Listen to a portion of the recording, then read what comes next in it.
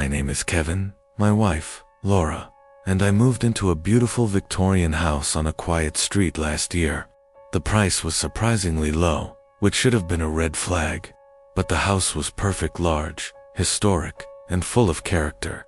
The first few nights were peaceful, but then I began to hear strange noises. It started as a low humming. I thought it was the pipes or the old wood settling, but the sound persisted. Late at night, when everything else was quiet, I could hear voices. I assumed it was the neighbors, but the voices never sounded like any of them. They were distant, muffled, as though coming from inside the walls. At first, I brushed it off, thinking I was just imagining things. But one night, I couldn't sleep. The voices were clearer now. I got out of bed and followed the sound to the hallway, where I noticed something strange. One of the walls near the staircase was slightly bulging. I pushed against it, and to my surprise, it gave way. The wall opened up, revealing a hidden room. It was small, barely big enough for me to stand in, but the air inside was cold, damp, and it smelled wrong. I stepped in. The voices stopped. The room was covered in scratches, like something had been trying to claw its way out. The floor was littered with broken furniture, and in the corner, there was a small, tattered book. I opened it. The pages were filled with frantic scribbles, the ink smudged as though the writer had been in a hurry. But one sentence stood out. "They can hear you." Suddenly, the voices started again, louder this time. Panicked, I ran out of the room and slammed the wall shut.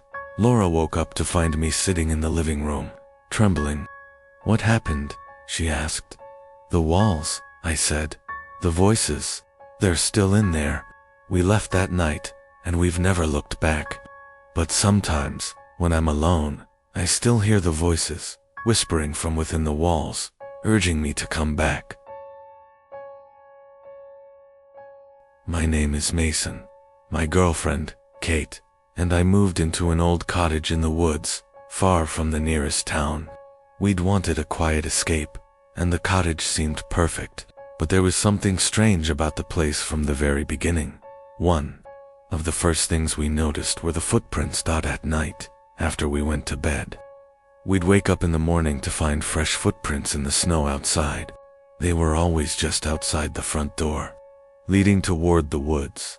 I checked the locks every night, convinced it was some kind of prank, but every morning, the prints were still there. They weren't human though. The shape was odd too, large, too deep for a person's footsteps. Kate was starting to get unnerved. "Mason, this isn't funny anymore," she said one evening as I examined the prints again.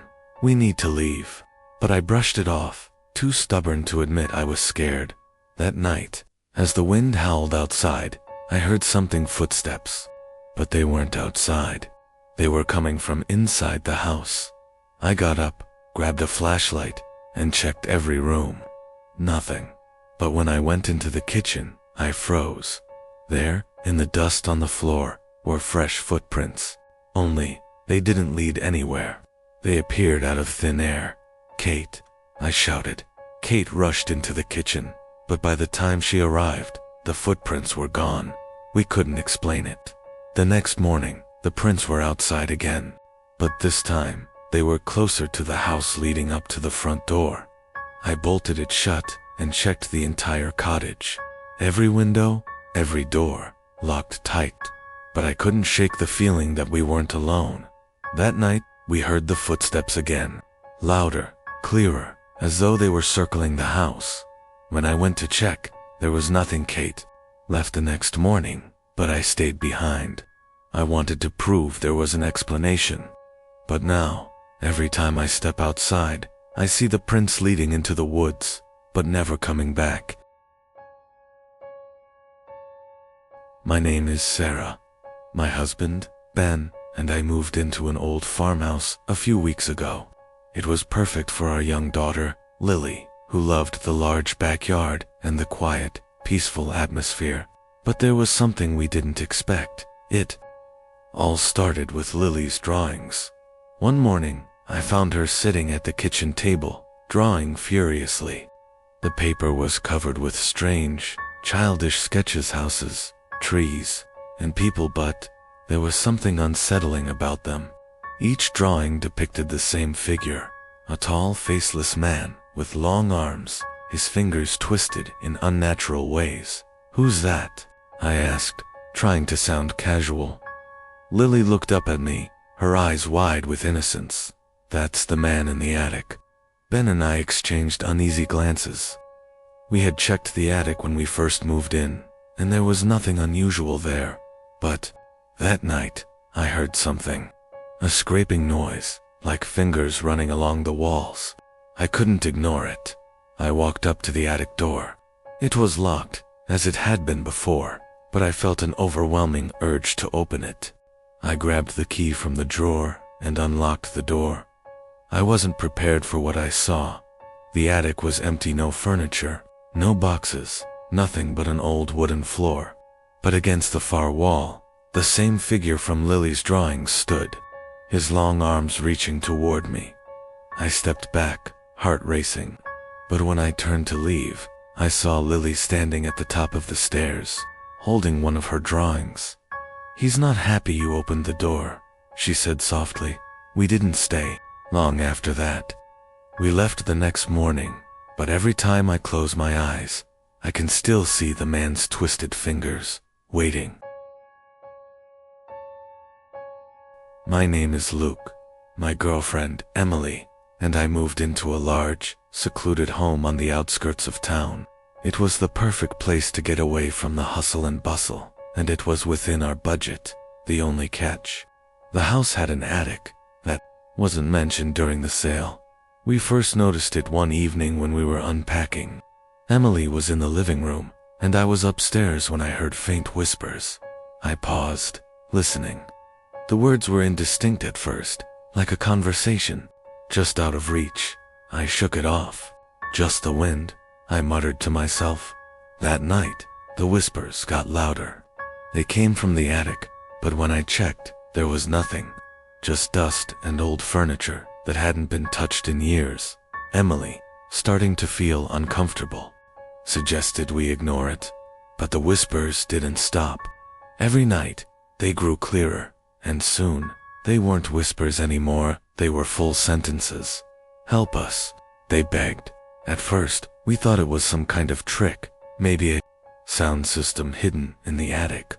I climbed up to investigate, determined to find the source. But what I found made my blood run cold. The attic was empty. Not a single speaker or recording device. Just an old, rotting trunk in the corner.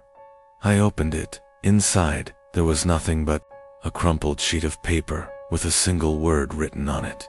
Run. That night, the whispers turned into screams. They came from all around, oozed through the walls, the floors, the ceiling. We packed our bags and left the house, but the last thing I heard before driving away was a voice in my ear, clear as day: "You can't leave." My name is Aaron. A few weeks ago, my wife, Natalie, and I moved into a charming old house with floor-to-ceiling mirrors in nearly every room. The previous owner had been an artist, obsessed with reflections. At first, we thought it was beautiful. Then, we started noticing inconsistencies. One evening, while brushing my teeth, I looked up and saw my reflection staring at me. Not moving, just watching. I blinked. It didn't. I turned away, heart pounding. When I looked again, everything was normal, just tired. I muttered. Then, Natalie saw something too. There was someone else in the mirror, she whispered one night. Behind me. I checked. Just our reflections. But the house felt wrong. One night, I stayed up late, determined to catch whatever was happening. I sat in front of the living room mirror. Staring. 2:47 a.m. My reflection tilted its head. I hadn't moved. A chill crawled up my spine. Then, it smiled. I didn't. I stumbled back, knocking over a lamp. The glass cracked. The reflection stepped forward. I ran. The next morning, we covered all the mirrors. But at night, we could hear faint tapping coming from underneath. the sheets. Like something was trying to get out. We moved out a week later, but sometimes, in the corner of my eye, I catch a glimpse of a reflection that isn't quite mine. My name is Elliot. My wife, Samantha, and I moved into our dream house last month. It was an old Victorian-style home, full of charm and history. But there was one thing we couldn't explain: a door that wasn't supposed to be there. It was in the hallway between our bedroom and the guest room. When we checked the house's blueprint, that section of the house was supposed to be a solid wall, but there it was, a door. Weird, Samantha muttered. Should we open it? I hesitated. Something about it felt wrong. That night, I woke up to creaking floorboards. The door was slightly ajar. Samantha, I whispered. She was fast asleep. I grabbed my phone and tiptoed toward the hallway. The door was wider now, revealing darkness beyond. I reached out, hand trembling, and pushed it open. Cold air rushed past me. Inside was a small, windowless room. Dust floated in the stale air. In the center stood a single wooden chair, facing the corner. Then I saw the writing on the walls. Don't sit, don't look, don't stay. A floorboard creaked behind me. I spun around, nothing there. Then I heard the chair scrape against the floor. I ran the next morning. The door was gone, just a blank wall where it had been. But at night, we still hear the creaking floorboards, and sometimes the sound of a chair dragging across the floor. My name is Brandon, my wife Lisa, and I moved into our new home with our son Oliver 2 weeks ago. It was perfect, spacious, affordable, and in a quiet neighborhood. But there was something strange about the upstairs hallway. A closet door stood between 2 bedrooms, but when I opened it, there was nothing, just a solid wall. No shelves, no storage space, just a door leading nowhere. Probably a renovation mistake, Lisa said. I agreed, until the knocking started, every night. At exactly 3:12 a.m., soft knocks echoed from inside the closet. Lisa and I both heard it. Oliver did too. Daddy, there's someone in the closet, he whispered one morning. I checked, knocking back just to prove it was empty. The moment my knuckles touched the wood, something knocked back. I slammed the door shut. That night, I locked it. At 3:12 a.m., we woke to scratching sounds. Lisa clutched my arm. Brandon. The door. It was open. A foul stench filled the hallway, damp earth and rotting wood. The shadows near the closet stretched unnaturally, twisting along the walls. Then, Oliver's voice called from inside. Mommy. Lisa gasped. Ollie? I stopped her. Oliver was asleep in his bed. The voice came again. Daddy, let me out. I grabbed Lisa and ran. The next morning, we packed our things. As we left, I heard one last whisper from behind the closet door. You can't leave. This is your home now. We never looked back. My name is Jacob. A month ago, my wife, Megan, and I moved into what we thought was our dream home. It was a beautiful 2-story house with a finished basement, perfect for storage or even a game room. But from the first night, something felt off. It started with noises. A soft shuffling beneath the floorboards, like someone walking in the basement. At first, I thought it was the house settling, until one night, I heard footsteps, slow, deliberate. At 2:14 a.m., our basement door creaked. Opened. Megan sat up beside me. Did you hear that? I grabbed the baseball bat from under the bed and crept downstairs. The basement light flickered as I descended. The air smelled stale, damp. Nothing, but just as I turned to go back up, I noticed something. The small window, near the ceiling, the one too narrow for anyone to fit through, was unlocked. I locked it, brushed it off, and went back to bed. The next morning, Megan frowned at me over breakfast. Jacob, did you leave the basement door open? No, I said. We exchanged a look. That night, I placed a chair in front of the basement door, just in case. At 2:14 a.m., I woke to the sound of wood scraping against the floor. The chair had moved. The door was wide open.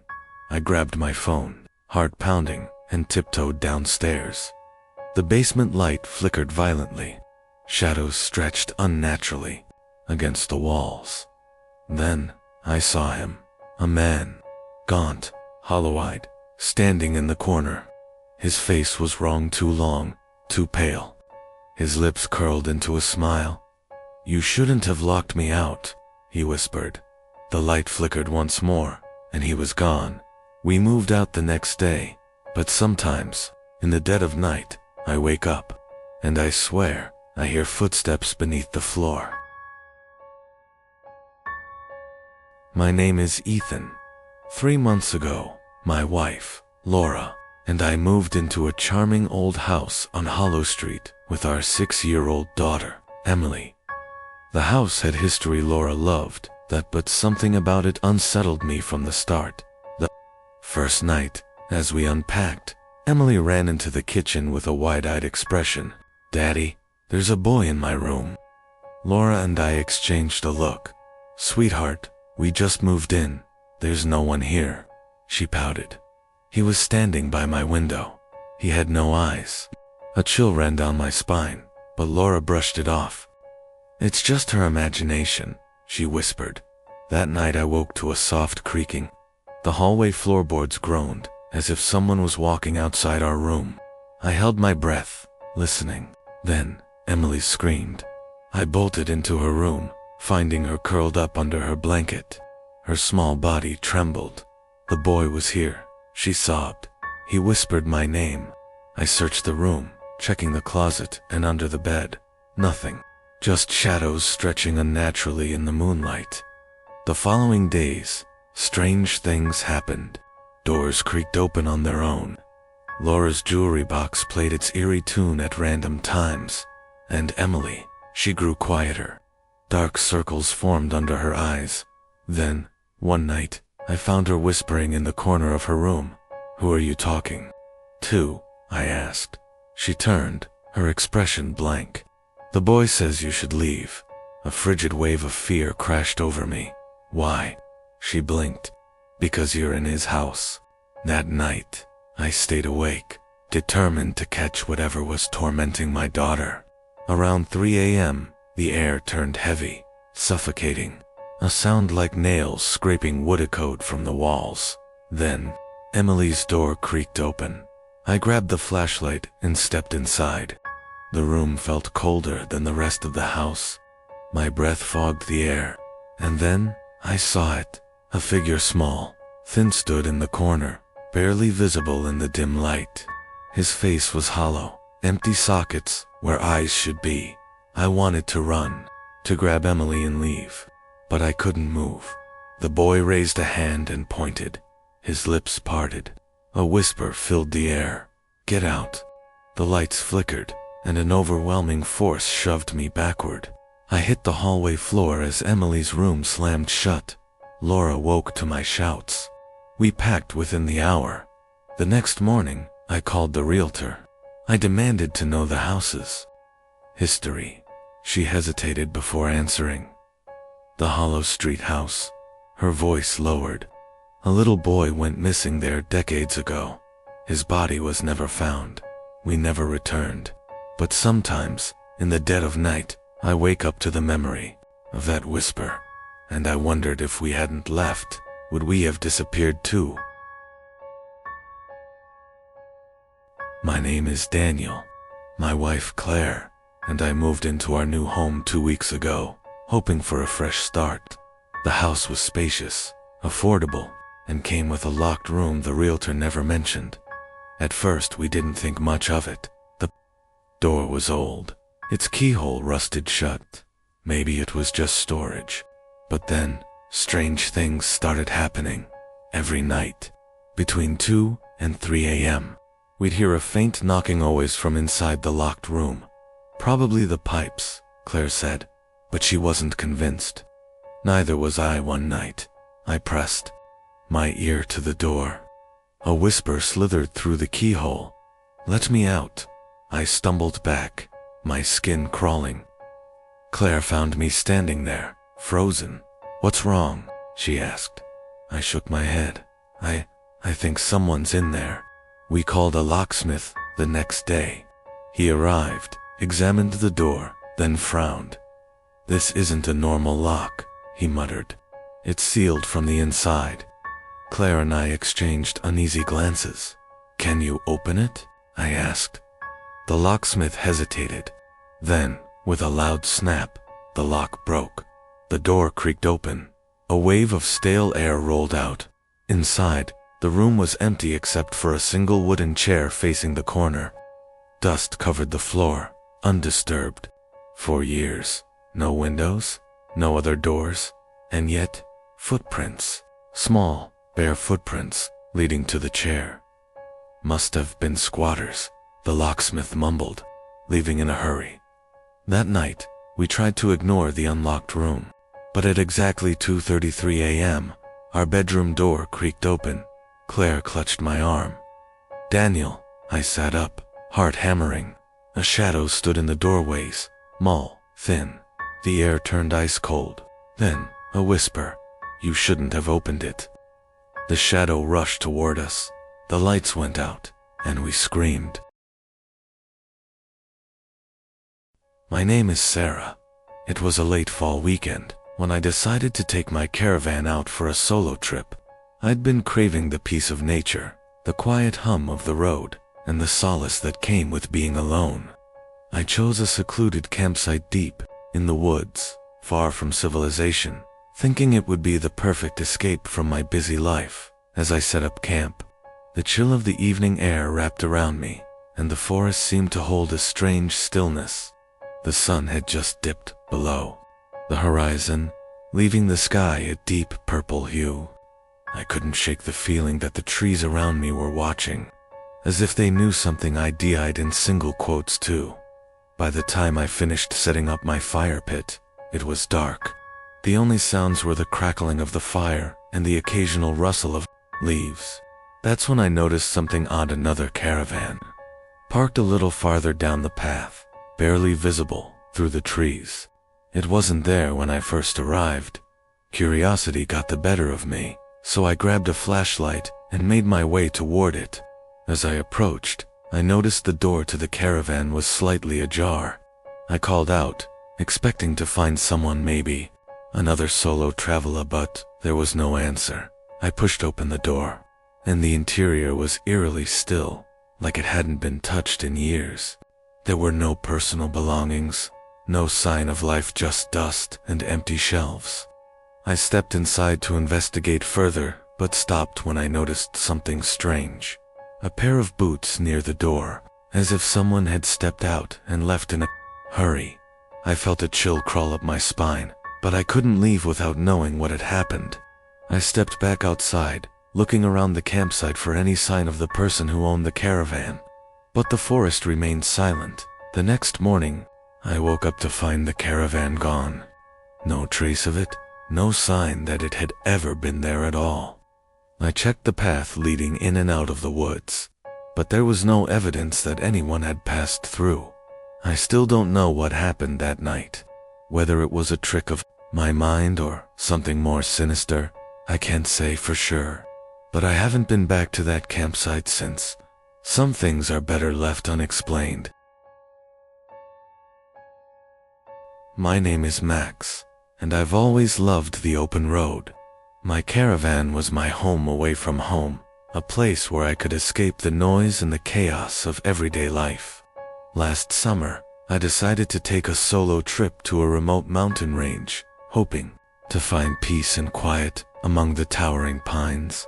I arrived at the campsite late in the afternoon, just as the sun was setting behind the peaks. The place was secluded, nestled deep in the forest, with only the sound of the wind rustling through the trees and the occasional bird call to break the silence. It was perfect, or so I thought. As I set up my caravan, I noticed a faint whispering sound in the air, almost like voices carried by the wind. It wasn't loud, but it was persistent, just on the edge of my hearing. I brushed it off as my imagination, the wind playing tricks on me, but the sound didn't go away.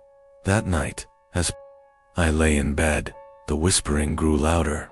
It was no longer just a faint murmur. I could clearly hear words, though they were unintelligible. I opened the caravan's door, hoping to find some explanation, but there was nothing, just the dark, still forest. The next morning, the whispers were gone, but the feeling of unease remained. I decided to explore the area, hoping to clear my head. As I walked through the woods, I stumbled upon a strange clearing, unlike any I had seen before. The trees around it were twisted, their branches bent at unnatural angles. The ground was covered in dry leaves and scattered stones. But what caught my attention was the old, weathered stone circle in the center of the clearing. It looked ancient, as though it had been there for centuries. I stepped closer to examine it, but as I did, the whispering returned. This time, it was louder, more urgent, and the words seemed to make sense. Leave, or it will take you. I froze in place, my heart pounding in my chest. I quickly turned around and rushed back to my caravan, not looking back until I was safely inside. That night, the whispers grew louder than ever, now accompanied by soft scratching noises at the caravan's walls. The wind outside had picked up, but it sounded like someone or something was trying to get in. By morning, I had packed my things and left, never looking back. I don't know what I encountered that night, but I never returned to those mountains. Some places, I've learned, should be avoided, and some whispers should never be answered. My name is Luke. A few months ago, I took my old caravan out for what I thought would be a relaxing weekend getaway. I'd been cooped up with work for too long and needed a break from the city. So, I decided to head down a quiet, forgotten road, far off the beaten path, in search of solitude. The road was narrow and winding, with no other vehicles in sight. The trees along the road seemed to close in as I drove, their branches reaching like long fingers toward the sky. I kept driving, convinced that I had found the perfect escape. By the time I reached my destination, the sun was dipping below the horizon, and the forest around me was shrouded in darkness. I parked my caravan beside an old, abandoned gas station, the faded signs barely visible in the dimming light. As I set up camp, I noticed something strange. The air felt thick, almost oppressive, like the world itself was holding its breath. I shrugged it off and went about my evening, enjoying the stillness of the forest. But as night fell, I started to hear things. Soft knocks on the caravan's walls, followed by a faint scratching sound, like something was trying to get in. I opened the door to check, but there was nothing there. No animals, no people, just the eerie silence of the forest. I locked the door and went back inside, trying to shake the feeling that something was watching me. As the night wore on, the noises became louder, more persistent. At one point, I swear I heard a voice calling out from the wood, soft, faint, almost like a whisper, but unmistakably human. It was so clear that I grabbed my flashlight and stepped outside, convinced someone had wandered onto my camp. But the forest was empty. I went back inside, more unsettled than ever. I tried to sleep, but the whispers continued, growing louder and closer. It was as if they were coming from inside the caravan itself. I could hear footsteps, too slow and deliberate, as though someone was walking in the space just outside my door. Then, in the dead of night, the caravan shook violently, as though something massive had slammed into it. I jumped out of bed, heart racing, and opened the door, but there was no sign of anyone. I packed up and left at first light, never looking back. I've never gone near that road again, and I don't ever plan to. Some places, I've learned, are better left alone. My name is Ethan. Last summer, I decided to take my family on a road trip across the country in our new caravan. We had always enjoyed the open road, the freedom of the journey, and the adventure it promised. Our destination was a secluded lakeside campground, far from the hustle of the city. We reached our destination after several hours on a narrow, winding road, bordered by thick forest. The campsite was far removed from any towns or villages, a perfect place to disconnect from the world. As we settled in for the night, I couldn't shake the feeling that something was off. The forest surrounding the campsite was too quiet, as if the trees themselves were holding their breath. That night, after everyone had gone to bed, I heard footsteps.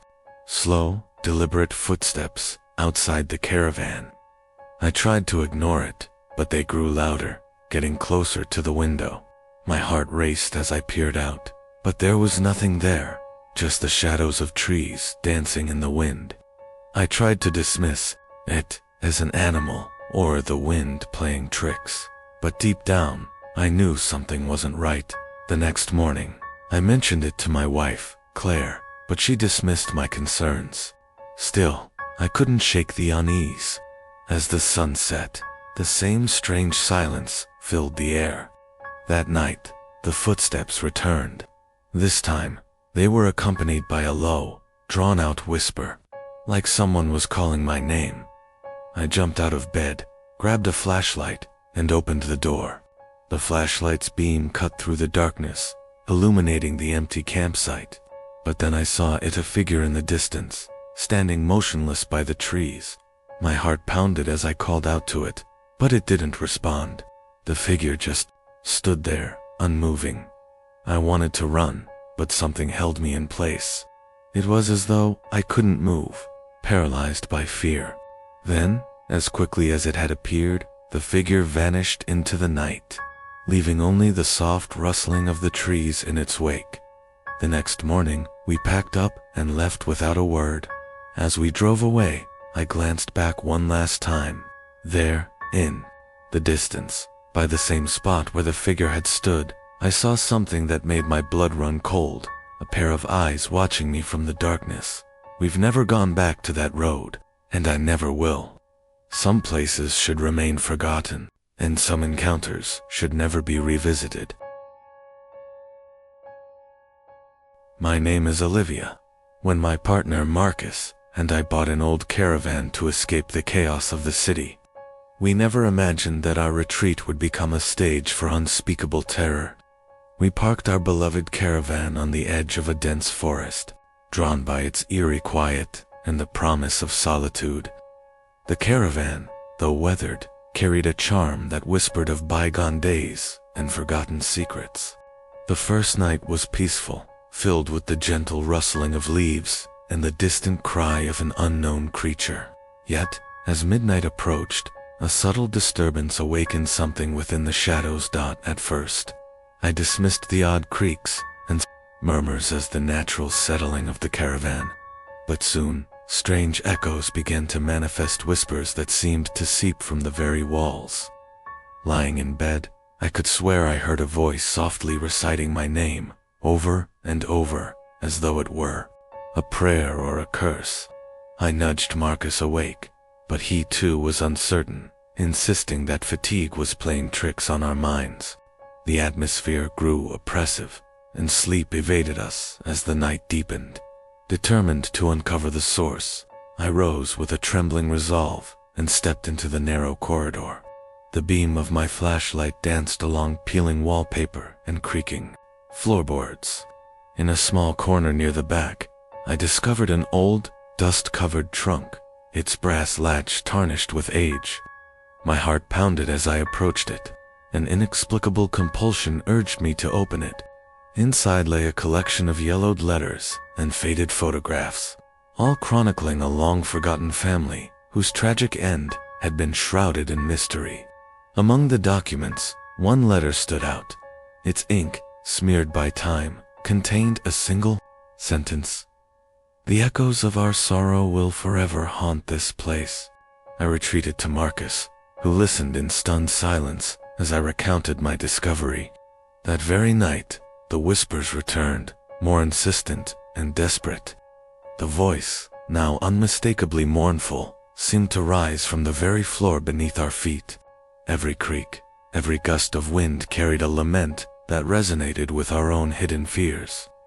As the hours ticked by, an overwhelming sensation of being trapped within a cycle of despair washed over me. I felt the presence of unseen souls, their anguish echoing through the confined space of the caravan. Marcus and I resolved to leave at first light, our plans shattered by the relentless dread that had taken hold. But when morning came, the caravan's door was ajar, as if inviting us to witness one final horror. Outside, the forest was unnaturally still. A trail of muddy footprints led from the door toward the trees, vanishing into darkness.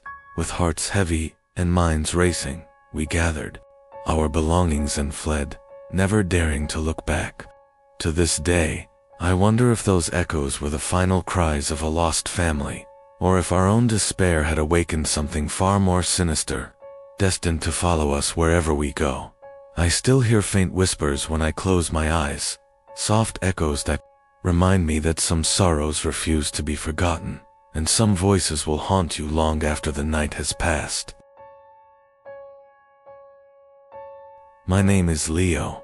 A few months ago, I bought an old caravan to take my dog, Max, and myself on weekend getaways. After a few trips, I decided to take a longer journey through a remote part of the countryside, where I knew I'd find nothing but quiet forests and open fields. I parked the caravan near a small, isolated lake, far from any towns or roads. It was the perfect spot, peaceful and still. As I set up camp, I noticed something strange in the sky. The stars were unusually bright, but there was also a faint, swirling light that I couldn't explain. I shrugged it off, thinking it was just a trick of the light. That night, Max and I went to sleep, but I woke up to a strange noise, something tapping on the roof of the caravan. At first, I thought it was just the wind, but it was rhythmic, almost like footsteps. I looked outside, but there was no one there. I couldn't see anything moving in the darkness. I lay back down, but the tapping continued. I covered my ears with my pillow, hoping it would stop. After a few minutes, I heard another sound, a low hum, like a distant engine. I grabbed a flashlight and went outside to investigate. But when I turned it on, the light flickered and then went out. In the distance, I saw faint, glowing lights moving through the trees. They were too far to make out, but they seemed to be drifting toward me. I ran back to the caravan, locked the doors, and stayed awake until morning. The lights were gone by dawn, and everything was quiet again. But the strangest thing happened when I left the campsite. As I was packing up, I noticed the sky was darker than it had been the night before, and I couldn't shake the feeling that I wasn't alone. Max and I haven't gone back to that place. I don't know what those lights were, but I don't think I ever want to find out. My name is Sarah. I've always loved the freedom of a road trip, especially in a caravan. My boyfriend, Tom, and I decided to spend a weekend away from the city, driving through the mountains in search of peace and quiet. We found a remote campsite, deep in the woods, a place where the road was barely more than a dirt path. There was no one else around. It felt perfect until night fell. As we settled into the caravan, I noticed something strange. Tom was acting a little off, staring out the window. I asked him what was wrong, but he just shook his head, saying it was nothing. We went to sleep, but in the middle of the night, I woke up to a strange feeling. It felt like we weren't alone. I sat up in bed and looked around. Everything was quiet, but then I noticed something that made my blood run cold. In the rearview mirror, I saw a figure standing outside the caravan. I couldn't see its face, just a dark shadow that didn't seem to move, but its presence was suffocating. "Tom," I whispered, but he didn't respond. He was still asleep, unaware of the figure standing just outside. I held my breath, not daring to move, but when I blinked, the figure was gone. The next morning, Tom and I went to check the area around the caravan. There was no sign of anyone, But when we looked at the rearview mirror, there was a handprint on the glass. We didn't stay another night. We packed up and left immediately. To this day, I never go camping without making sure all the mirrors are covered. My name is Jack.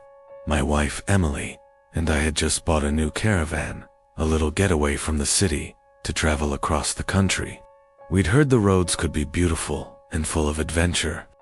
We decided to take the first trip to the coast, somewhere isolated with nothing but miles of beach and the ocean breeze. The first night in the caravan, we parked right on the edge of a quiet, hidden cove. It was peaceful, far away from the noise of the world. Emily went to bed early, but I stayed up, reading a book by the light of a lantern. Then I heard it, a soft whispering. It was faint at first, like a breeze passing through the trees, but then the words became clearer. It sounded like someone calling my name, Jack, Jack. I got up thinking it was someone outside. I opened the door, expecting to see a person, but there was no one. Just the sound of the waves crashing against the shore. I returned to the caravan, and when I told Emily about the whispering, she brushed it off. Maybe it's the wind, she said, but I wasn't so sure. That night, the whispers returned. They were louder this time, and they seemed to be all around us. The next morning, Emily found a series of strange markings on the sand near our caravan, symbols drawn in the sand, ones we didn't recognize. We left that afternoon, and as we drove away, I looked back. On the horizon, I saw something dark standing near the water. I still hear the whispers sometimes, especially when I'm alone. They're always calling my name. My name is Grace. My family and I decided to take a road trip in our caravan through the mountains. It was a perfect plan, just the four of us. My husband, Dave, our 2 kids, and me. We drove 4 hours, and by the time we reached a remote camping area, it was already late. We set up camp under the stars, parked the caravan near a cliffside with a breathtaking view of the valley below. The kids were already asleep in their beds, and Dave and I were winding down for the night. But then I heard it. A soft knock on the side of the caravan. I thought it was the wind, but the knock came again. It was steady, like someone was waiting for us to answer. I told Dave to check it out, but he didn't hear anything. I figured I was just being paranoid. We went to bed, but the knocking didn't stop. It continued through the night, each knock more persistent than the last. In the morning, we checked outside, but there was no sign of anyone. No footprints, no evidence. Just the cold, empty night. We left the campsite early, and as we drove down the mountain road, I glanced in the side mirror. For a moment, I saw a figure in the rear window of the caravan. It wasn't anyone from our family. The figure was dark, blurry, and unnaturally tall. I looked away for a second, and when I glanced back, the figure was gone.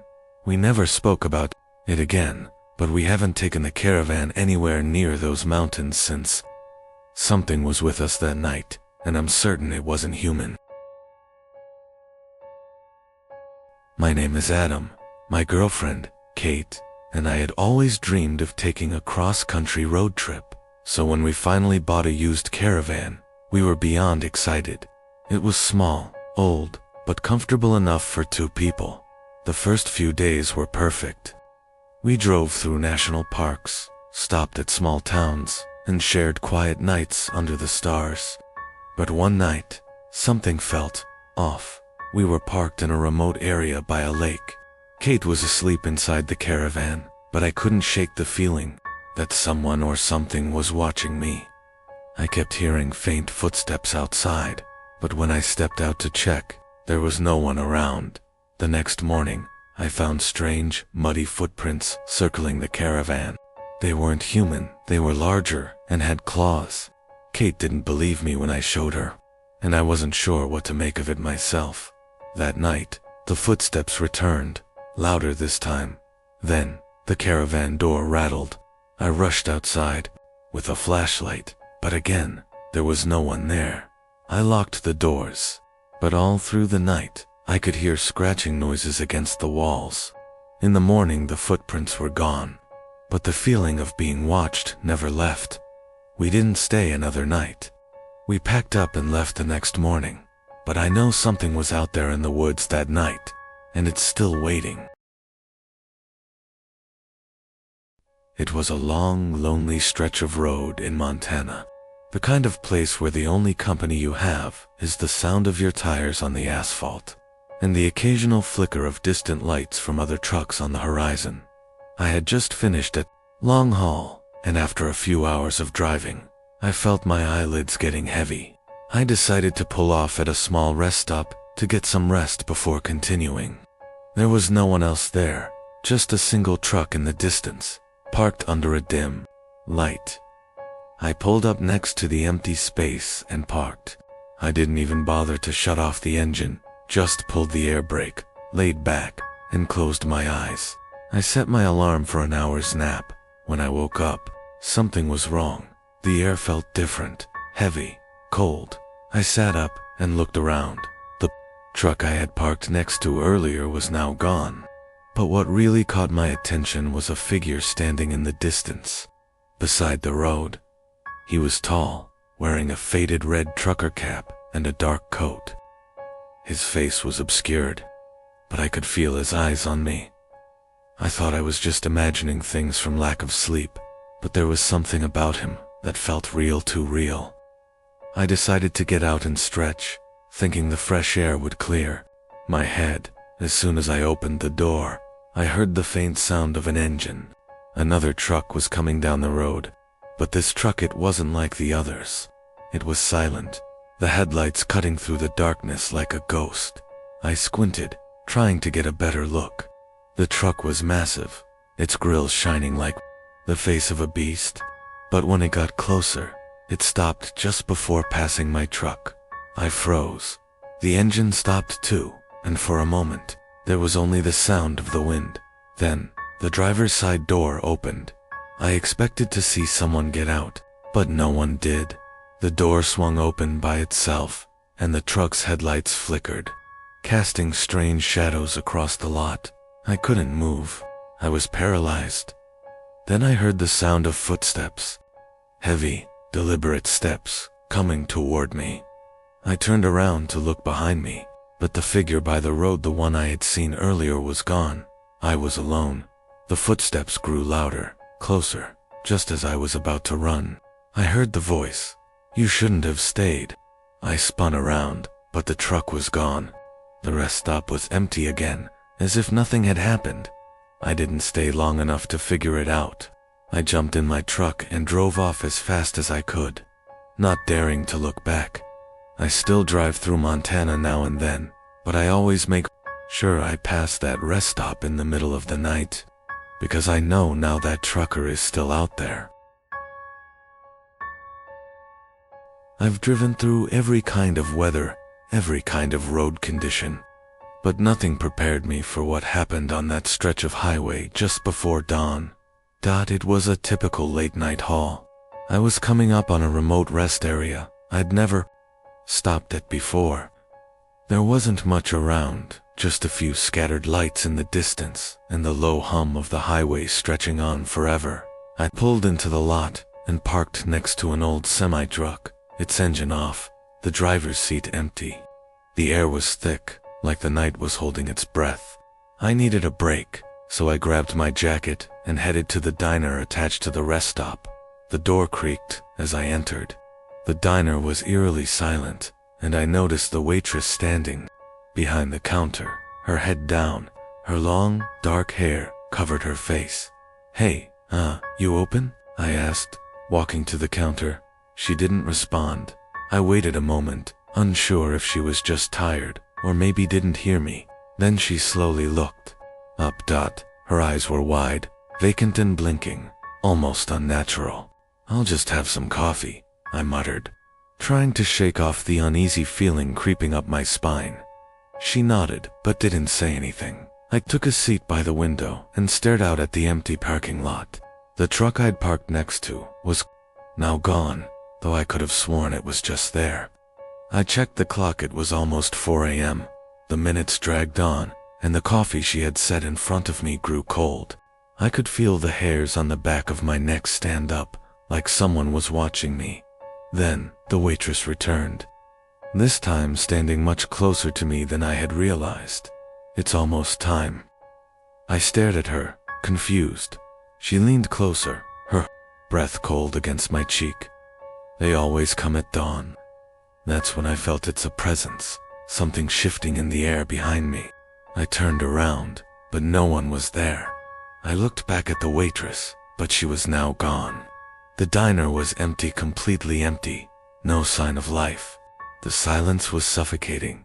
I grabbed my coffee and ran outside, only to see the truck I'd parked next to back again. But this time, it was facing me. Its headlights were on, and the engine was running. The figure inside the truck was motionless, its head hanging low. I couldn't bring myself to approach. My instincts screamed at me to get out. I jumped in my truck, locked the doors, and sped off. But as I looked in the mirror, I saw the truck behind me still following. The headlights stayed close, never wavering, and I could see a dark figure in the driver's seat, staring at me. I drove 4 miles, heart pounding, until I couldn't see the truck anymore. I pulled over at a safe spot, completely out of breath. It's been days since that night, but every time I close my eyes, I still see the eyes of the figure in that truck, and I can't shake the feeling that he's still out there, waiting for the next driver who stops at the last rest stop before dawn. I've been driving this route for years, and I thought I'd seen it all. From the late-night fog to the weird calls over the CB, nothing fazed me anymore. But that was before I picked up a strange transmission one night. It was around 1:30 a.m. when I was cruising along I-40, the road stretching out endlessly before me. The moon was hidden behind thick clouds, and I was the only truck on that stretch of highway. The only sounds were the low hum of my rig and the occasional crackle of my CB radio. Then, it happened. The static on the radio changed. It wasn't the usual interference. It was as if someone was trying to speak. At first, I thought it was just another prankster on the line. But then the voice came through clear and unmistakable. "Turn back. It's not safe." I froze. I didn't recognize the voice. It wasn't one of the regulars. "Who is this?" I asked, my voice barely above a whisper. The voice didn't respond immediately. The static buzzed for a few seconds, then came again. "Turn back. You're getting too close." I looked out the windshield. Nothing but darkness.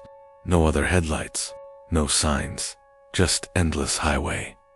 I tried to shake it off. Maybe it was a glitch in the system or a bad signal from some station.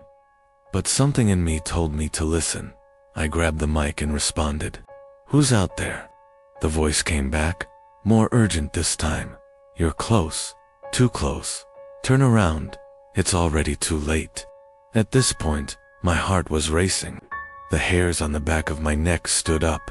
I glanced at the GPS. Nothing unusual. The route was clear, but the voice kept repeating, over and over again, "Turn back." I slammed my fist on the radio, cutting off the transmission. But just as I did, a loud bang came from the rear of the truck.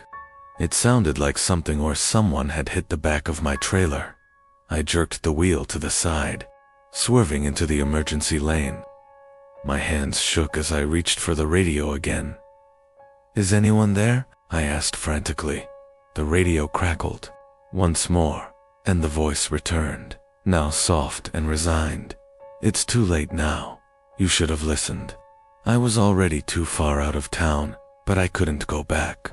The truck felt heavier, like something was pushing against it, urging me forward. I didn't stop again until dawn, when I finally parked at a rest area.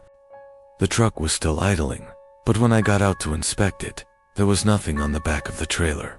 No damage, no sign of anyone having touched it. I've never heard that voice again, but every time I drive that stretch of highway, I feel like something's still following me, and every now and then, I swear I hear that faint static again on the radio, but now, I don't listen. If you drive long enough, you start to feel safe in your truck. It becomes your second home, a steel fortress against the world. But one night, I learned that even inside my own cab, I wasn't alone. It was around 3 a.m., and I had pulled into a rest area just off a lonely highway in Nebraska. The place was dead quiet, just a couple of trucks parked under the dim, buzzing lights. I locked my doors, climbed into the sleeper, and lay down. The hum of distant highway noise lulled me into a light sleep. Then something woke me up, a rustling sound. I froze. It was coming from inside my truck. I held my breath, ears straining. Maybe I had left a window cracked. Maybe the wind had pushed a plastic bag. Then I heard it again, a slow, deliberate movement, like someone shifting their weight. I reached under my pillow for the tire iron I kept there. My fingers curled around the cold metal. I sat up, my eyes adjusted to the darkness, and then I saw him, a man, sitting in the driver's seat. His back was to me, shoulders slightly hunched, like he had been there for hours. I hadn't heard the door open, hadn't felt the truck shift under his weight. I didn't breathe, I didn't move. Then, slowly, he turned his head, but not like a normal person. His neck twisted too far, vertebrae popping as his face came into view, and he was grinning. "You left the door unlocked." My stomach lurched. I didn't. I knew I didn't. Then, he lunged. I swung the tire iron with everything I had, but he was gone, just disappeared. I scrambled into the driver's seat, heart pounding, locked the doors twice, then peeled out of that rest stop like the devil himself was chasing me. I didn't stop driving until sunrise. When I finally dared to check my cab in daylight, I found something on the seat where he had been sitting, a single, dirty handprint. Truck stops are supposed to be safe havens, bright lights, warm coffee, a place to rest. But after what I saw at Miller's Gas and Diner, I don't stop at just any truck stop anymore. It was a little past 2 a.m. when I pulled in. The place was small, just a handful of pumps and a diner with a flickering neon sign. Miller's. I'd never seen it before, and I knew this route well. Something about it felt off, but exhaustion makes you desperate. I parked, stretched, and headed inside. The diner was empty. No customers, no employees, just the low hum of an old jukebox playing a song I didn't recognize. Then, I saw her, a waitress, standing behind the counter, her back to me. She wore an old-fashioned uniform light blue dress, white apron-like, something out of the 50s. Her blonde hair was perfectly curled, but she stood too still. Hey, I said. "Are you guys still serving?" She didn't answer. Didn't turn around. I felt a chill creep up my spine. Then I saw the clock on the wall. It wasn't moving. The hands were stuck at 2:17 a.m. Something was wrong. I took a step back toward the door. That's when the jukebox skipped. The same eerie note played over and over, stuck in a broken loop. And the waitress, she turned her head too far, her neck twisting at an impossible angle. Her eyes met mine, wide and unblinking. Her mouth stretched into a grotesque smile. "You're not supposed to be here." The lights flickered off. I ran. I didn't stop until I was back in my truck. Door slammed shut, engine roaring to life. As I sped off, I glanced in the mirror. The truck stop was gone, just an empty stretch of road behind me. I checked later, asked other drivers, even looked up old maps. There was never a Miller's Gas and Diner. Not there, not anywhere. But every now and then, when I drive that stretch of road at night, I swear I see the glow of an old neon sign flickering in the distance. And I keep driving. I don't pick up hitchhikers, not because I don't want to help people, but because I've heard too many horror stories from other truckers. But that night was different. It was just past midnight, on a stretch of highway in Montana. The road was empty. Nothing but the occasional flicker of my headlights reflecting off road signs. Then I saw him, a man standing on the side of the road, thumb out. He was wearing a faded denim jacket and jeans, like he'd been walking for miles. His head was lowered, face hidden beneath the brim of a baseball cap. I should have kept driving. I wanted to keep driving. But the moment I passed him, my CB radio crackled to life. A voice you should have stopped. James. My blood ran cold. Nobody had called me by my first name. Not on the radio. Not in years. I glanced in the side mirror. The hitchhiker was still there, but he was facing me now. And even from a distance, I knew. He was smiling. I hit the gas, heart slamming against my ribs. My hands were slick with sweat as I gripped the wheel. This had to be some kind of joke, right? Maybe another trucker messing with me. But then the radio crackled again. You should have stopped. You know me. I reached for the dial, twisting it off. Silence. For the next 10 miles, I kept my eyes on the road. My brain raced, trying to make sense of what just happened. That's when I saw something up ahead. A figure standing in the middle of the highway. Same denim jacket, same baseball cap. I slammed the brakes, my tires screeching against the asphalt. The truck lurched to a stop, just feet from the man. He slowly lifted his head, and that's when I saw his face. It was me, every detail. The scar above my eyebrow, the lines on my forehead, the same haunted eyes staring back at me. The CB radio crackled one last time. I just wanted a ride. Then he was gone, just vanished. I sat there for what felt like hours before I finally pulled myself together and drove away. I didn't stop until sunrise. I don't know who or what I saw that night, but I never ignored a hitchhiker again. I never stopped for one, either. I've spent most of my life on the road, and I know every major rest stop along my usual routes. But one night, I pulled into a place that shouldn't have existed. It was past 3 a.m., and exhaustion was hitting me hard. I needed a break, just a few minutes to stretch my legs and clear my head. That's when I saw the sign. Rest stop, -2. Malaysia didn't remember a stop in that area, but I wasn't going to question it. When you're that tired, you take what you can get. I pulled in, and immediately noticed something was off. The lot was mostly empty, except for 2 cars parked near the dimly lit building. No trucks, no signs of life. The building itself looked wrong, like it hadn't been maintained in years. The paint was peeling, the windows were clouded over, and the flickering neon sign above the door buzzed like a dying insect.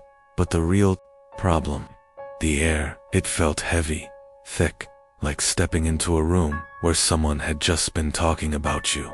I should have left, but instead, I walked inside. The moment I stepped through the door, every hair on my body stood on end. The place was silent, not the peaceful kind, more like the kind that made your ears ring because something was missing. The lights inside buzzed, casting a sickly yellow glow over cracked tile floors. A few vending machines lined the wall, their glass fronts grimy with age. Then I saw the man. He sat in the corner, staring at the floor. His clothes were old-fashioned, something out of the 70s. Greasy hair, a tattered flannel. He didn't move, didn't acknowledge me. I cleared my throat. Hey, you know how long this place has been here? No response. I took a step forward. That's when I noticed the other customers. A woman by the bathroom door, standing too still. A teenage boy near the vending machines, his back turned to me. And an old man in a trucker hat, sitting at a table, mouth open, not breathing. None of them moved, not blinking, not breathing, just there. I felt a wave of nausea crawl up my spine. Something was wrong. I turned to leave, but then I heard a whisper. I spun around. The man in the corner was looking at me now. His lips barely moved as he whispered again, "You shouldn't be here." I bolted. I ran out, jumped into my truck, and floored it out of that parking lot. My heart was pounding, so hard I could barely see straight. 5 miles down the road, I started to calm down. I pulled out my GPS to double-check my route. No rest stop, not on the map, not in my memory. I checked the next morning, asked a few other truckers if they'd ever seen it. Every single one of them said the same thing. There's no rest stop on that stretch of road, so what the hell did I stop at? I've been driving long-haul routes for over a decade, and I've seen my share of weird things on the road. But nothing haunted me like what I saw on Interstate 17. It was a foggy night in Arizona, the kind where the mist clings to the pavement, like a living thing. Visibility was terrible, and I had to slow down just to make sure I didn't drift off the road. That's when I saw him, a man lying in the ditch on the right side of the road. I barely caught a glimpse of him through the fog, but his body was twisted at an unnatural angle, like he'd been hit by a car and left for dead. I pulled over. I knew I shouldn't have. Something about it felt wrong, but I couldn't just drive away. Grabbing my flashlight, I stepped out of the truck and walked toward the ditch. The silence was unsettling. No crickets, no wind, just the distant hum of my idling engine. I shined the light down. The ditch was empty. No man, no body, just damp grass and dirt. A cold chill ran down my spine. I knew I had seen him. Maybe he had crawled away. Maybe I was more tired than I thought. I turned back toward my truck and froze. There, standing beside my truck, was the man. His limbs were still twisted at those horrible angles, his head lolling to one side, his mouth slightly open as if he was trying to speak, but his eyes were locked onto mine. I stumbled backward, my heart slamming against my ribs. He took a step toward me, moving like a marionette with its strings cut. I didn't think. I ran. I jumped into the cab, slammed the door shut, and floored the gas. My truck roared to life, tires screeching as I sped off. I didn't look back. I didn't check my mirrors. I just drove. It wasn't until I reached a well-lit gas station 20 miles down the road that I finally allowed myself to breathe. I stepped out, my hands still shaking, and glanced at my side mirror. There, written in the condensation on the passenger side window, were 2 words: "Help me." I've been on the road long enough to see things most people wouldn't believe, but nothing prepared me for what happened on Route 89. It was just past 2 a.m., and I was hauling cargo through a desolate stretch of Utah highway. No lights, no signs of civilization, just miles of asphalt cutting through the darkness. My only company was the distant howl of the wind and the steady hum of my engine. Then, I saw it. A shape darted across the road, too fast for me to react. I slammed the brakes, my rig skidding slightly before coming to a stop. My heart pounded. I gripped the wheel, trying to steady my breathing. There was nothing in front of me, just empty road. Maybe I was seeing things. Long nights on the highway do that to you. I shook it off and kept driving. A few minutes later, I glanced at my side mirror. My stomach dropped. There was something in the back of my truck. It was just a shadow at first, barely visible in the dim glow of my taillights. But as I kept looking, the shape moved. It shifted, unfolding itself, like it was stretching. I turned on my interior trailer camera. Static. I felt sick. "Just keep driving," I muttered to myself. "Just keep driving." But then, the scratching started. Faint. At first, like nails dragging along the metal walls of the trailer. Then louder, more frantic. I tightened my grip on the wheel, trying to ignore it. Maybe an animal had gotten in. Yeah, that had to be it. Then, something hit the back door, hard. The whole truck shuddered from the impact. My breath came in short gasps. I reached for the CB radio, but my fingers were shaking too much to press the button. Another bang. Then another dot. Something dash no. Someone was trying to get out. I needed to stop. Get out. Check the cargo. But every instinct in my body screamed no. And then, the locks on the back door rattled, like they were being undone from the inside. I floored the gas. The truck roared as I sped down the empty road, the trailer swaying behind me. The banging got louder, more desperate. Whatever was back there wanted out. And then silence. The sudden absence of noise was almost worse than the banging. I didn't dare look in the mirrors. I just kept driving. I reached a truck stop an hour later, parked under the bright lights, and jumped out of the cab. My legs felt like jelly as I walked to the back of the trailer. The locks were still in place, untouched, but there was something else. Long, deep scratches covered the back doors, as if something had clawed at the metal, trying to tear its way out. I never checked the cargo manifest, never wanted to know what I was hauling that night. All I know is, whatever was back there, it wasn't meant to get out. I've been a trucker for over 15 years, and in all that time, I never picked up a hitchhiker until that night. It was past midnight, and I was driving through a lonely stretch of highway in Arizona. The desert stretched endlessly, on both sides, and the only light came from my high beams cutting through the darkness. That's when I saw him. A man stood by the side of the road, dressed in a faded brown coat and jeans, his thumb sticking out. Normally, I would have kept going, but something about him made me slow down. Maybe it was the way he stood motionless, almost too still. Or maybe it was the fact that there wasn't another soul for miles. I pulled over. He climbed in without a word, shutting the door behind him. His skin was pale, almost grayish under the dim cabin light, and his eyes were hidden under the shadow of his cap. "Where are you headed?" I asked. He finally spoke, his voice a low whisper. "North." Something about his tone sent a chill down my spine. I forced a chuckle. "Well, you're in luck. I'm headed that way." He didn't respond, just sat there, staring straight ahead. We drove in silence for a few miles, the hum of the engine the only sound between us. But then I noticed something odd. His reflection in the side mirror. It wasn't moving. I glanced at him. His chest rose and fell.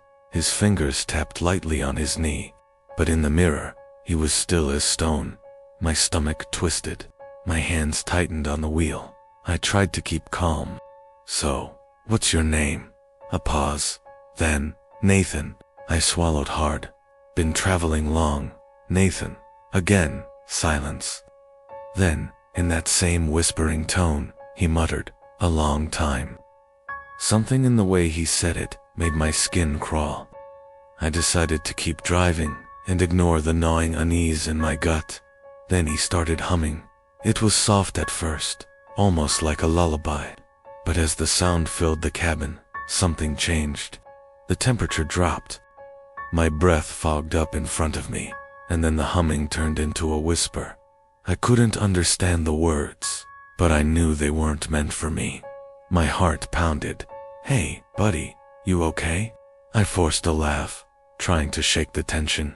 He turned his head slowly, and for the first time, I saw his face fully. His eyes dark, empty pits.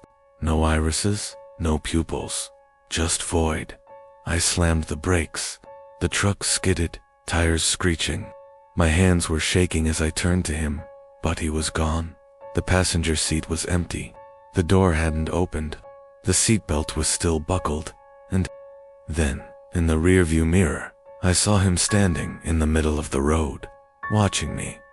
I floored the gas, speeding away, my pulse hammering in my ears. I didn't stop until I reached the next truck stop. Later, I asked some of the older truckers if they'd ever seen anything like it. One of them, an old-timer named Gus, just shook his head. "You met him, huh?" he muttered, sipping his coffee. "Met who?" I asked, my throat dry. "The midnight hitchhiker," he said. "Been haunting these roads for decades. No one knows who he really is. Just that if you pick him up, He never really leaves. I never picked up another hitchhiker again. The treehouse had always been a place where I could escape. Growing up, it was my sanctuary, a secret hideaway where I could think and dream without anyone disturbing me. But after that night, it became something else entirely. It started innocently enough. My friend Jacob and I decided to camp out in the treehouse one Friday night, something we had done countless times before. We packed sleeping bags, flashlights, and snacks, eager for a night of stories and fun. As the sun dipped below the horizon, the woods around us grew silent. The usual sounds of crickets and rustling leaves were absent. It felt unnatural, almost oppressive. But we shrugged it off, deciding to start telling ghost stories to pass the time. Around midnight, the air grew colder, and a strange stillness settled over us. It was then that I noticed something odd. Through the small window of the treehouse, I could see the shadows in the woods, shifting, moving, though there was no breeze to explain it.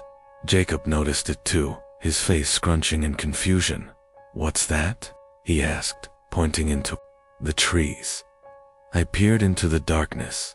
At first, I saw nothing. But then, I saw them ease, hundreds of them, scattered among the branches and leaves. They were watching us, their gleaming, reflective surfaces glowing in the moonlight. "Jacob, do you see that?" I whispered, my heart racing. Jacob turned pale, his voice barely a whisper. "Yeah, I see them." We were both frozen in place, staring at the countless pairs of eyes, watching us from the trees.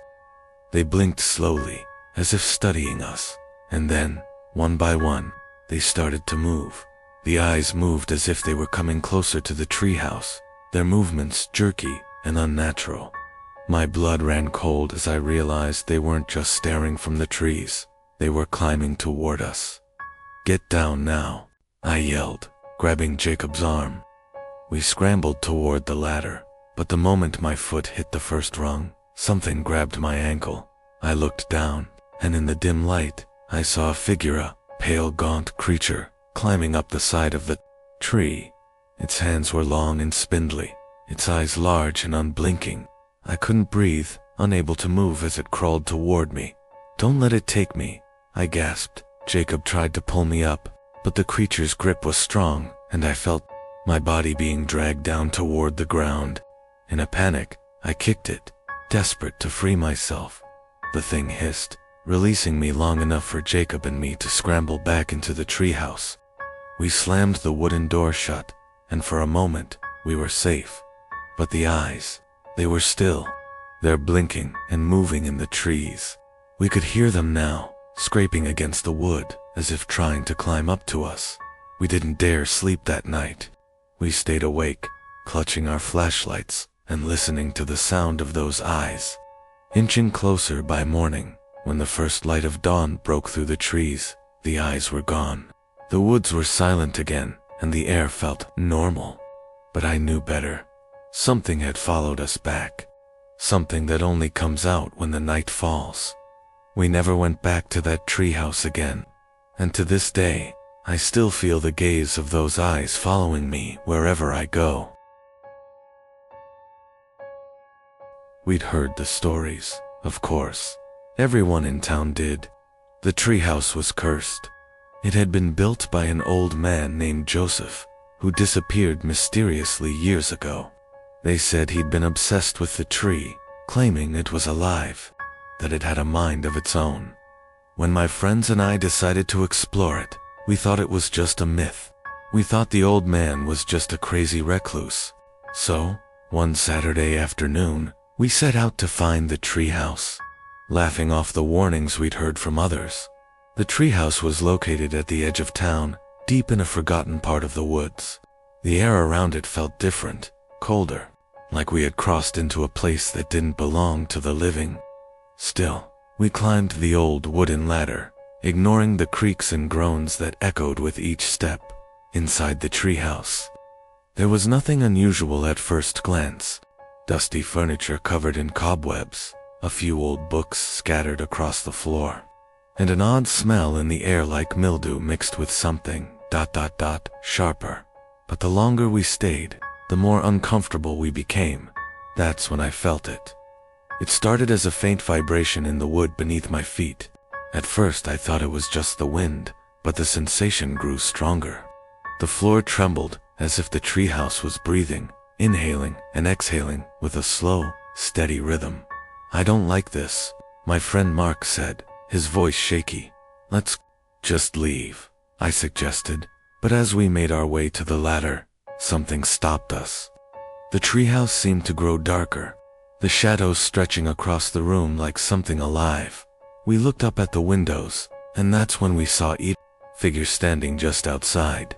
It was a man, his face hidden in shadow, but his presence was overwhelming. He was watching us, unmoving. I froze. "Who is that?" Mark whispered. Before I could answer, the air shifted. The temperature dropped, and I felt a wave of nausea wash over me. The whispering started. At first, it was barely audible, like the wind, but then it grew clearer. "Get out. Leave now, or he'll take you." The voice echoed in our minds, not from any one place, but from every direction. We turned to see the figure was gone, but the whispers only grew louder. I could feel something cold wrap around my ankles, like invisible fingers gripping my legs, pulling me down. I tried to move, but my body wouldn't respond. I looked at Mark, and his face was pale, his eyes wide in terror. And then, the ladder. It disappeared. The treehouse was no longer in the same place. It had shifted. The ground below us was now a chasm, a black void stretching down into nothingness. We were trapped. The whispers turned into screams, filling my ears as the treehouse creaked and groaned, like it was alive and hungry. Without thinking, I grabbed Mark's arm and pulled him toward the walls, trying to find an escape. But every window we approached opened into the same black void, as if there was no outside world anymore, only the treehouse, its dark heart pulsing with the curse that had trapped us. I can't remember how we got out. All I know is that, when we finally left, the curse of the treehouse followed us.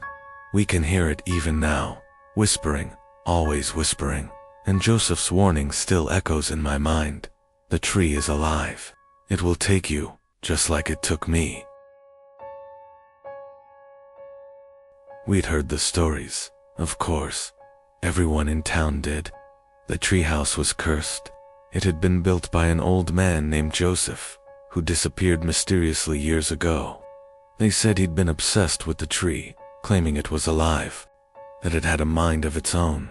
When my friends and I decided to explore it, we thought it was just a myth. We thought the old man was just a crazy recluse. So, one Saturday afternoon, we set out to find the treehouse, laughing off the warnings we'd heard from others.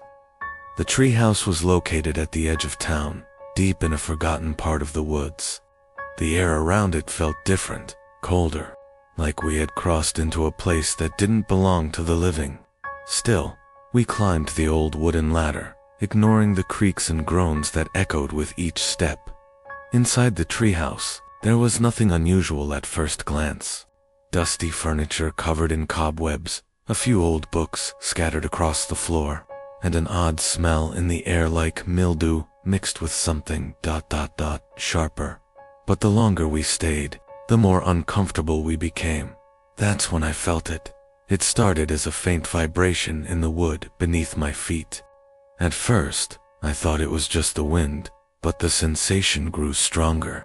The floor trembled, as if the treehouse was breathing, inhaling and exhaling with a slow, steady rhythm. "I don't like this," my friend Mark said, his voice shaky. "Let's just leave," I suggested. But as we made our way to the ladder, something stopped us. The treehouse seemed to grow darker, the shadows stretching across the room like something alive. We looked up at the windows, and that's when we saw it. Figure standing just outside. It was a man, his face hidden in shadow, but his presence was overwhelming. He was watching us, unmoving. I froze. "Who is that?" Mark whispered. Before I could answer, the air shifted. The temperature dropped, and I felt a wave of nausea wash over me. The whispering started. At first, it was barely audible, like the wind, but then it grew clearer. "Get out. Leave now, or he'll take you." The voice echoed in our minds, not from any one place, but from every direction. We turned to see the figure was gone, but the whispers only grew louder. I could feel something cold wrap around my ankles, like invisible fingers gripping my legs, pulling me down. I tried to move, but my body wouldn't respond. I looked at Mark, and his face was pale, his eyes wide in terror. And then, the ladder. It disappeared. The treehouse was no longer in the same place. It had shifted. The ground below us was now a chasm, a black void stretching down into nothingness. We were trapped. The whispers turned into screams, filling my ears as the treehouse creaked and groaned, like it was alive, live and hungry, without thinking. I grabbed Mark's arm and pulled him toward the walls, trying to find an escape. But every window we approached opened into the same black void, as if there was no outside world anymore, only the treehouse, its dark heart pulsing with the curse that had trapped us. I can't remember how we got out. All I know is that, when we finally left, the curse of the treehouse followed us. We can hear it even now, whispering, always whispering. And Joseph's warning still echoes in my mind. The tree is alive. It will take you, just like it took me. The old treehouse had always been a place of mystery. Everyone in our small town knew about it, but no one really talked about it. It was hidden deep within the woods, and though I had passed by it many times, I had never actually dared to go near it. That was, until last summer, my cousin Emily came to visit, and she had always been the adventurous type. Of course, she wanted to see the treehouse. After some convincing, I reluctantly agreed to go with her. We set off early one morning, the sun barely peeking through the trees, and made our way to the treehouse. It was even more eerie, up close. The large oak tree that supported it seemed to stretch endlessly into the sky, its branches creaking as if it had been alive for centuries. The wooden ladder that led up to the treehouse was old and rotting, but we climbed it anyway, determined to explore. Once we reached the top, the atmosphere felt thick, heavy, with something unspoken. Inside, the air was stale, as if it had been undisturbed for years. But there was something about the place that felt alive, as if it was waiting for us. Emily started exploring the small space, but I couldn't shake the feeling that we weren't alone. The wind outside picked up, rustling the leaves of the tree, but there was something strange about it. The rustling was almost like whispers, soft and unintelligible. "Do you hear that?" I asked, my voice trembling. Emily froze, her expression shifting from curiosity to unease. At first I thought it was just the wind, but the whispers were growing louder. It was almost like the leaves themselves were speaking. Suddenly, a gust of wind slammed into the side of the treehouse, making the entire structure shake. I stumbled, grabbing onto the nearest post to steady myself. "Let's get out of here," I said, my voice urgent. But Emily wasn't moving. She was staring at something near the window. I followed her gaze, and that's when I saw a figure standing beneath the tree. It was tall, shadowy, and had no clear features. Its shape was distorted, flickering in and out of focus, like a ghost trapped in the trees. I could feel my heart pounding in my chest. "Emily, we need to leave now," I pleaded, but she didn't respond. She was frozen, her eyes wide, staring at the figure below. The whispers grew louder, almost frantic now, filling the treehouse with an overwhelming sense of dread. It was as if they were calling to us, pulling us closer to something we couldn't see. Finally, Emily blinked and snapped out of it. She turned to me, her face pale. "We need to go," she whispered, her voice barely audible. I didn't need to be told twice. We rushed to the ladder and scrambled down as quickly as we could. The figure below remained motionless, watching us, its presence suffocating. We didn't stop running until we reached the safety of my house. But even now, weeks later, I can still hear the whispers when the wind blows through the trees. I don't know what we encountered in that treehouse, but I don't ever want to find out again. My friends and I stumbled upon the old treehouse. When we were exploring the woods behind our neighborhood, it had been abandoned for years, its wooden walls worn down by time and weather. There were no signs of life, no footprints, no evidence that anyone had been there in ages. Yet, something about it felt wrong. Still, we decided to climb up and check it out. The climb was steep and difficult, but the view from the top was worth it. From the treehouse, you could see the entire forest stretching out in every direction, the canopy of leaves swaying gently in the breeze. It felt like we were on top of the world. But the sense of calm didn't last long. As soon as we entered the treehouse, an eerie silence settled over us. It was as if the world outside had disappeared, and the only thing left was the oppressive stillness within the treehouse. "Hey, look at this," my friend Max called, holding up a faded old photo frame he'd found on the floor. The glass was cracked, but the image inside was still visible. It showed a family, 2 parents, and their young daughter standing in front of the treehouse, smiling in a way that seemed too perfect to be real. "Who do you think they were?" Max asked. Glancing around, I felt a chill creep down my spine as I stared at the photo. There was something unsettling about it. The family looked too happy, too perfect, almost staged. Then, out of nowhere, the wind picked up, howling through the branches. The treehouse creaked, as if it was alive, groaning under the force of the gusts. Suddenly, the air grew thick, almost suffocating. I couldn't breathe. It felt like the walls were closing in on me. I turned to Max, but his face had gone pale. He was staring at something behind me. I followed his gaze, and that's when I saw it. Eyes, 2 dark eyes, staring at me from the corner of the treehouse. They were set deep into the shadows, too far for the light to reach, and yet, they glowed faintly, just enough for me to see them. I froze. My heart pounded in my chest. "Max, do you see that?" I whispered. He didn't respond. His lips were parted, and his body trembled uncontrollably. The eyes blinked. I jumped back, but Max didn't move. His body was rigid, frozen in place. The wind howled again, and the treehouse shook violently. The eyes grew larger, more intense, as if whatever was watching us was growing closer.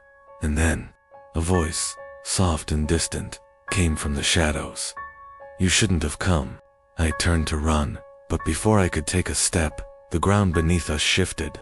The floorboards of the treehouse groaned and cracked, and I felt that something was pulling at me. The walls seemed to collapse inward, the air thick with a strange, heavy presence. I grabbed Max's arm, pulling him toward the ladder, but his body was as stiff as a board.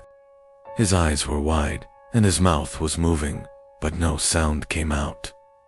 We finally made it to the ground, but when I turned to look up at the treehouse, I saw something that will haunt me forever. The photo the one Max had found was now outside, floating just beneath the window, as if it had been thrown down to us. The treehouse was gone. There was no trace of it. The entire area was empty, as if it had never existed. I haven't gone back since, and I never will. It was supposed to be an adventure, a weekend camping trip with friends, complete with a treehouse we had discovered deep in the woods. We had all heard rumors about it, of course, stories about people who had ventured too close and disappeared, but they were just that, stories, right?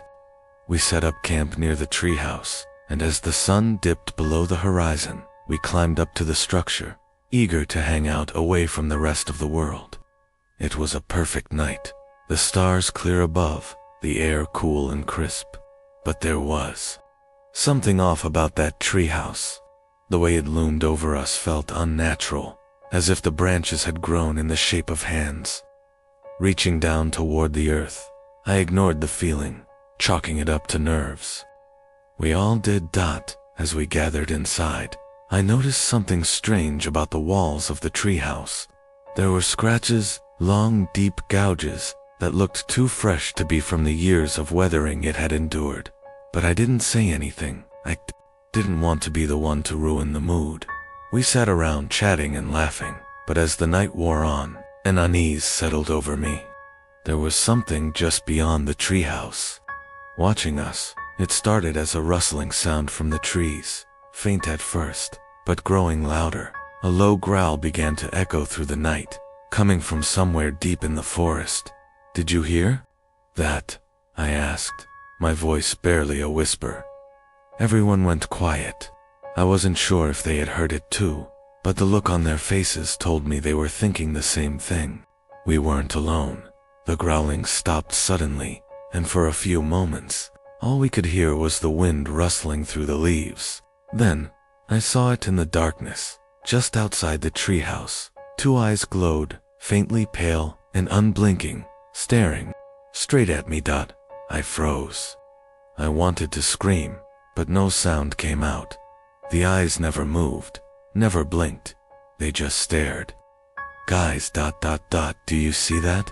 I whispered again. Nobody answered, but I could feel their eyes on me, searching for whatever it was that I had seen. And then, the eyes vanished. But the fear didn't leave. We sat in silence for a while, too afraid to speak, until one of my friends, Lucas, stood up to investigate. "I'll go check it out," he said, but I could tell by the way his voice shook that he was just as scared as the rest of us. Lucas grabbed a flashlight and slowly descended the ladder, calling out into the night. We could barely make out his voice as he walked away from the treehouse, his flashlight casting an eerie glow across the forest. Minutes passed, and we began to wonder if Lucas had just decided to play a prank. But the longer we waited, the more uneasy I became. The darkness seemed to close in on the treehouse, and then I heard a screeching sound, followed by a loud thud. "Lucas!" I screamed, panic rising in my chest. But there was no response. I rushed to the ladder, desperate to find him, but when I stepped outside, I saw nothing. The forest was silent. I looked up at the treehouse, and that's when I saw Lucas, standing at the edge of the treehouse. His face was pale, his eyes wide with terror, but he wasn't moving. "Lucas!" I yelled again, but he didn't respond. I scrambled up the ladder, my heart racing, but as I reached the top, the last thing I saw was his body being pulled back into the shadows of the forest, his eyes still fixed on mine. I never saw him again. I had always loved our treehouse. It was the place where my cousins and I spent countless summers, playing games, telling stories, and feeling like we ruled the world. But after my cousins moved away and I grew older, I stopped visiting.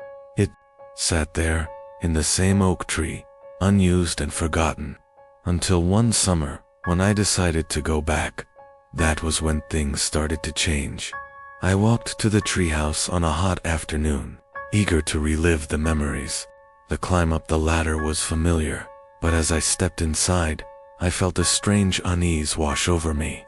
The air was thick, almost suffocating, and the once cheerful room now seemed dark and oppressive.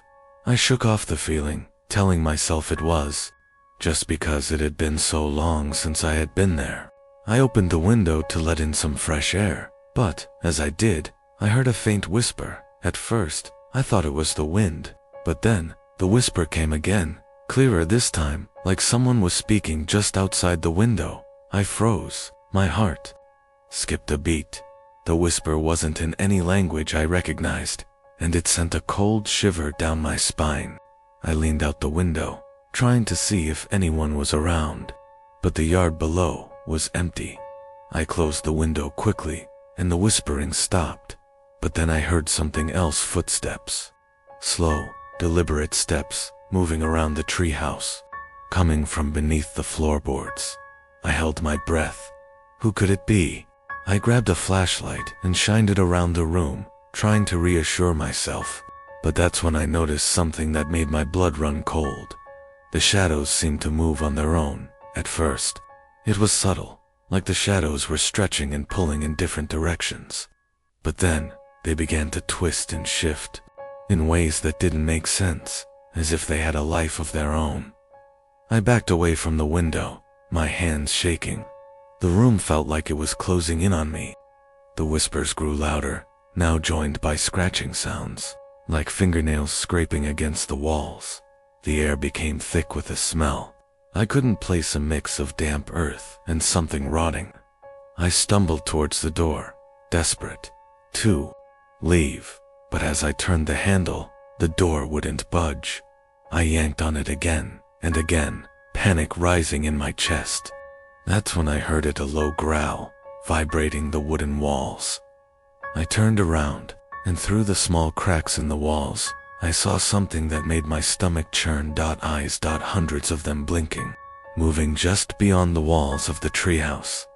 I screamed and pounded on the door, the growling getting louder and more intense. But no one heard me. I was trapped. The shadows in the room seemed to crawl toward me, their eyes fixed on mine. It wasn't until I passed out from fear that the door finally opened.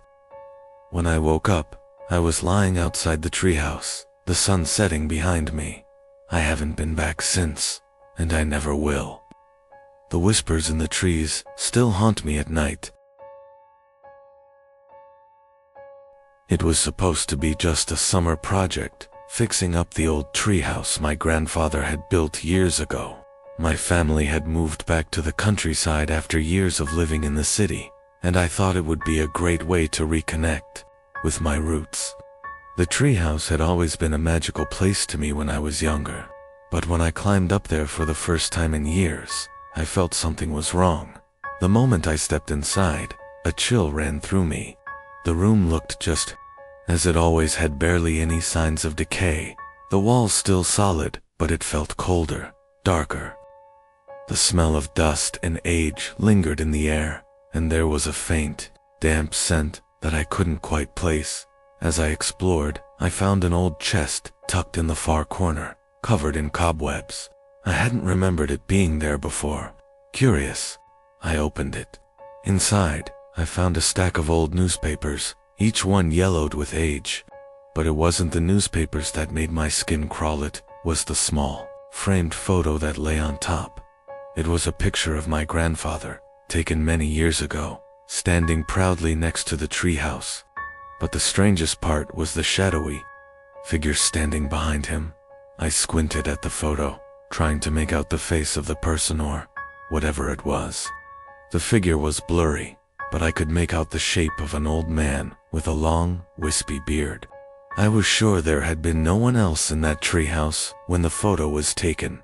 I shuddered and quickly put the photo back, but I couldn't shake the feeling that something was watching me from the shadows. As I turned to leave the treehouse, I heard the unmistakable sound of footsteps behind me, slow and deliberate, as if someone was walking across the wooden floor. I froze, my heart pounding. No one else was up there. I turned around, expecting to see some animal or another person, but there was nothing. The room was empty, but the footsteps didn't stop. They continued, getting closer, and I could feel them, as if something or someone was right behind me. Suddenly, I heard a whisper, cold and harsh, right next to my ear. "Leave this place." I spun around, but again, the treehouse was completely empty.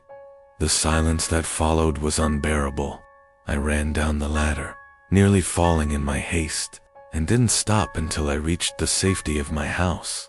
That night, I couldn't sleep. Every time I closed my eyes, I saw the shadowy figure in the photo, lurking behind my grandfather. The next day, I went back to the treehouse, hoping it was just my mind playing tricks on me.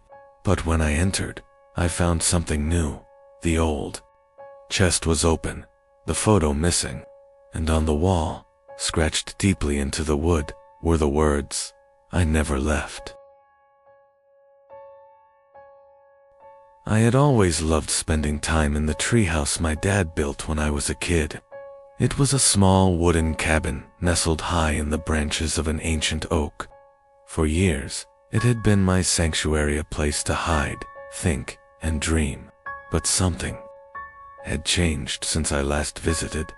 I went back there one summer evening, hoping to relive the nostalgia of my childhood. The sun was setting, casting long shadows across the yard.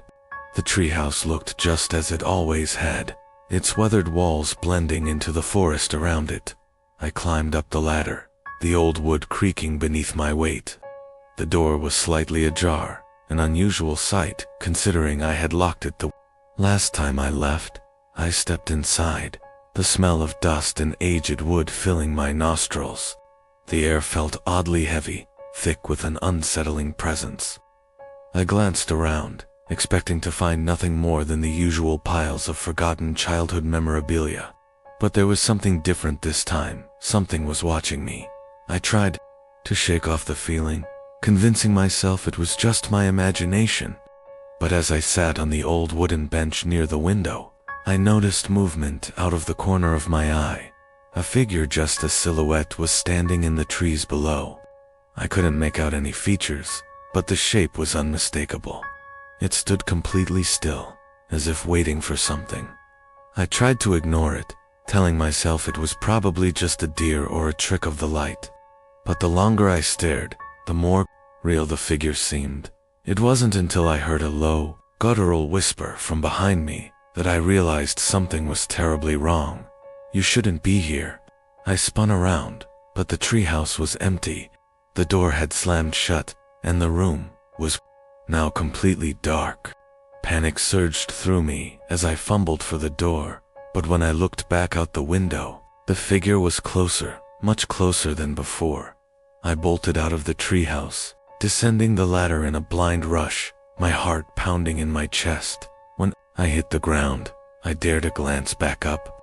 The treehouse was now silent, but I could still feel the presence up there, waiting. As I ran, I heard the sound of footsteps above me, slow and deliberate.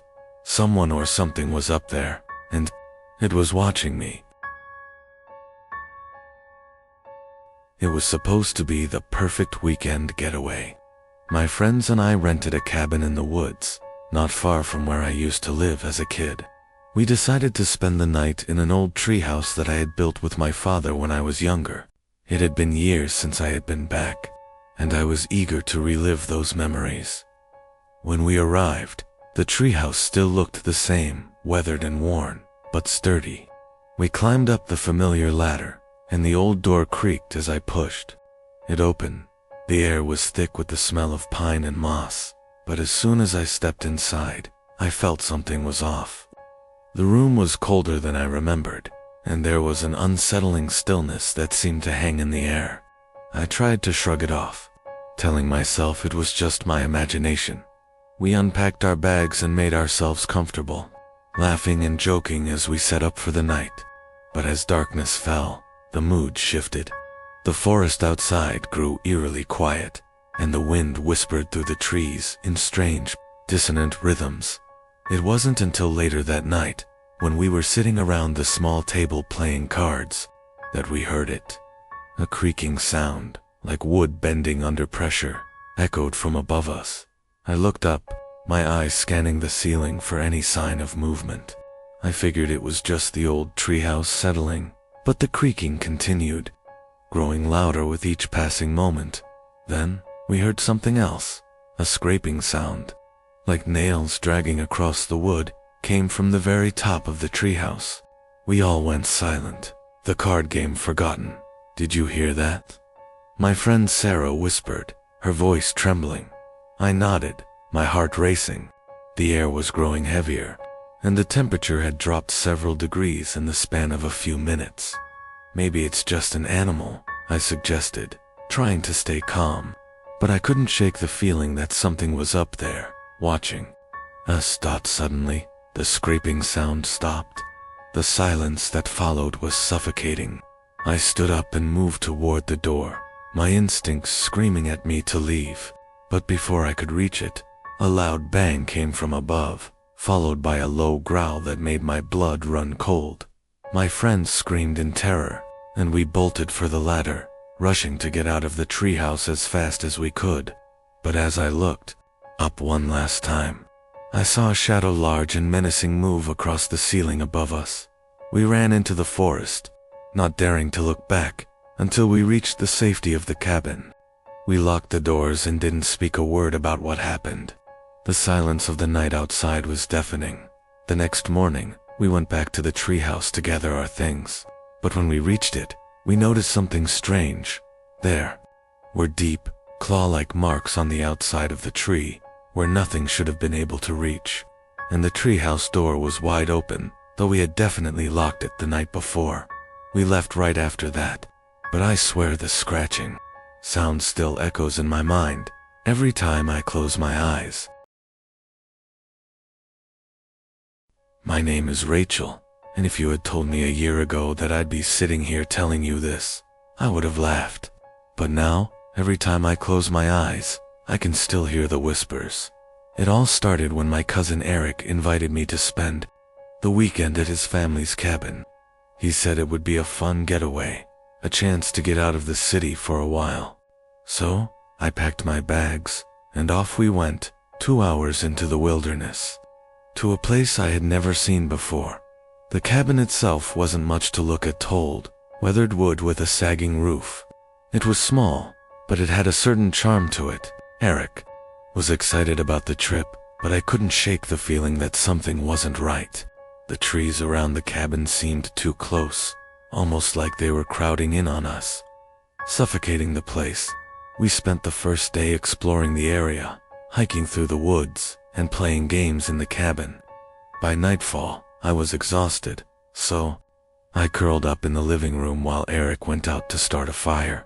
It was peaceful at first, the crackling of the fire mixing with the sounds of the forest. That's when it started. At first it was a faint noise barely audible, like a soft whispering. I thought it was just the wind moving through the trees, but then I realized the whispers weren't coming from outside. They were coming from inside the cabin. I sat up, straining to hear, but the whispers were gone. I brushed it off as my imagination, though I couldn't shake the sense of unease creeping up my spine. Eric came back inside, and we settled in for the night. But sleep didn't come easily. Every time I closed my eyes, I felt like I was being watched. It wasn't until the second night that things took a darker turn. I woke up in the middle of the night, drenched in sweat, my heart pounding in my chest. The whispers were back, this time as if someone was standing just outside the door, whispering my name. I lay still in bed, terrified to move. The air felt heavy, thick with an oppressive energy that I couldn't explain. I reached over to shake Eric awake, but he wasn't in bed. I didn't hear him moving around, so I stood up and walked to the door, my legs shaking beneath me. The whispers were now joined by a faint scraping sound, like fingernails against wood. I opened the door and stepped out into the darkness. The forest was eerily quiet. No wind, no animals, just the whispers, now clear as day. Rachel, they called, each voice distinct, like multiple people speaking at once. I followed the sound, my feet dragging through the wet grass. The moon was barely visible, hidden behind clouds. But I didn't need to see the path. I just followed the whispers, which seemed to guide me deeper into the woods. I don't know how long I walked, but eventually, I found myself at the edge of a clearing. There, standing in the center, was a figure. It was tall, shadowy, its form shifting and twisting like smoke. I froze, my heart stopping as I realized what it was. It wasn't human. It had no face, just empty, hollow eyes staring back at me. And the whispers. They were coming from it, emanating from its very presence. I wanted to scream, but no sound came. I couldn't move. My body was frozen, as if the figure had paralyzed me with its gaze. Then, from behind me, I heard Eric's voice. "Rachel, get back here." I turned to find him standing in the doorway of the cabin, his face pale and wide-eyed with fear. Without thinking, I ran towards him, but as I turned back, the figure was gonna vanish into the shadows. I don't remember much after that. I must have collapsed from the terror.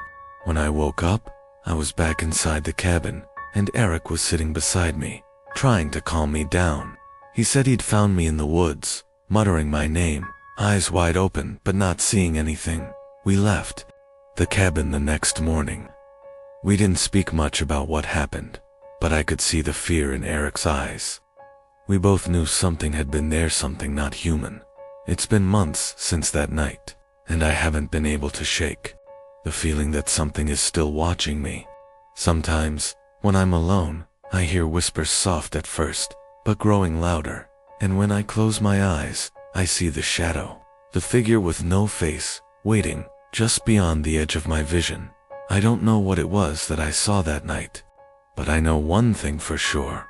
Whatever it was, it's still out there, in the woods, waiting for someone else to wander too close.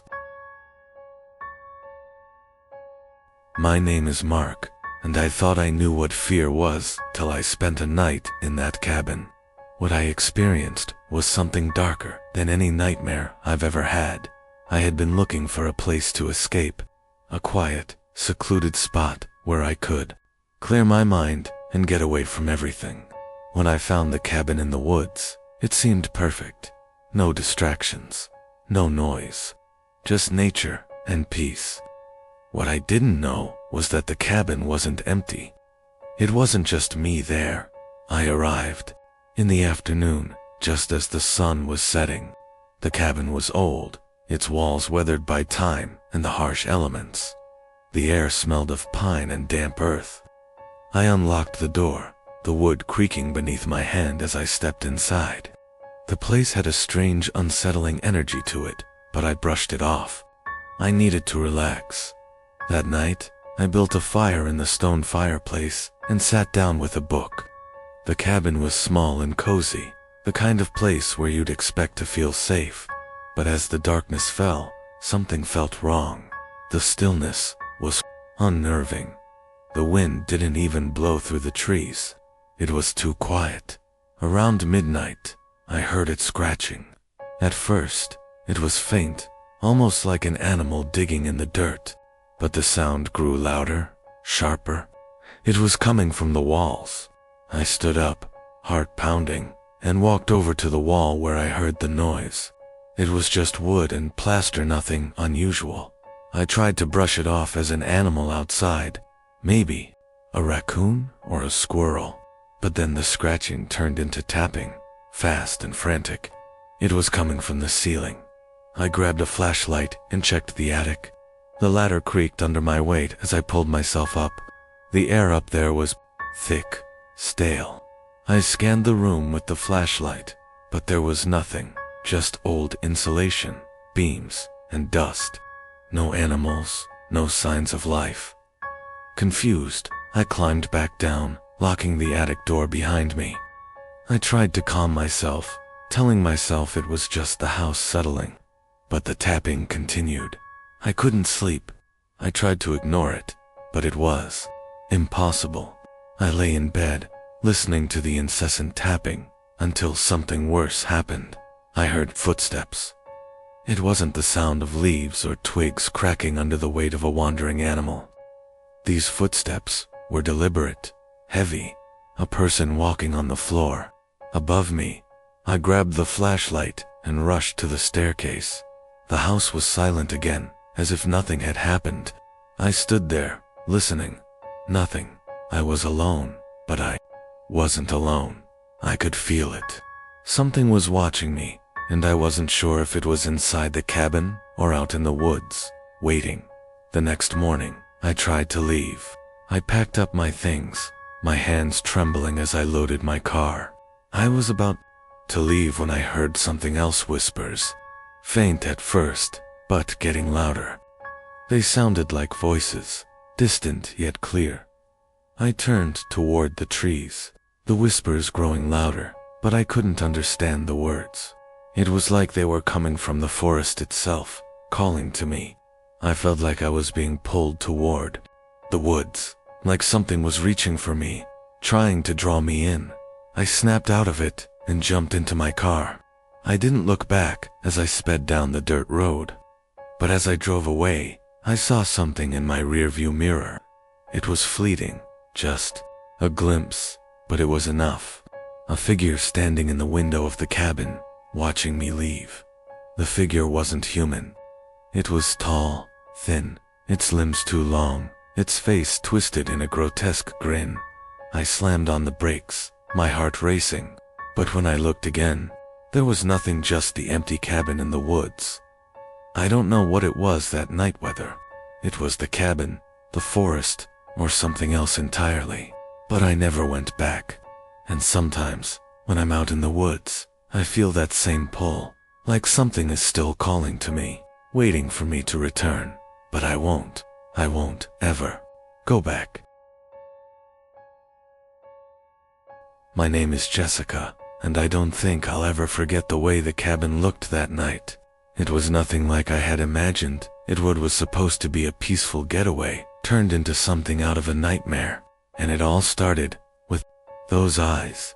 It had been a tough few months, and I needed a break. A friend of mine suggested renting a cabin in the woods for a weekend.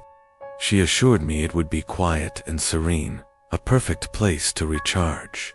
So, I booked it without a second thought, excited about the thought of escaping the chaos of city life. When I arrived, the cabin was even more isolated than I had imagined. It sat alone, surrounded by towering trees, with no other houses for miles. The view was beautiful though, and I felt a strange sense of calm as I stepped inside. The interior was rustic, but charming: old wooden floors, a fireplace, and a cozy living room. That first night, everything seemed perfect.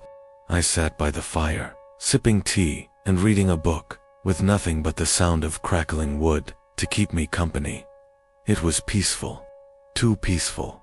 As I started to doze off, I heard a sound, a slight rustle outside the cabin. I brushed it off as an animal in the woods, though I couldn't shake the uneasy feeling that something was off. The night was still, too still. No wind, no sounds from the forest, just the rustling. I tried to ignore it, convincing myself it was nothing, but then I heard it again. A soft, almost deliberate scratching at the window. I froze. It wasn't the wind. I was sure of it. Slowly, I stood up and walked to the window. The darkness outside was thick, the trees swaying gently. I couldn't see anything, but I felt something was there. I didn't know why, but I was afraid to look, but I did. And that's when I saw them. Two glowing eyes watching me from the edge of the trees. They were far away, but the intensity of the stare sent a chill down my spine. They didn't blink. They didn't move. Just stared at me, unmoving, as if they were waiting for something. I pulled back from the window, my heart racing. I wasn't sure what I had seen, but I knew I couldn't go back to sleep in that cabin. I quickly grabbed my phone, but there was no signal. I felt trapped. I spent the next hour pacing the cabin, checking every window, every door, looking for any sign of movement. But the cabin remained silent. The eyes were gone. Eventually, I forced myself to calm down. Maybe it was just my mind playing tricks on me. The forest had a way of making things seem unnerving at night, I told myself. But then I heard the scratching. Again. This time, it was louder, closer. I turned towards the door, my breath shallow. The air felt thick, heavy with an invisible pressure. I didn't want to open the door, but I had to know. I had to see what was out there. I opened it slowly, just enough to peer outside. The fog had rolled in, thick and dense, and the trees were barely visible. The silence was suffocating. But then, I heard a voice, soft, barely a whisper, from the darkness. Jessica. I froze, my blood running cold. My name. It was my voice, but it wasn't me. It was distorted, twisted, like a mockery of my own sound. Jessica. Come closer, it said again, this time from the trees. I didn't know who or what was out there, But I knew one thing. I wasn't going to find out. I slammed the door shut, locking it. My mind raced as I searched for a way out of this nightmare. I grabbed my bags, but the fear had paralyzed me. I couldn't move. I couldn't breathe. The scratching started again, this time on the door. Slow, deliberate, like something was trying to claw its way inside. It sounded like nails on wood, deep and hollow. And then, just as suddenly as it started, everything went silent. I stood in the middle of the cabin, staring at the door, waiting for something to happen, but nothing did. No sounds, no movement. After what felt like an eternity, I made a break for it. I grabbed the keys to the car, my heart racing in my chest, and I ran outside. The fog was even thicker now, the trees towering above me like dark shadows. I didn't look back. I couldn't. I didn't stop running until I reached the main road, where I flagged down a passing car. The driver looked at me like I was crazy, but I didn't care. I didn't care if he thought I was insane. All I knew was that I had to get out of there. I never went back to that cabin. Even now, when I close my eyes, I still see those eyes glowing, watching, waiting. And I know that, whatever they were, they're still out there, waiting for someone else to come close enough. My name is Adam, and I'll never forget the night I spent in that cabin. It wasn't the isolation or the wilderness that terrified me, it was the feeling of being watched. Even now, I can't shake the thought that something or someone was waiting for me in those woods. It all began when I decided to take a break from my hectic life and spend a weekend alone in a cabin. I'd found the place online, nestled deep in the forest. It was supposed to be the perfect retreat away from phones, away from people. Just me, a cabin, and the peaceful silence of nature.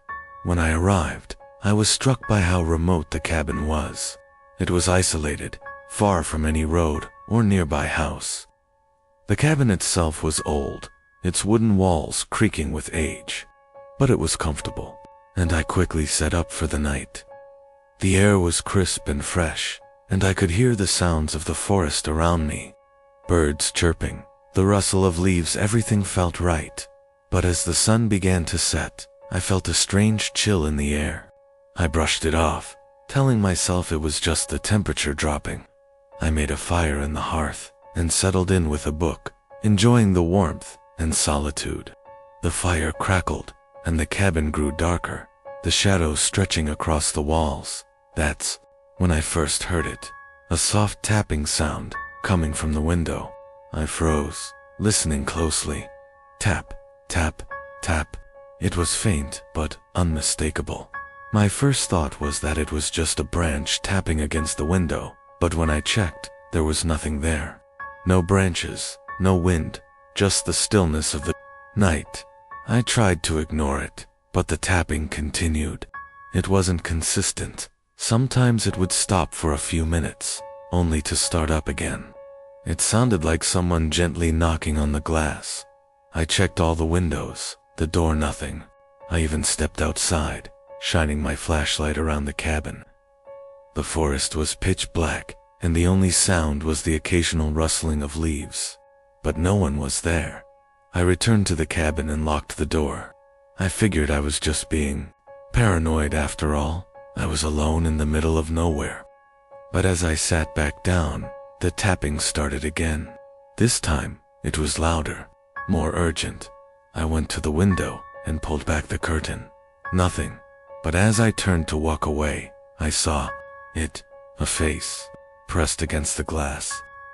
Its features were blurred by the condensation on the window, but it was unmistakable. Someone, or something, was watching me. My heart stopped. I stumbled back, nearly knocking over the lamp.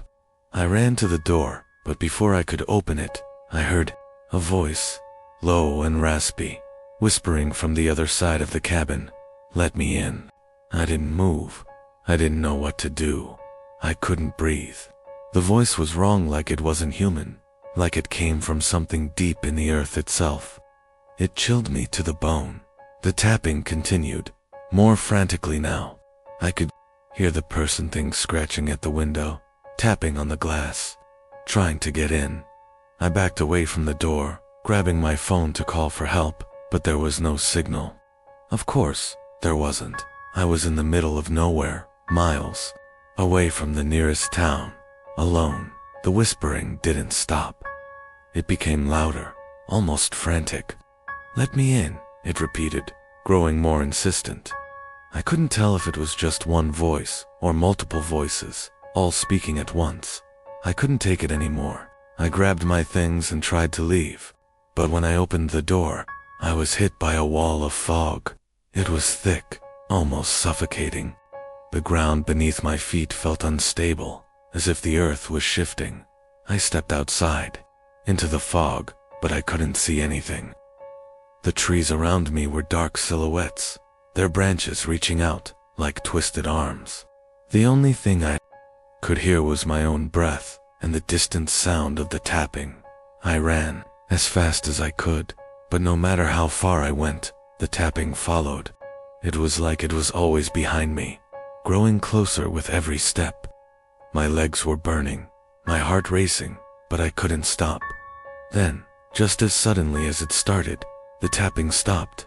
The fog lifted, and I found myself standing in front of the cabin again, as if I had never left. The door was wide open, and the fire inside was out. It was completely still. I didn't waste any time.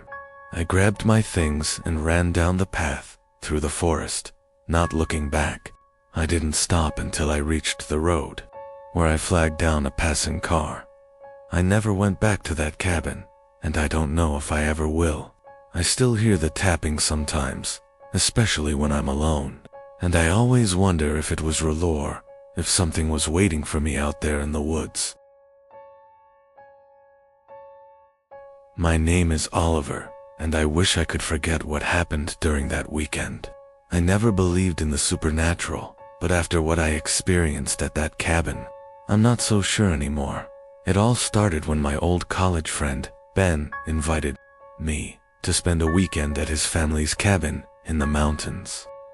I had no idea what I was getting myself into. The place was supposed to be a retreat, a way to escape the stress of daily life and reconnect with nature. Ben swore the cabin was perfect, hidden in a remote part of the woods, far from any distractions. It sounded great, so I agreed. We arrived late in the evening, just as a thick fog began to roll in. The cabin looked quaint, nestled against the trees like something out of a horror movie. The wooden structure was worn, with ivy creeping up the walls and the roof sagging ever so slightly. I couldn't help but feel uneasy, but Ben assured me it was just old. It had been in his family for generations. That night, the fog grew denser, enveloping the entire cabin. It was as if the world outside had disappeared. No moonlight, no stars, just a wall of mist that pressed against the windows. The air was damp and cold, and the silence was suffocating. We lit a fire in the fireplace and tried to relax, but I couldn't shake the feeling that something was wrong. Around midnight, I went to bed. As I lay there in the dark, listening to the crackling of the fire downstairs, I thought I heard footsteps outside the cabin. They were slow, deliberate, almost as if someone was pacing around the house. I got up to investigate, but saw nothing. The fog was so thick that I could barely make out the trees outside, just the wind. I muttered to myself, trying to calm my racing heart, but the footsteps continued, closer now. I heard them moving around the cabin, just outside my window. I didn't want to go out there, but something urged me to check. I grabbed a flashlight and stepped outside into the thick fog. The world was silent except for the soft crunch of the ground beneath my feet. I called out, but there was no response. The fog felt alive, closing in around me. I walked around the cabin, shining the flashlight through the haze, but I couldn't see more than a few feet ahead. That's when I saw it. A figure, standing motionless in the fog. At first, I thought it was Ben, playing a prank on me, but as I moved closer, I realized it wasn't him. It was tall, thin, and dressed in tattered clothes. Its face was hidden in the shadows, but I could feel its eyes on me, piercing through the darkness. I froze, unable to move or speak. The figure didn't move, didn't even acknowledge my presence. It just stood there, staring into the fog.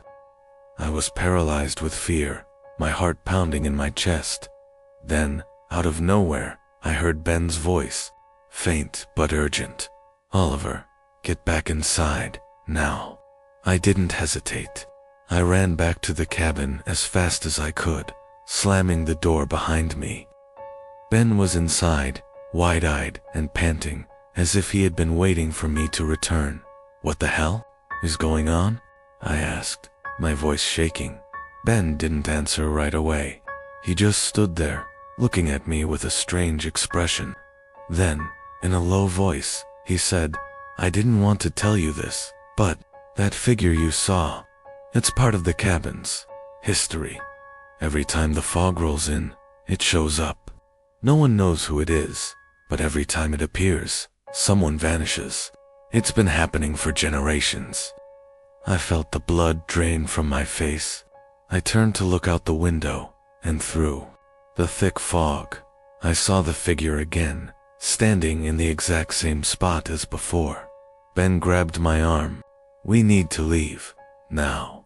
We rushed to pack our things, but as we stepped outside, the fog had thickened even further. The world had become a ghostly void, and the figure was no longer there, but I could still feel its presence. We didn't make it far. As we walked down the narrow path leading away from the cabin, I heard footsteps behind us again. This time, they were close to close. I turned around, but there was nothing there. The fog had swallowed everything, leaving us in complete darkness. That was the last time I saw Ben. I don't know if he's still out there, lost in the fog with the figure, or if the cabin claimed him as it had so many others. All I know is that I never went back, and every time I see fog, I remember that night. I can still hear the footsteps echoing in the distance. My name is Jason, and I'm not one to scare easily, but there's something about the events of that weekend that I'll never be able to explain. I've tried to forget, but every time I close my eyes, I see that cabinet's rotting wood, the flickering candlelight, and the whispers in the walls. It all started when my friend Trevor invited me to join him on a weekend getaway. He'd rented a cabin deep in the woods, far away from civilization. I thought it would be the perfect way to unwind after a long month of work. No cell service, no distractions, just nature and some much-needed peace. When we arrived, the cabin looked charming enough. It was small, with a weathered porch and a set of creaky wooden steps leading up to the front door. But something about it felt off. I couldn't place it, but the air around the cabin felt heavier than it should have been. Trevor brushed it off as nothing, but I couldn't shake the feeling that we were being watched. We unpacked our bags and lit a fire in the small stone fireplace. As the night wore on, we settled in for a few drinks and stories, trying to make the best of the isolation. But as the clock struck midnight, things started to change. At first, it was small things. I'd hear faint scratching sounds coming from the walls, but when I checked, there was nothing there. Trevor thought it was just the house settling, but I wasn't so sure. The sounds grew louder as the night went on, almost like something or someone was trying to get inside the walls. That's when I started hearing the whispers. At first, it was just a soft murmur, like the wind rustling through the trees. But then, it became clearer. Low, unintelligible voices coming from the walls themselves. I tried to ignore it, telling myself I was imagining things, but then Trevor looked at me, his face pale. "Did you hear that?" he asked, his voice barely a whisper. Before I could respond, the whisper stopped. Trevor and I sat in silence, our eyes darting around the room. I felt my skin crawl. Something wasn't right, but neither of us knew what to do. We decided to call it a night, hoping sleep would ease our growing sense of unease. but sleep didn't come easily. Every time I closed my eyes, I could hear the whispers again, louder now, like they were right next to me. I tossed and turned, but it was no use. I couldn't escape the feeling that something was in the cabin with us, in the middle of the night. I woke up to find Trevor missing. His bed was empty, the sheets tangled in a mess. Panic surged through me as I searched the cabin, calling out for him, but there was no response. Then I heard it, a voice, Trevor's voice, but it wasn't coming from the cabin. It was coming from the woods. I grabbed a flashlight and ran out the door, following the sound of his voice. The cold air cut through me as I ran deeper into the forest, my heart pounding in my chest. The voice was faint, but growing louder, as if Trevor was calling to me from far away. I finally reached a clearing, and there it was, the source of the sound. It was a small, dilapidated cabin, even older than the one we were staying in. The door creaked open as I approached, and there, standing in the doorway, was Trevor. But something was wrong. His eyes were wide and glazed, his face pale, as if he hadn't seen sunlight in years. "Trevor?" I asked, my voice shaking. He didn't respond. Instead, he stepped aside, motioning for me to enter. Against every instinct in my body, I stepped into the cabin. Inside, the air was thick and heavy. The walls were covered in strange symbols, carved deep into the wood. The whispers grew louder, surrounding me. I could feel them crawling under my skin, filling my ears, my mind. They were calling me, beckoning me deeper into the darkness. I tried to leave, but the door slammed shut behind me. "Jason." Trevor's voice echoed through the cabin, but it wasn't him speaking. It was something else, something ancient. I could feel the walls closing in around me, the whispers becoming deafening. I stumbled back, but I couldn't escape. The last thing I saw was Trevor's face twisted and distorted, no longer human before. Everything went black. I woke up outside the cabin, lying on the cold forest floor. The whispers were gone, but the air still felt heavy. I don't know how I got out of that cabin, but I never went back. Trevor was never found. I still hear the whispers sometimes, in the quietest moments of the night. And when I do, I know one thing for sure. The cabin is still out there, waiting for the next person to wander too close. I'm Nathan, and I've never been more terrified in my life. What was supposed to be a relaxing weekend getaway turned into a nightmare that haunts me every night. It all began when my cousin Mark suggested we rent a cabin by a secluded lake. I was skeptical, but he promised it would be peaceful and calming, just what I needed after a stressful few months. I should have known better. The cabin itself was perfect, small, wooden, and isolated, tucked away in the trees near the edge of the lake. There was no cell service, no Wi-Fi, just nature and a tiny wooden structure that felt like something out of a horror movie. But I brushed off the feeling. It was just a cabin in the woods, right? Nothing to be afraid of. The first day was fine. We spent time walking around the lake, cooking meals, and enjoying the quiet. But when night fell, the peacefulness began to feel unnerving. The wind whistled through the trees, and the lake rippled in a way that didn't feel natural. It was as if something below the surface was stirring. That evening, Mark suggested we go for a night swim. I protested, but he insisted, laughing as he grabbed the flashlight. Against my better judgment, I followed him to the lake. The moon hung low in the sky, casting an eerie glow on the water, which looked disturbingly calm to calm. We waded into the cold water, the flashlight dancing across the surface. At first, it was fun, but then I heard the faintest splash, like something moving beneath the water. I froze. "Did you hear that?" I asked, my voice shaking. Mark laughed again, his voice a little too high-pitched. "It's probably a fish or something," but I wasn't so sure. The splash sounded too deliberate, too close. I turned to look at Mark, but he was no longer beside me. Panic shot through me. "Mark," I called out, my voice growing louder, but there was no response. I splashed my way through the water, looking for him, but the lake seemed endless, and the flashlight barely cut through the dark. Then, out of the corner of my eye, I saw him. He was standing on the far bank, facing the water, his back to me. He wasn't moving. His hair hung in his face, and his body was unnaturally still. "Mark," I yelled again, swimming toward him, but something about the way he stood there frozen felt wrong. My heart raced as I reached the shore and pulled myself out of the water. "Mark, what's going on?" I asked, my voice cracking. He didn't respond. As I got closer, I noticed his skin was pale, his eyes glazed over. He wasn't breathing. That's when I realized the Mark standing in front of me wasn't my cousin. The real Mark was still out in the lake. I turned just in time to see him struggling, his arms flailing as something beneath the water pulled him under.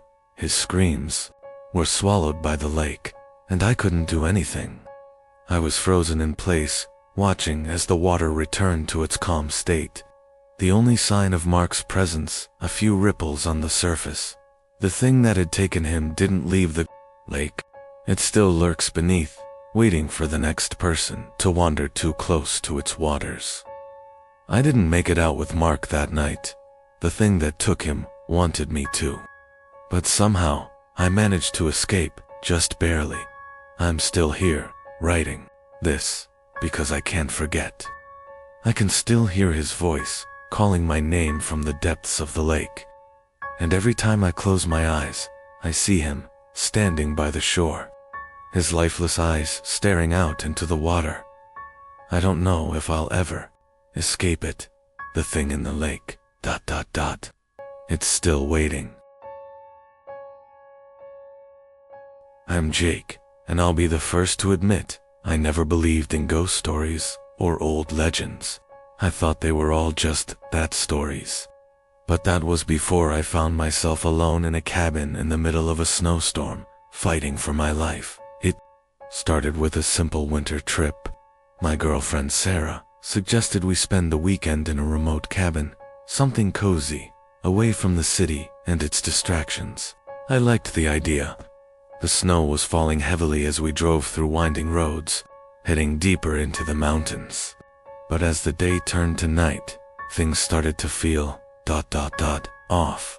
When we arrived at the cabin, it was tucked away between two snow-covered hills. It looked perfect, the kind of place you'd see in a postcard, but there was something strange about it. The air felt colder than it should have been, even though the fireplace inside was roaring with warmth.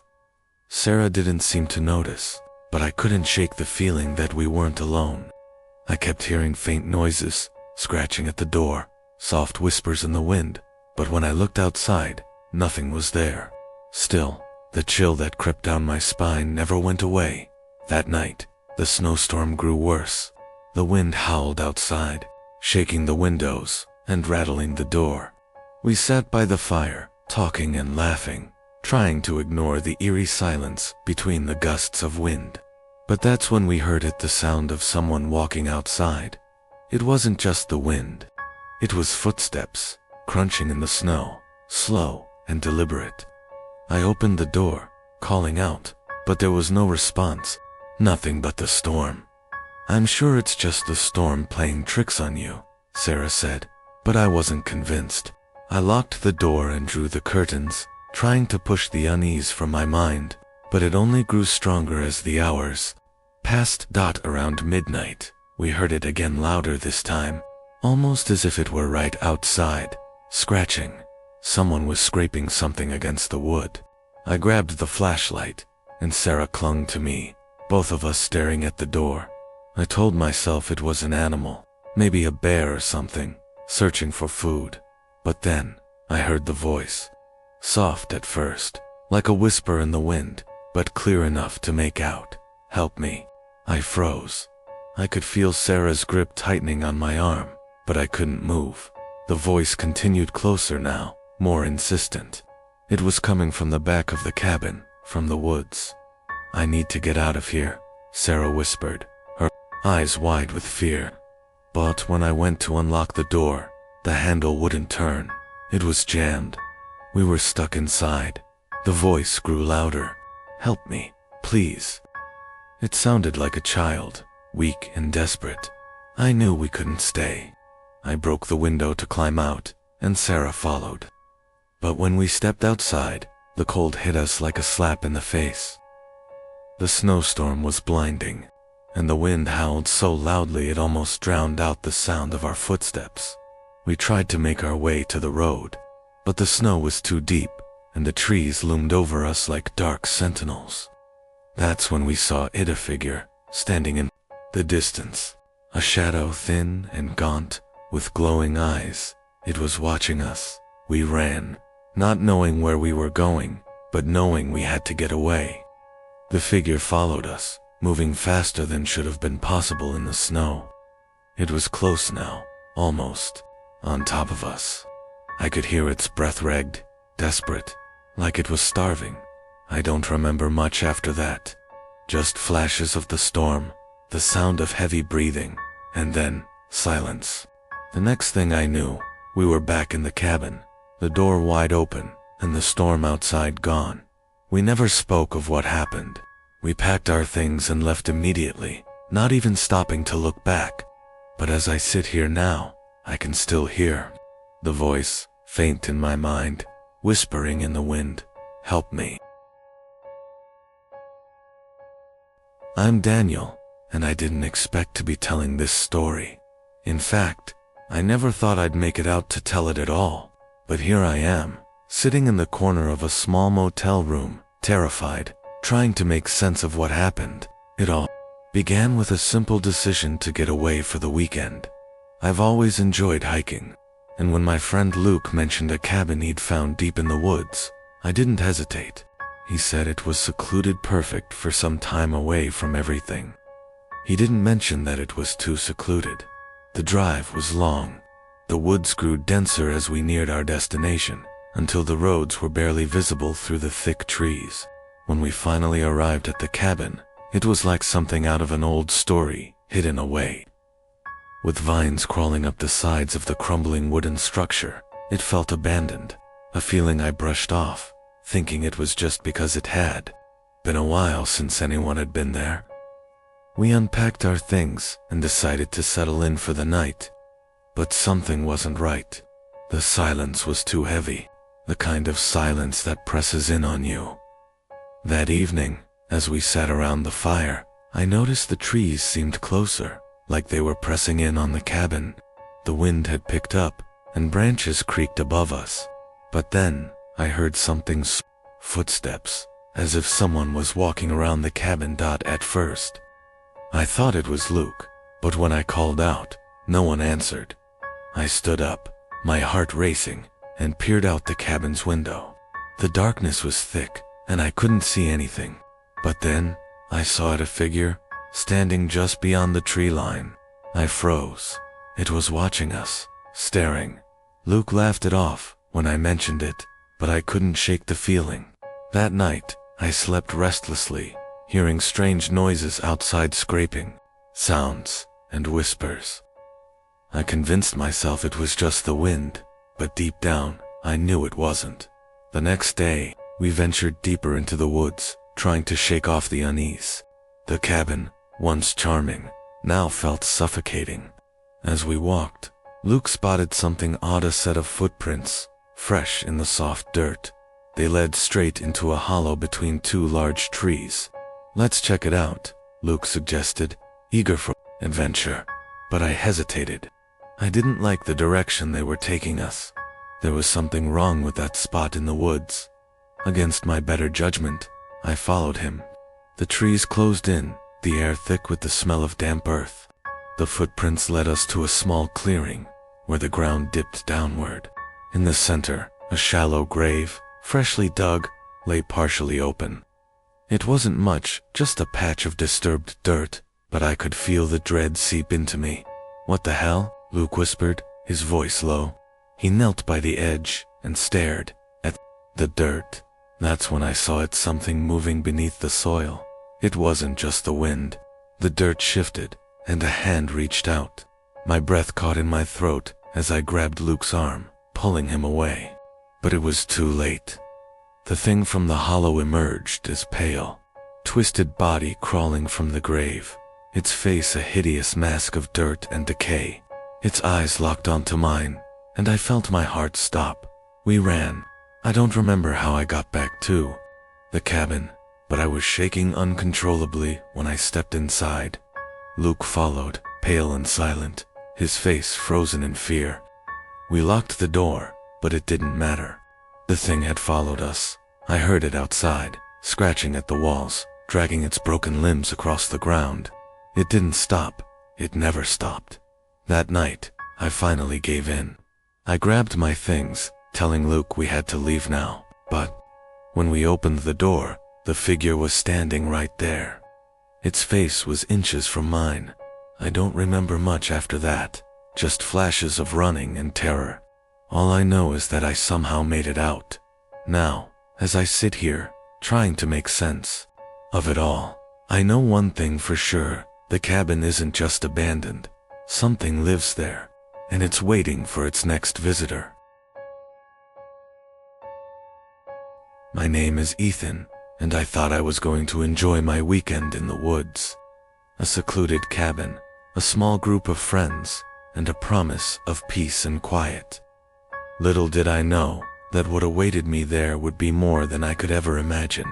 It all started when my friend Chloe suggested we take a break from the chaos of city life.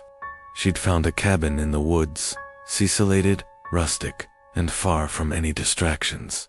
We all agreed. It sounded perfect. I should have known better. The cabin itself looked like something out of a horror movie, weathered, worn, and hidden deep within the forest.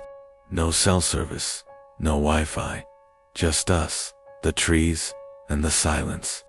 It should have been peaceful, right? But something felt off from the moment we stepped inside. The air was damp and musty. The walls creaked with every gust of wind, but it was when night fell that things truly began to feel wrong. As we sat around the fire inside, telling stories and laughing, the sound of footsteps outside interrupted us. We all froze, straining to hear. There was no wind, no animals, just the echo of boots on the forest floor. Chloe went to the door, but when she opened it, no one was there. Probably just some animal, she said, trying to brush it off. But we couldn't shake the feeling that someone was watching us. We locked the door and huddled together, trying to ignore the growing sense of dread. The next morning, we found strange markings on the cabin's walls, scratches deep and jagged, as if something had clawed its way inside. We tried to rationalize it. Maybe it was just the wind. Maybe it was a wild animal. But I knew deep down, this wasn't natural. That night, the footsteps returned, this time, louder, more deliberate. I could hear the sound of breathing outside the window. My heart pounded in my chest as I pressed my ear to the cold glass. There, in the darkness, I saw a shadow move across the porch. I backed away from the window, my breath shallow, but it wasn't just the shadow that haunted me. It was the eyes. A pair of eyes, glowing faintly in the dark, watching. I couldn't take it anymore. We had to leave.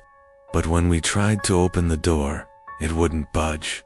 Something was blocking it from the outside. We were trapped. Panic set in as Chloe screamed.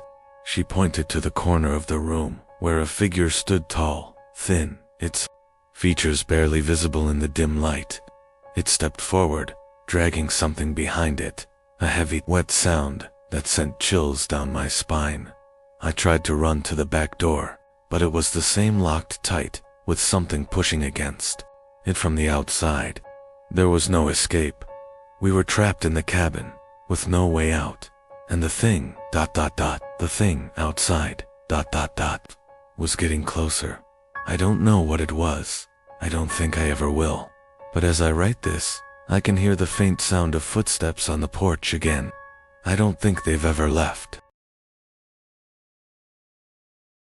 My name is Luke, and I've worked on the farm for as long as I can remember. My family has been farming this land for generations, but it's never been like this before. There's something in the soil, something ancient and angry, and it's starting to wake up. It all started last fall. The harvest was late that year. My father, usually so reliable, kept talking about how the crops weren't growing the way they should. We had always prided ourselves on our farm's produce, but this time, the pumpkins, corn, and squash all seemed ... off. They grew slower. They looked wrong, and there was a strange, foul smell in the air. One night, my father went out into the fields to check the crops. He told me to stay inside, said it was too dangerous after dark. But I had a bad feeling in my gut, one I couldn't ignore. I decided to follow him. I grabbed a flashlight and slipped out of the house, making my way toward the fields.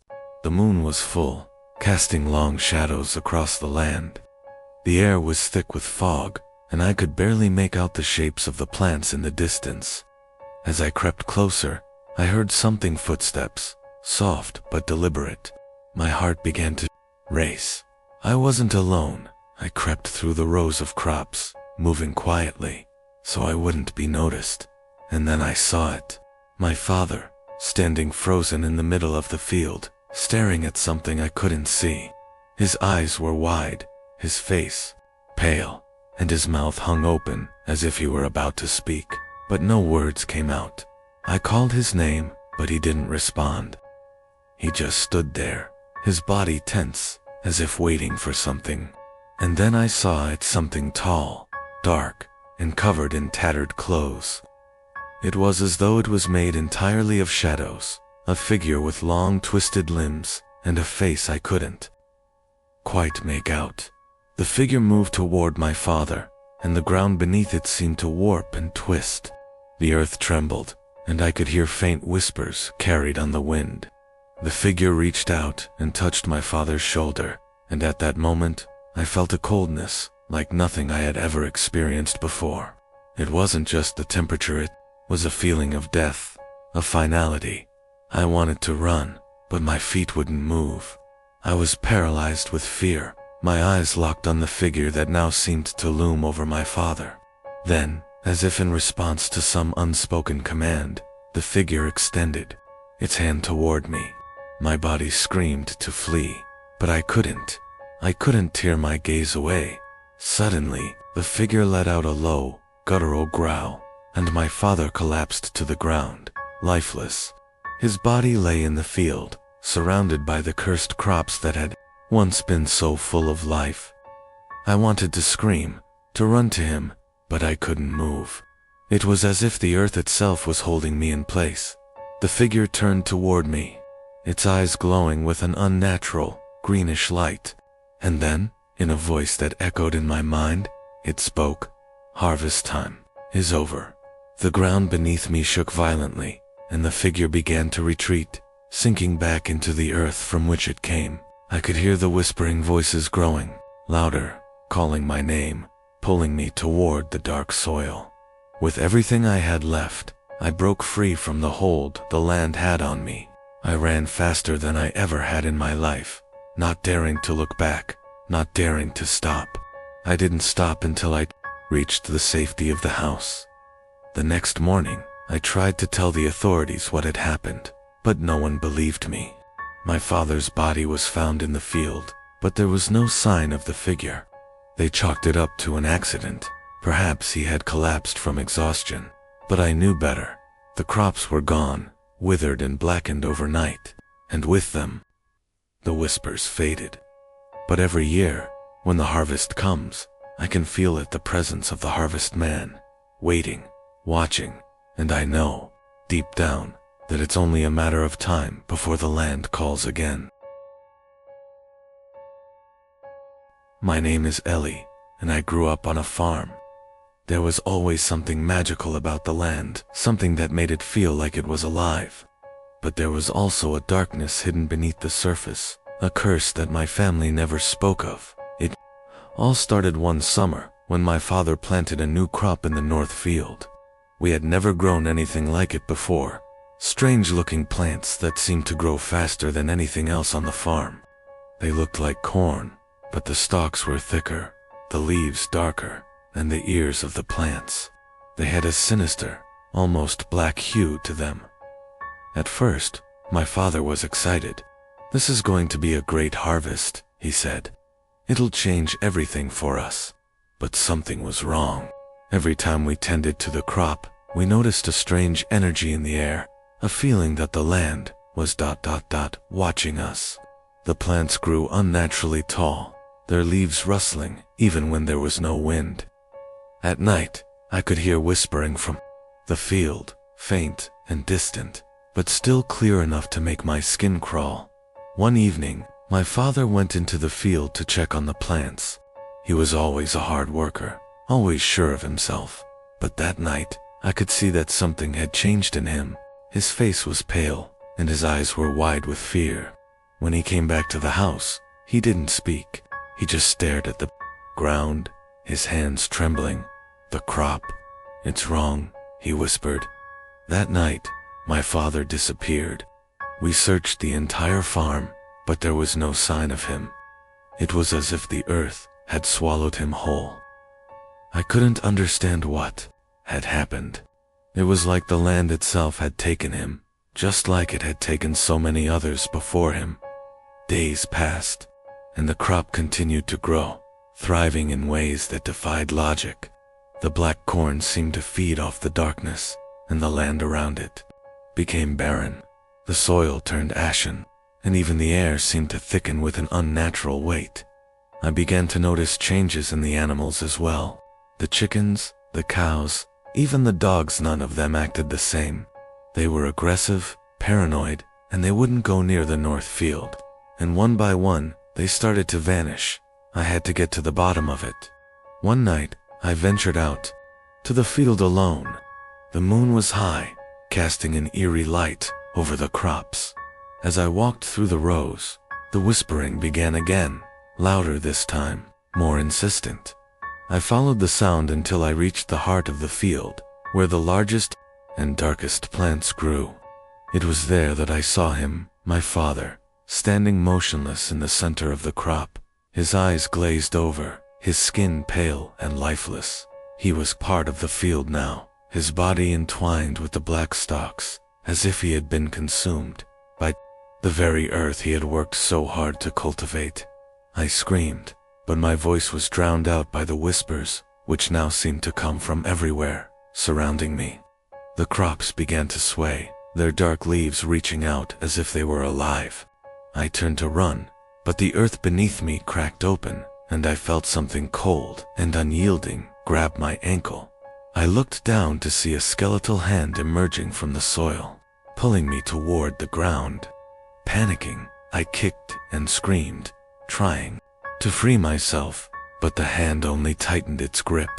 And then, I heard the voice of my father, hollow and distant, calling my name from deep within the earth. "Ellie, come home." With one final, desperate effort, I managed to tear myself free, scrambling away from the cursed crop. I didn't stop running until I reached the farmhouse, where I collapsed in exhaustion. The next morning, the crop was gone. The field was empty, as if it had never been there at all. The land was peaceful once more, but I knew the truth. The cursed crop was not gone. It was just waiting, hidden beneath the earth, waiting for the next poor soul to stumble upon it. I left the farm shortly after that. I couldn't stay in a place so full of darkness, but sometimes, when I close my eyes, I can still hear the whispering from the field, and I know that the curse is still there, buried deep in the soil. My name is Sam, and I've lived on a farm my entire life. My family has owned this land for generations, and I thought I knew every inch of it. That was until I found the field that shouldn't exist. It started one evening after a long day of work. I had been clearing out some old storage sheds near the southern edge of the property when I noticed something strange. There was a stretch of land that seemed off. The earth here looked different, darker, like it had been untouched. for years. The grass was sparse, and the soil appeared dry, almost lifeless. I'd never seen it before, despite living here for so long. It was as if the field had appeared overnight, a piece of land that wasn't part of the farm when I had last checked. I shrugged it off at first. Maybe I had just missed it, or maybe it had always been there, hidden from view by the thick trees that lined the edge of the farm. But something about it didn't feel right. The next day, curiosity got the better of me, and I decided to investigate. I grabbed a shovel and walked to the field, the sun beginning to set behind the hills. The air was thick, heavy with an oppressive stillness, as if the land itself was holding its breath. I stepped into the field, and immediately, the temperature seemed to drop. The air felt colder here, unnaturally cold. I shivered despite the warm weather, and I couldn't shake the feeling that I was being watched. I began digging in the dirt, hoping to find something that would explain the strange presence of this land. As I dug deeper, I hit something solid. My heart skipped a beat. I cleared away the dirt, revealing a large, flat stone. There was a strange symbol carved into it, something I had never seen before. It looked ancient, like it had been etched into the stone hundreds of years ago. A sudden gust of wind swept through the field, carrying with it a faint whisper. The words were indistinguishable, but they sounded like a warning. A voice in my head told me to leave, to get away from this place before it was too late. I stood frozen, the stone in front of me as if it had been calling me. But before I could take another step, the ground beneath me shook. It was subtle at first, just a slight tremor, but it grew stronger with each passing second. And then, something broke through the earth. A hand. Cold, pale, and skeletal. It shot up from the ground, followed by another, and another. I stumbled back, my heart racing in my chest, as the earth seemed to give way. And a figure began to emerge from the soil. The figure was tall and gaunt, its face hidden beneath a cloak of darkness. The air around it shimmered with a cold, unnatural energy, and I could feel the weight of its presence pressing down on me. I couldn't move, couldn't breathe. The thing was so close now, its form becoming clearer with each passing second. Its eyes glowed with an eerie, greenish light, and its lips parted to reveal sharp, jagged teeth. I knew I had to run, but my legs wouldn't obey me. It was as if the earth itself had bound me to the spot. The creature stepped closer, its hand reaching toward me, cold fingers brushing against my skin.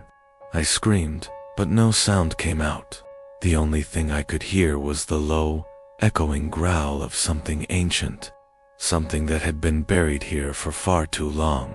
Suddenly the figure stopped, and I felt a wave of intense heat wash over me. I gasped for air, finally able to move again. Without thinking, I turned and bolted from the field, my heart pounding in my chest as I ran back toward the farmhouse. I didn't look back. The next morning, I gathered my things, packed up, and left. I've never been back to the farm since. The field that appeared out of nowhere, it's gone now. The stone is no longer there, and the land has returned to its original state. But I know what I saw. The field, the creature, it was real, and I have no doubt that it's still there, buried deep beneath the earth, waiting for someone to uncover its secrets again.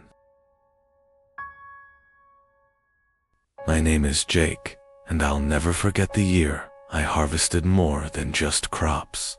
It was a year like no other, a year where the fields that had once given life to the land turned against me. It was the end of summer, and the harvest season was upon us. The farm had been in my family for generations, passed down from father to son, and every year we would gather the crops and prepare for the long winter. But this year felt different. There was a tension in the air, something unsettling that I couldn't quite explain. The first sign came on the night of the harvest. The full moon hung high in the sky, casting an eerie light over the fields. As usual, my father and I worked late into the night, picking the last of the corn and storing it in the barn. But as we worked, we noticed something strange. The crops, which had always been plentiful, seemed to be withering faster than they should. The once ripe corn was shriveling, turning black as if something was draining the life out of it. My father muttered something under his breath and moved to inspect the crops further. But before he could get too close, a loud rustling came from the far end of the field. We both froze, our hearts racing. It wasn't the wind. It wasn't the usual sounds of the night. Something was out there. "Stay here," my father whispered, his voice tight with fear. "I'll check it out." But before he could move, the rustling grew louder, and then an unmistakable voice, low guttural growl, followed by the sound of something large moving through the crops. Without thinking, I grabbed a pitchfork from the barn and ran toward the noise. My father was nowhere to be seen, and the crops were moving as though something large and heavy was trampling through them. I shouted his name, but the only response was the growling.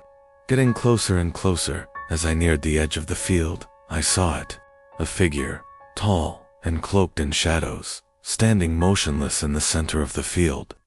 It was unlike anything I had ever seen. Its skin was ashen and cracked, its eyes glowing a sickly green, and, in its hands, it held what looked like a sickle, its blade gleaming in the moonlight. I stood frozen in terror as the figure slowly turned to face me. Its mouth opened wide, revealing rows of jagged yellow teeth. It grinned at me, its voice a rasping hiss. "The harvest is mine," it said in a voice that was both human and something far darker. I couldn't move, couldn't speak. The creature stepped forward, dragging its sickle through the ground, and with each step, the crops seemed to wilt even faster. The field was dying, consumed by whatever this thing was. Suddenly, I heard my father's voice, weak and strained, calling from behind me. "Jake, get out of here." I turned to see him, bloodied and struggling to stand. The figure in the field turned its gaze toward him, and in that instant, I knew my father was not going to make it. I lunged forward, grabbing his arm and pulling him toward the barn. But the creature was faster. It moved with a terrifying speed, its sickle raised high, and before I could react, it struck. The sound of the sickle cutting through the air was followed by a sickening thud, and my father collapsed beside me, a deep gash across his chest. "Leave now, Jake," he gasped, his face pale. "Don't let it claim you too." With a final, desperate look, I ran. I ran for my life, leaving my father behind as the creature advanced on him, its sickle raised. I could hear him screaming as I sprinted toward the barn, but I didn't stop. I couldn't. The next morning, I went back to the field. My father was gone, and the crops were completely dead, rotting into the earth. The creature, whatever it was, had vanished, leaving nothing but the scorched earth in its wake. I've never been able to explain what happened that night. The farm has never been the same. The harvest is always a struggle now, and every year, the crops wither before they can fully grow. I've heard rumors, whispered stories, about the creature that claims the harvests, but I know the truth. It wasn't just a nightmare. It was real, and it's still out there, waiting for the next harvest. My name is Luke, and if I had known the truth about the barn, I would have never set foot on the land. But by the time I realized what was happening, it was already too late. I had recently moved to the countryside, hoping for a fresh start. The city had worn me down, and I needed peace. So, when I came across the small farm for sale, I thought it was the perfect escape. The old house was run down, but the land had potential. The barn on the property, however, was another story. The barn was massive, its wooden beams dark and decaying. It was a structure that hadn't seen much use in years, but the moment I saw it, something about it sent a chill down my spine. The door was ajar, and from where I stood, I could hear the faintest creaking sound, as though something or someone was moving inside. But when I approached, The barn was empty, or at least, that's what I thought. At night, strange things began to happen. The first time it happened, I dismissed it as my imagination. I woke to a strange sound coming from the barn, low, guttural noises that almost sounded like someone whispering. But when I went outside to investigate, the barn was silent, as still as the grave. Over the next few weeks, the noises grew louder. Sometimes I would hear footsteps. Other times it sounded like someone was dragging something heavy across the floor. Every time I checked, the barn was empty. But I couldn't shake the feeling that I was being watched, that something was hiding in the shadows, waiting for me to uncover its secret. One evening, I decided to take a closer look. The air was thick with tension as I approached the barn. I could feel my heart pounding in my chest, but I told myself it was just nerves. I pushed the door open, the hinges groaning in protest. The barn was dimly lit by the moonlight streaming through cracks in the walls, but I could see the shape of something large and hunched in the far corner. I froze. The creature, or whatever it was draped in shadows, but its outline was unmistakable. It had long, thin limbs that seemed to stretch unnaturally, and its head was low to the ground, as if it were sniffing the air, its eyes glowing faintly. In the dark, locked onto mine, and I felt a wave of dread wash over me. I tried to step back, but my feet wouldn't move. The creature let out a sound, something between a growl and a scream. It rose up, towering over me, its body contorting in ways that no human body ever could. I felt my stomach lurch as I realized this thing was not of this world. It was something ancient, something that had been hidden away for far too long. In that moment, I knew I had made a terrible mistake. This was no ordinary barn. It had been a prison, a cage for whatever dark entity had been trapped inside, and now it was free. I turned and ran, but the barn seemed to stretch endlessly before me. No matter how fast I ran, I couldn't escape. The creature was right behind me, its claws scraping the ground, its breath hot on my neck.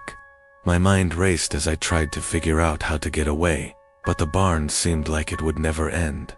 I finally burst out the door and ran to the house, slamming the door behind me.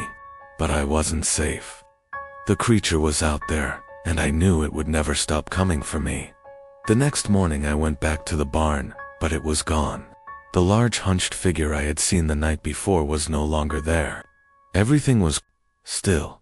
It was as if the barn had returned to its quiet, unassuming state. But I knew better.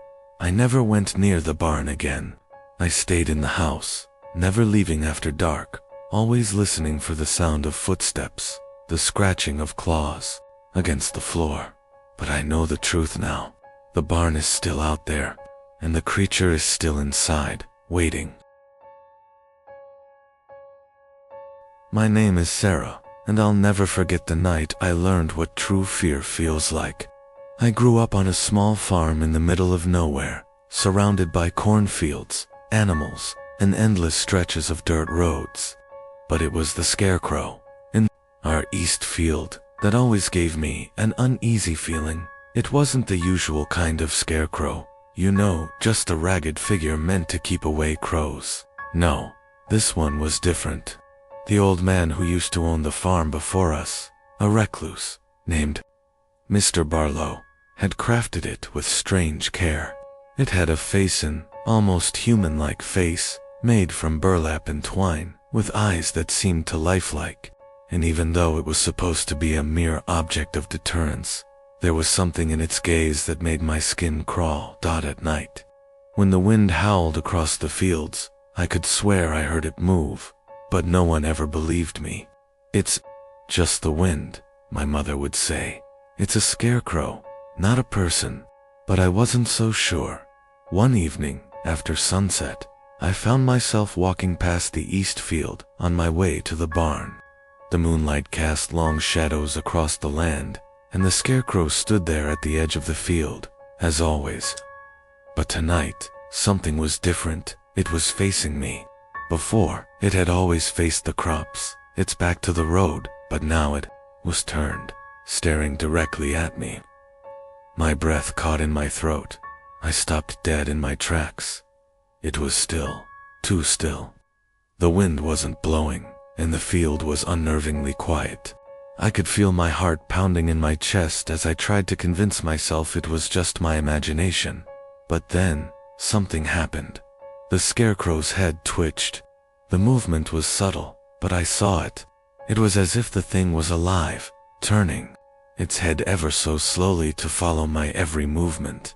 A chill ran down my spine, and I quickly turned away, heading for the barn, my footsteps quickening with each passing second. That night, I locked my bedroom window, but sleep never came. I couldn't stop thinking about the scarecrow. I could have sworn its eyes had followed me. The next day, I avoided the East Field, but by the following evening, curiosity got the best of me. I decided to confront the scarecrow, to prove to myself, once and for all, that it was just a harmless decoration. I walked out to the edge of the field just as the sun began to set. The scarecrow was still standing there, its ragged clothes blowing slightly in the breeze. I felt foolish for being so scared, but the unsettling sensation lingered. I reached out and touched the scarecrow's rough burlap face. To my surprise, it felt warm, as though it had been exposed to the sun all day, even though it was evening. My fingers recoiled, but I forced myself to calm down. "It's just a scarecrow," I whispered to myself. But then I heard it. A soft, raspy whisper coming from the scarecrow's mouth. "Don't touch me." I froze. The world around me seemed to stop. My body was paralyzed with fear. I wanted to scream, to run, but I couldn't move. The voice was soft, like the rustling of dry leaves, but there was no mistaking it. It had spoken. Suddenly, the scarecrow's body twitched again. This time, it wasn't just the head, its whole body jerked, and before I could even process what was happening, the scarecrow was standing upright, its arms reaching out toward me. I stumbled backward, falling to the ground in a panic, but I couldn't take my eyes off the figure before me. Its face, once dull and lifeless, was now contorted into something grotesque. The eyes that had once seemed so innocent now gleamed with an unnatural hunger. The scarecrow's mouth twisted into a twisted grin, and I realized with horror that it wasn't a scarecrow at all. It was something far worse. The air around me grew cold, and I could feel the ground beneath me vibrating. The scarecrow's form began to shift, morphing into something tall, skeletal, and twisted. The ragged clothes fell away to reveal a figure that was no longer human, its body stretched and elongated, its arms thin and impossibly long. The creature's eyes gleamed with malice as it moved closer, dragging its feet across the earth. I scrambled to my feet, my mind screaming for me to run, but my legs wouldn't cooperate. I couldn't tear my eyes away from the creature, which was now towering over me, its breath ragged and foul. "You shouldn't have touched me," it hissed, its voice like 1,000 whispers. With one final scream, I managed to break free, running toward the house, my heart pounding in my chest. I didn't stop until I reached the safety of the barn, locking myself inside. I never went near the East Field again. The scarecrow, whatever it had become, was still out there, and every now and then, when the moon is full, I can hear it whispering in the wind, its voice calling to me, reminding me of the night I touched it. My name is Dylan, and I should have listened to the old man, but I didn't, and now, the farm will haunt me for the rest of my life. I had always wanted to work on a farm. The idea of living off the land, waking up to the smell of fresh earth, seemed like the perfect life. When I found a job on the Holt family farm, I was eager to start, not knowing that I had stepped into a nightmare. The farm itself was vast, with acres of cornfields stretching as far as the eye could see. But there was something unsettling about it. Land felt heavy, like it carried a secret that it would never reveal. Old Man Holt, the farmer, was a quiet, weathered man.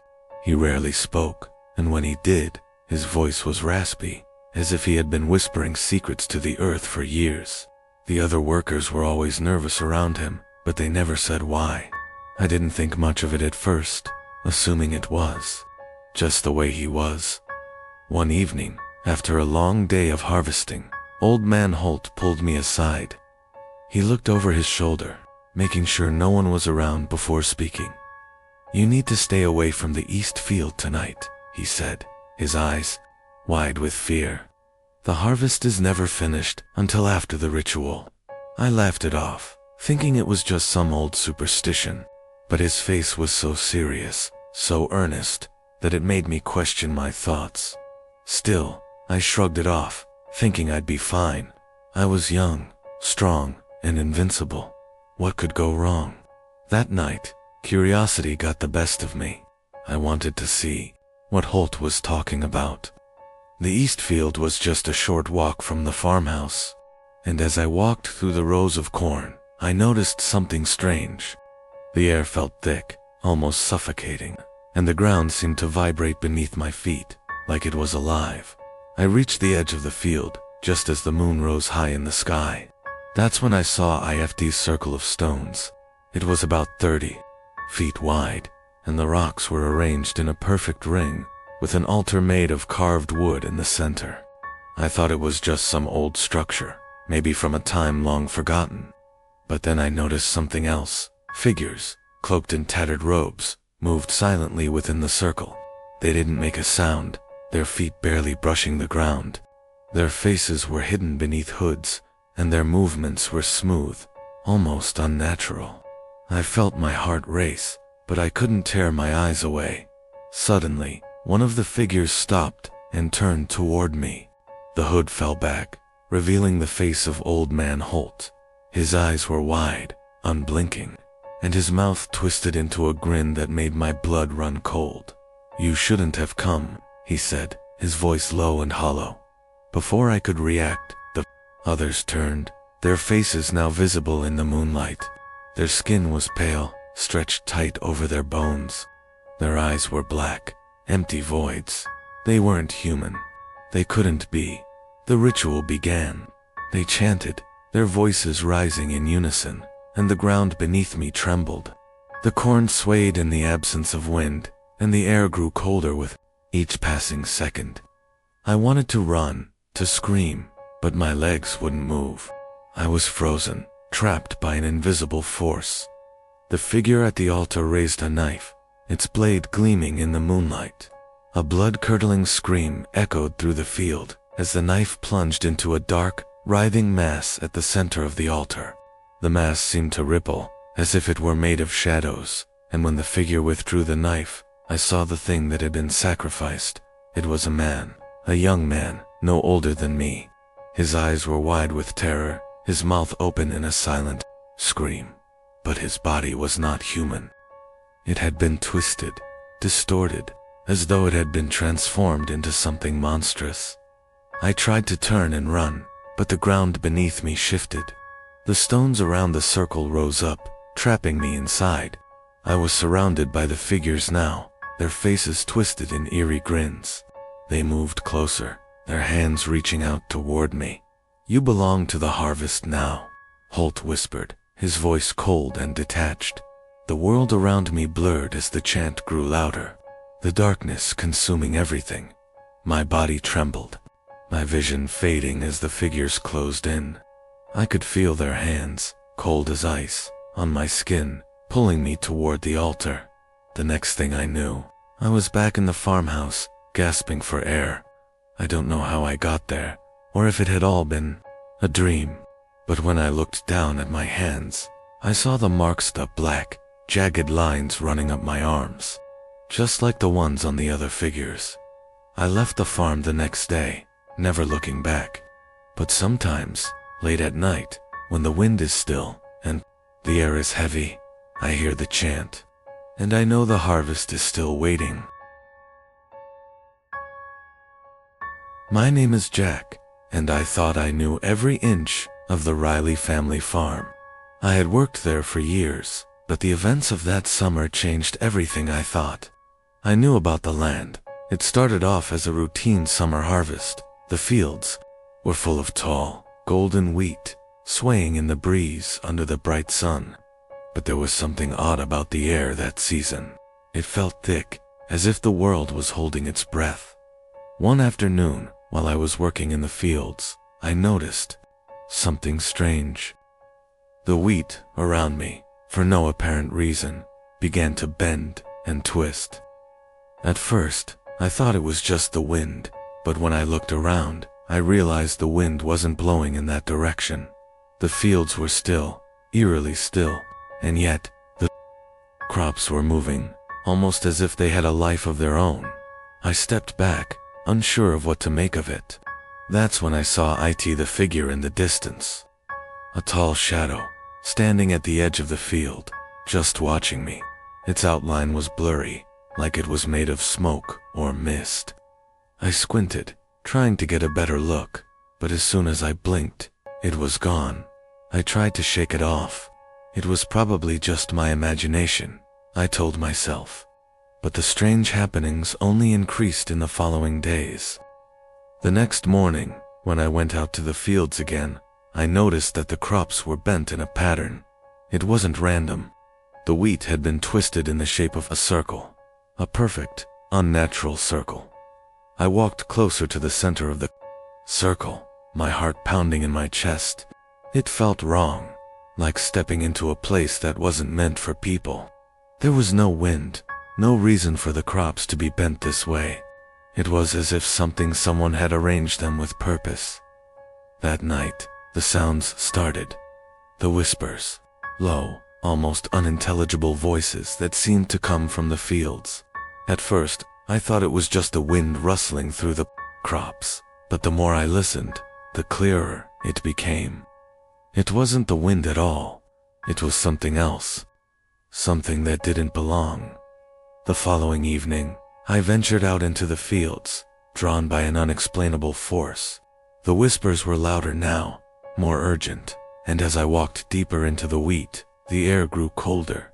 I felt a chill crawl up my spine, and for the first time, I felt truly afraid. Then, out of the corner of my eye, I saw them, figures, standing at the edge of the field, just like the one I had seen earlier. But this time, there were more of them, dozens of them, their forms flickering like shadows in the twilight. I couldn't make out their features, but I could feel their eyes on me, watching, waiting. I tried to run, but my legs wouldn't move. I was frozen, rooted to the spot, as if the land itself had a hold on me. The whispers grew louder, and I could hear words now, though they made no sense. It was like a language I couldn't understand, but I could feel the weight of it pressing down on me. That's when I saw the circle again. The crops were twisting, bending, and forming the shape once more, this time larger, more pronounced. The figures were moving toward it, and I knew, in that moment, that something terrible was about to happen. I tried to scream, but no sound came out. The figures were closing in, their movements jerky and unnatural, like they were being controlled by something unseen. And then, in the center of the circle, I saw it, a dark shape, an entity that wasn't human, its form shifting and writhing, as if it were made of the night itself. It spoke, its voice like 1,000 whispers, each one more chilling than the last. "You shouldn't have come here," it hissed. "The land claims what it desires." With that, everything went silent. The figures vanished, the whispers stopped, and the air returned to its usual stillness. I collapsed to the ground, gasping for breath, my heart pounding in my chest. The circle of wheat had disappeared, as if it had never been there. The next morning, I left the Riley farm for good. I couldn't explain what happened, but I knew one thing for certain: the fields, the land, had changed me. And whatever had been out there, whatever I had seen, was still there, waiting for the next person foolish enough to wander too close. My name is Anna, and it's been years since I left the farm. I still remember the barn, though, the one I was warned about. The one my grandfather always told me to stay away from. It was an old barn, built long before I was born. The wood was weathered, the roof sagging, but there was something about it that felt different. It wasn't just the eerie creaks it made at night, or the way the wind seemed to whisper through the cracks in the walls. There was a presence in that barn, a dark, oppressive energy that made you feel like you were being watched, even when you were alone. I was just a kid when I first noticed it. It was summer, and I had been playing with my brother, Mark, in the yard. We were running around when I saw him, the man in the barn. I didn't know who he was, but I remember seeing him through the cracks in the barn's rotting walls. He was tall, wearing a wide-brimmed hat that shadowed his face. He didn't move. He just stood there, watching. "Mark," I whispered, "there's someone in the barn." He looked at me, confused. "There's no one there, Anna. It's just an old building." But I knew what I saw. My heart pounded in my chest, and the hairs on the back of my neck stood up. The man was still there, and I could feel his eyes on me, even from that distance. That night, as I lay in bed, I heard it again, the whispering. At first, I thought it was the wind, but then I realized it was coming from the barn.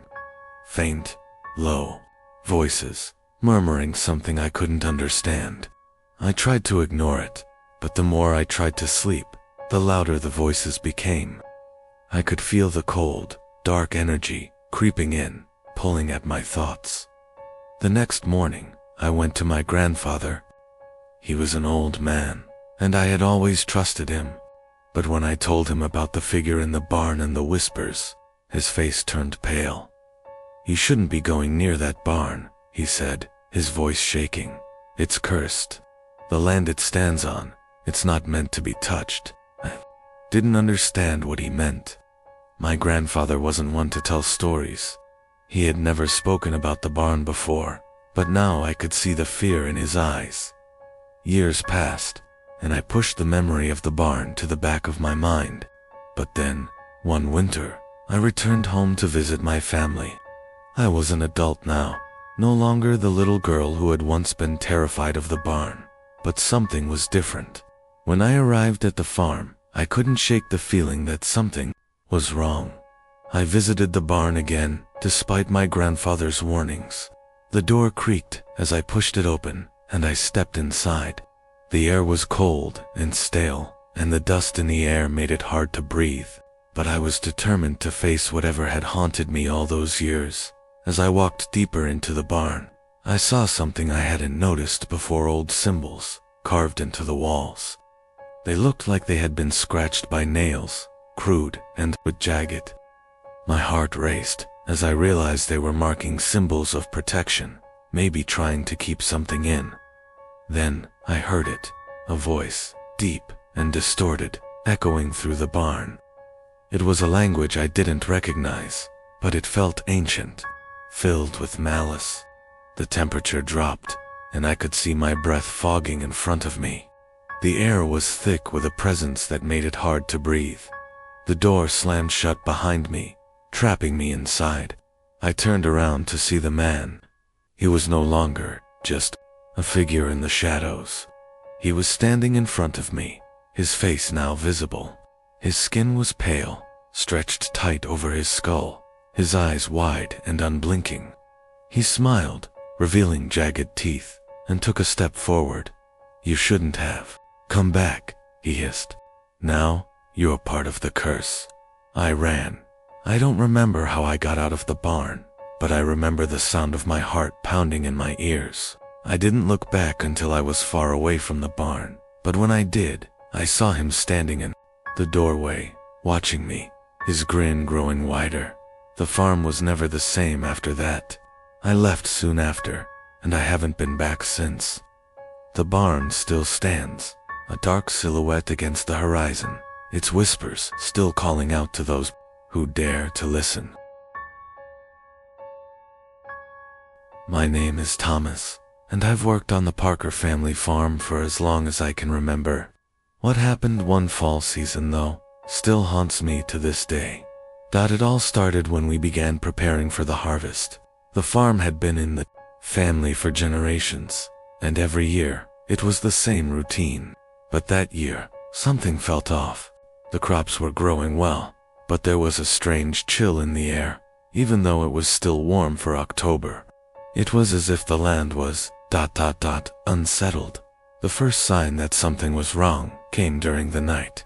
I was out in the fields, checking the crops after sunset, when I heard a faint, high-pitched sound coming from the cornfield. At first, I thought it was an animal, but then, it happened again. The sound was like a whispering, almost too soft to hear, but unmistakable. I brushed it off as the wind. But the next morning, things got stranger. I found footprints in the soil deep, heavy tracks that weren't there the night before. They led into the cornfield, but when I followed them, I couldn't find where they ended. The soil was soft, and I could still see the indentation of the footprints, but they seemed to vanish into thin air after a few steps. I tried to tell Mr. Parker, the owner of the farm, but he just laughed it off. "Old farm superstitions," he said. "Nothing to worry about." But I wasn't so sure. As the days passed, I began to notice more strange things. At night, I would hear scraping noises coming from the barn, like something or someone was trying to claw its way out. And sometimes, when I was in the house, I'd catch a glimpse of movement out of the corner of my eye. But when I turned to look, there was nothing there. The worst part, though, was the harvest.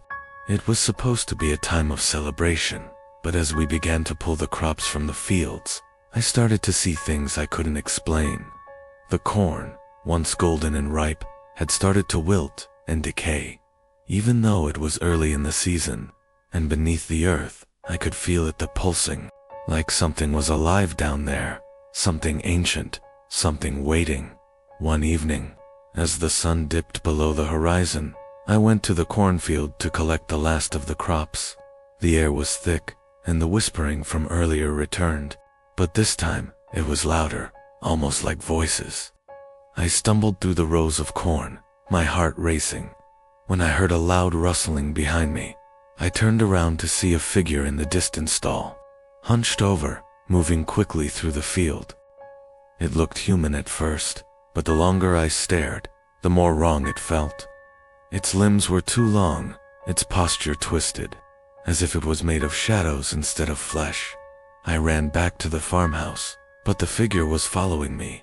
I could hear its footsteps getting closer, and the whispering grew louder, like 100 voices all speaking at once. When I made it to the house, I slammed the door behind me and bolted it shut. I was breathing heavily, my body covered in sweat, when I heard the unmistakable sound of scratching on the walls. It wasn't the wind. It wasn't animals.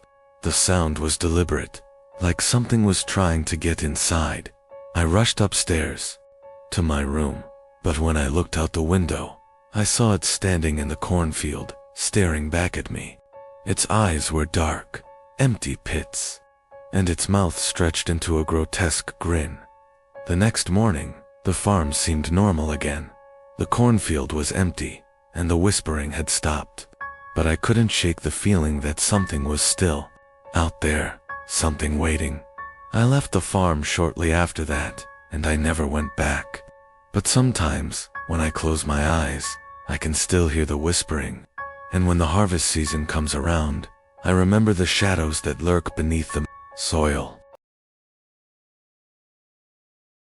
My name is Derek, and I made a terrible mistake that night at the Grandview Theater.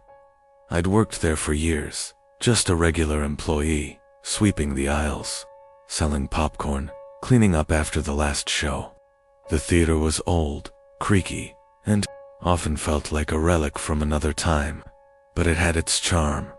One night, I was scheduled for a late shift. We had just finished the last screening of the night, and most of the staff had already left. I was about to lock up when I noticed something odd. A film reel had been left on the counter in the lobby. It was unmarked, completely anonymous. No label, no studio name, just an empty canister that somehow felt wrong. Curiosity got the better of me. I decided to play it. I took the reel up to the projection booth and loaded it in. The screen flickered to life, and what I saw made my stomach drop. It was a performance, a play of sorts. The scene was set on a stage, with actors in costumes, but there was something off about them. They didn't move like real people. They were stiff, almost mechanical, and their faces were covered by masks. The audience in the background was eerily quiet, their faces hidden in darkness. But something about the atmosphere made my heart race. I leaned forward in the booth, my hands gripping the control panel. The scene unfolded, but it was strange, unsettling. The actors moved closer together, speaking in hushed tones, though their lips never moved. Then, the stage lights flickered, and the figures on stage, they turned toward the camera. All of them, they stared directly at me, their eyes vacant but knowing. The scene on screen changed. The camera now faced the projection booth, the view from the theater, as if the film was taking place in the exact room where I was sitting. I froze. On screen, the actors were now standing in front of the booth, looking directly at me. Their movements were jerky, unnatural, and then one of them spoke, but not through the speakers. It was a voice that came from behind me, right next to my ear. "You shouldn't have watched." I whipped around, but there was nothing there. The booth was empty. The screen flickered again. The actors were now in the aisle, moving down the rows, walking toward the booth with unnatural speed. I jumped up, knocking over the chair. I ran toward the exit, but it was locked. The door wouldn't open. Panic set in. I was trapped. The figures were getting closer. I could hear their footsteps, their breath, even though the screen was silent. I turned back to the screen, and to my horror, the actors were standing at the booth door. Their masks were gone. Their faces were twisted, distorted in agony. The film went black. I don't know how long I sat there. I don't know how I got out of the theater, but I remember the chill on my skin, the echoing silence that followed me the entire way home. The next day, the reel was gone. The projector had stopped working. The Grandview Theater was quiet once more, but I know what I saw, and now, every night, when I close my eyes, I can hear those footsteps following me. My name is Alex, and I never should have stayed after hours. The Silverbrook Cinema was known for its quirky history, a theater that had seen better days. People said it was haunted, but I never put stock in those stories. I worked as a projectionist, a quiet job where I could focus on films and be left alone. That was until I found the reel. It was buried deep in the storage room, forgotten, collecting dust like it had been left there on purpose. No label, no information, just a faded strip of film that seemed oddly inviting. I decided to play it. It was around midnight when I set up the projector. The theater was empty, just how I liked it. The film flickered to life, grainy and distorted, showing a street scene. It was quiet at first, no sound. The camera slowly zoomed in on a lone figure walking down the sidewalk. I leaned forward, intrigued. The figure was dressed in an old-fashioned suit, the kind from the 1940s. His face was out of focus, just a blur of gray. He moved slowly, deliberately, as though the world around him didn't exist. Then, the streetlights flickered. I froze. The figure stopped and turned toward the camera. He looked directly at me. My breath caught in my throat. The camera shifted. Now it was focused on the interior of the cinema. The seats were filled with people, all sitting still, faces hidden in shadow. I recognized a few of them, but the rest, I didn't. They were all watching the screen. Then, one by one, they began to turn their heads toward me. I turned around. No one was there. When I looked back at the screen, the people in the seats were closer. The film was distorted, the frame shaking as if something was interfering with the projector dot. And then the man in the suit appeared in the theater, standing at the back, staring at me with those hollow eyes. I jumped to my feet, but the film kept playing. The man moving closer, his smile widening with every frame. I couldn't breathe. I couldn't move. The film sped up, and the people in the seats now crowded around the screen. They weren't watching the film anymore. They were staring at me. Then everything went dark. The theater was silent. I don't remember running out of the projection booth. I don't remember leaving the theater, but somehow I found myself standing outside, shaking uncontrollably. The next morning, I went back to the theater. The reel was gone. The projector was off. The seats were empty. But when I looked at the screen, I saw the man in the suit, standing in the frame, looking out into the audience. I never went back. But sometimes, when I walk past cinema, I swear I see the lights flicker, and I know he's still watching. My name is Joel, and I used to love working the night shift at the Crescent Cinema. But after that night, I don't think I'll ever step into a theater again. It was a slow evening only. A handful of customers had come in. By the last showing, the place was practically empty. At 11:45 p.m., the final credits rolled in Theater 3. Everyone had left, or so I thought. I went in to do a quick cleanup, sweeping up spilled popcorn and collecting abandoned cups. The screen was still on, casting a dim glow over the seats. That's when I saw him, a man sitting in the very last row. He was completely still, facing forward, as if the movie hadn't ended. "Sir," I called. No response. I sighed and stepped closer. "The theater's closed." "You have to." He turned his head. My stomach dropped. His face was wrong. It wasn't just pale, it was blurred, like a smudged photo. His eyes were too dark, too empty. And then he smiled.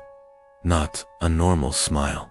A slow, deliberate stretch of his lips, wider than it should have been. I stumbled back. My heart pounded as I fumbled for my radio. But before I could speak, the screen flickered. The credits were rolling again, but instead of actors' names, it was something else. A list of dates. The most recent one was that very night. Next to it, a name. Joel Carter. My name. The lights cut out. I ran. I don't remember how I got to the lobby, but I didn't stop running until I was outside, gasping for breath. The next morning, I told my manager what had happened. He paled. "The last matinee," he whispered. "You saw him?"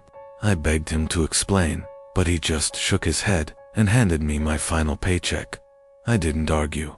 I just took the money and left. That was 3 weeks ago.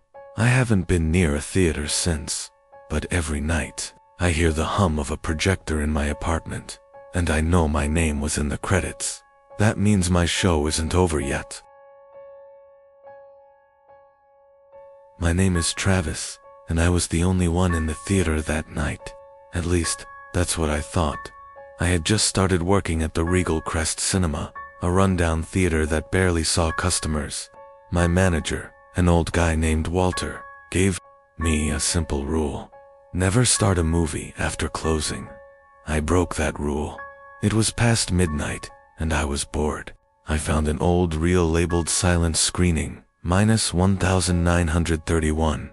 No studio name, no details. Just that title. I loaded it into the projector, grabbed some popcorn, and sat in the back of Theater 6. Big mistake.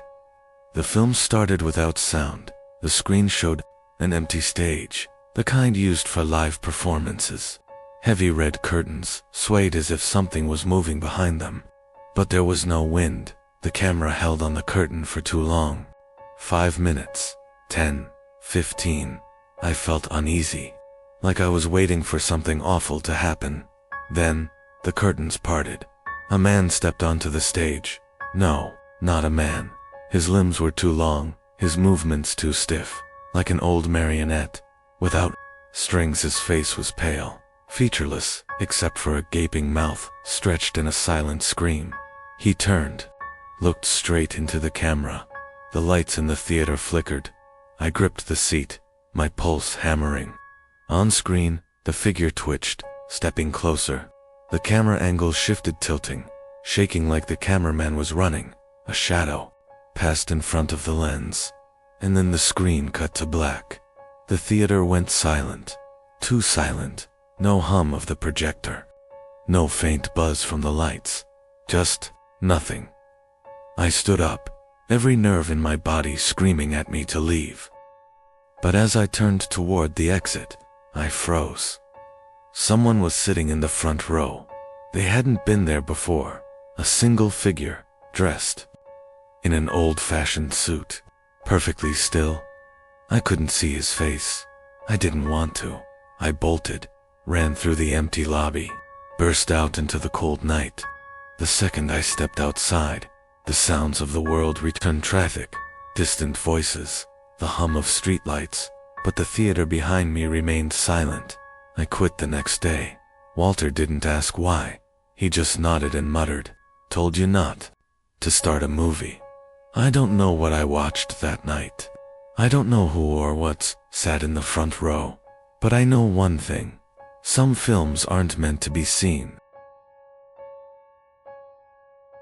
My name is Ryan, and I used to love watching horror movies. But after what happened at the Grandview Theater, I can't even look at a screen anymore. It was supposed to be a normal closing shift. The last showing had ended, the customers had left, and I was making my final rounds. Everything was routine until I passed Theater 7.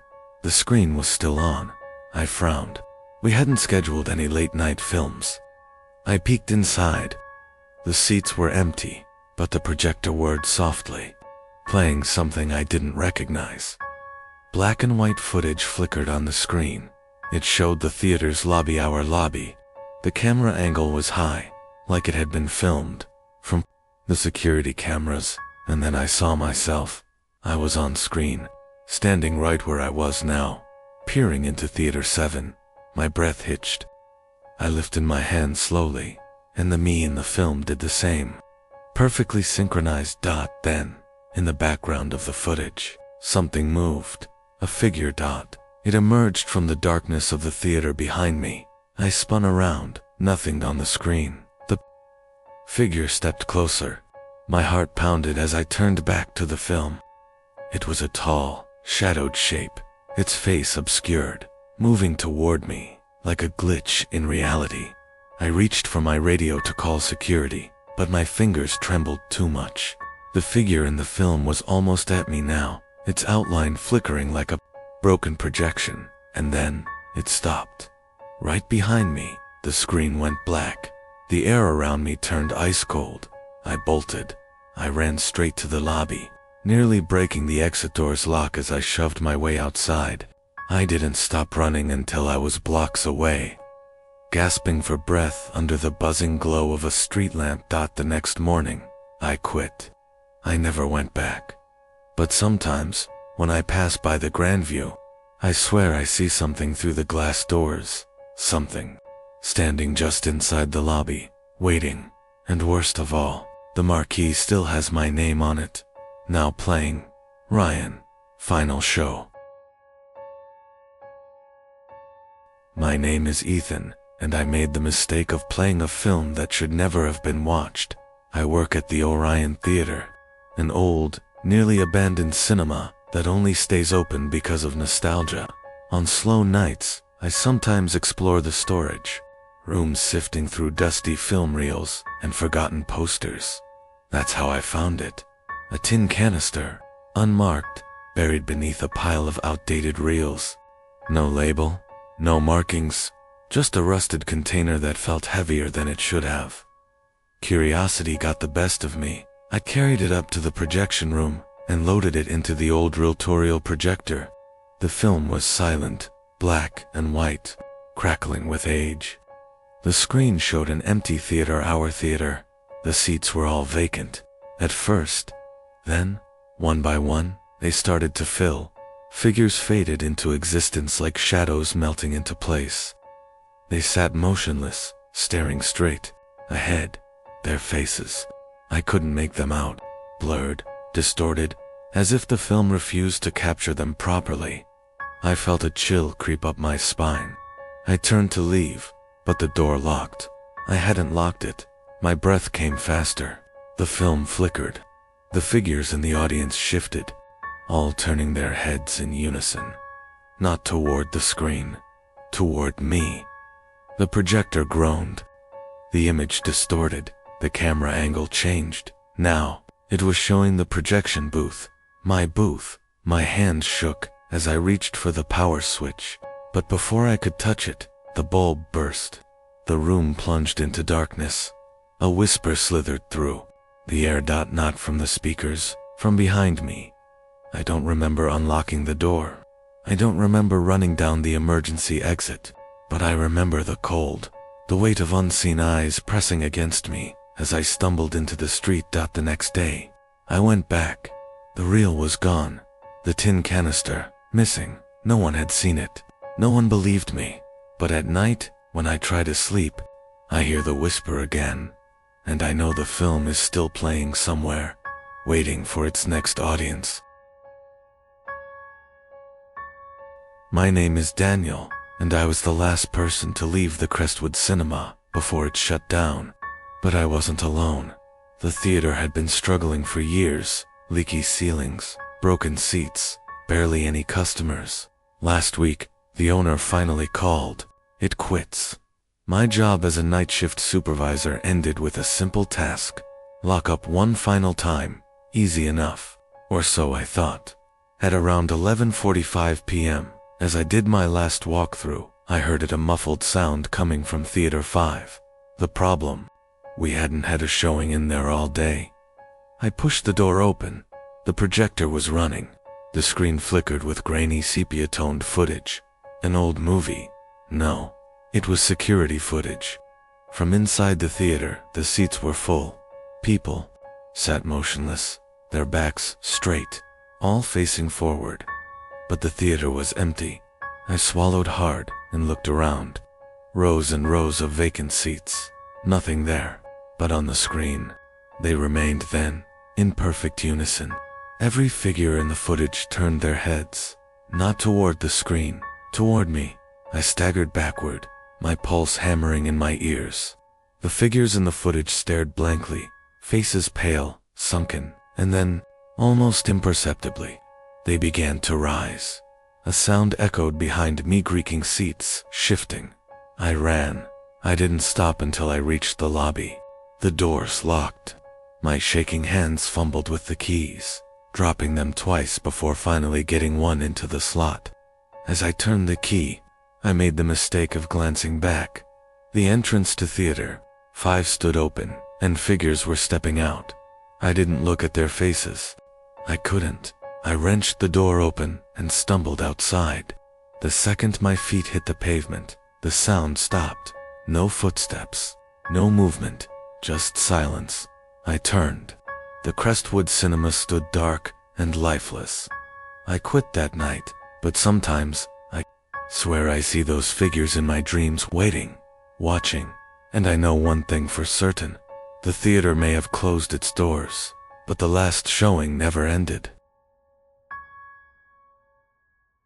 My name is Jake, and I used to dream of being a filmmaker.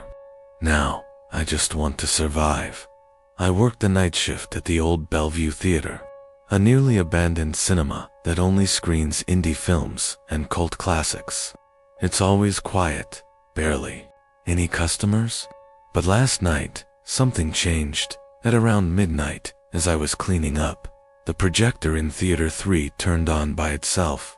The schedule was clear, no late night showings. I went to check, thinking maybe someone had left a reel running by mistake. The theater was empty. The film on screen was black and white, grainy, like an old silent movie. It showed a dimly lit hallway, one that looked eerily familiar. As I watched, a shadow moved across the frame. A man appeared, dressed in an old-fashioned suit, his face obscured. He walked slowly, deliberately, toward a door at the end of the hallway. I realized why it looked familiar.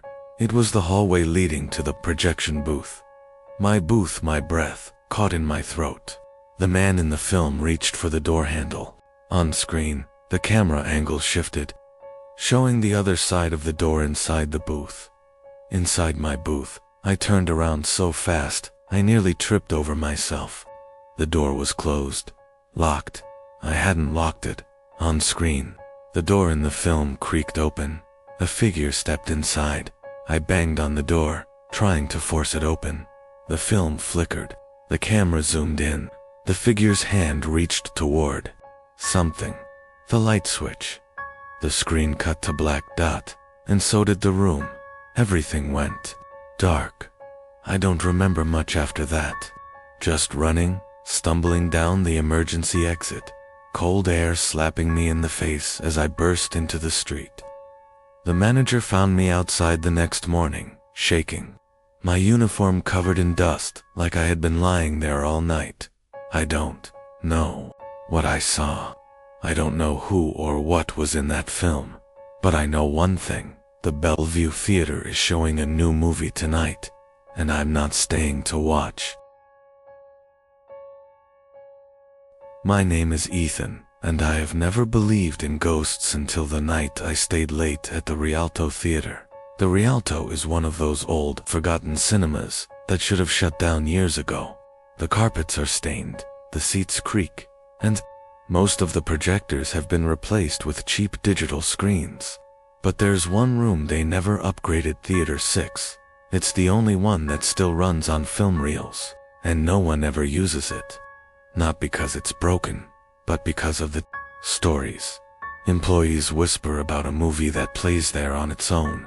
A silent film, one that was never in our inventory. They say if you watch it, something watches you back. I always thought it was a joke. Then, last Friday, I had to lock up alone. I was walking past Theater 6 when I heard the soft, rhythmic clicking of a film reel spinning. I stopped.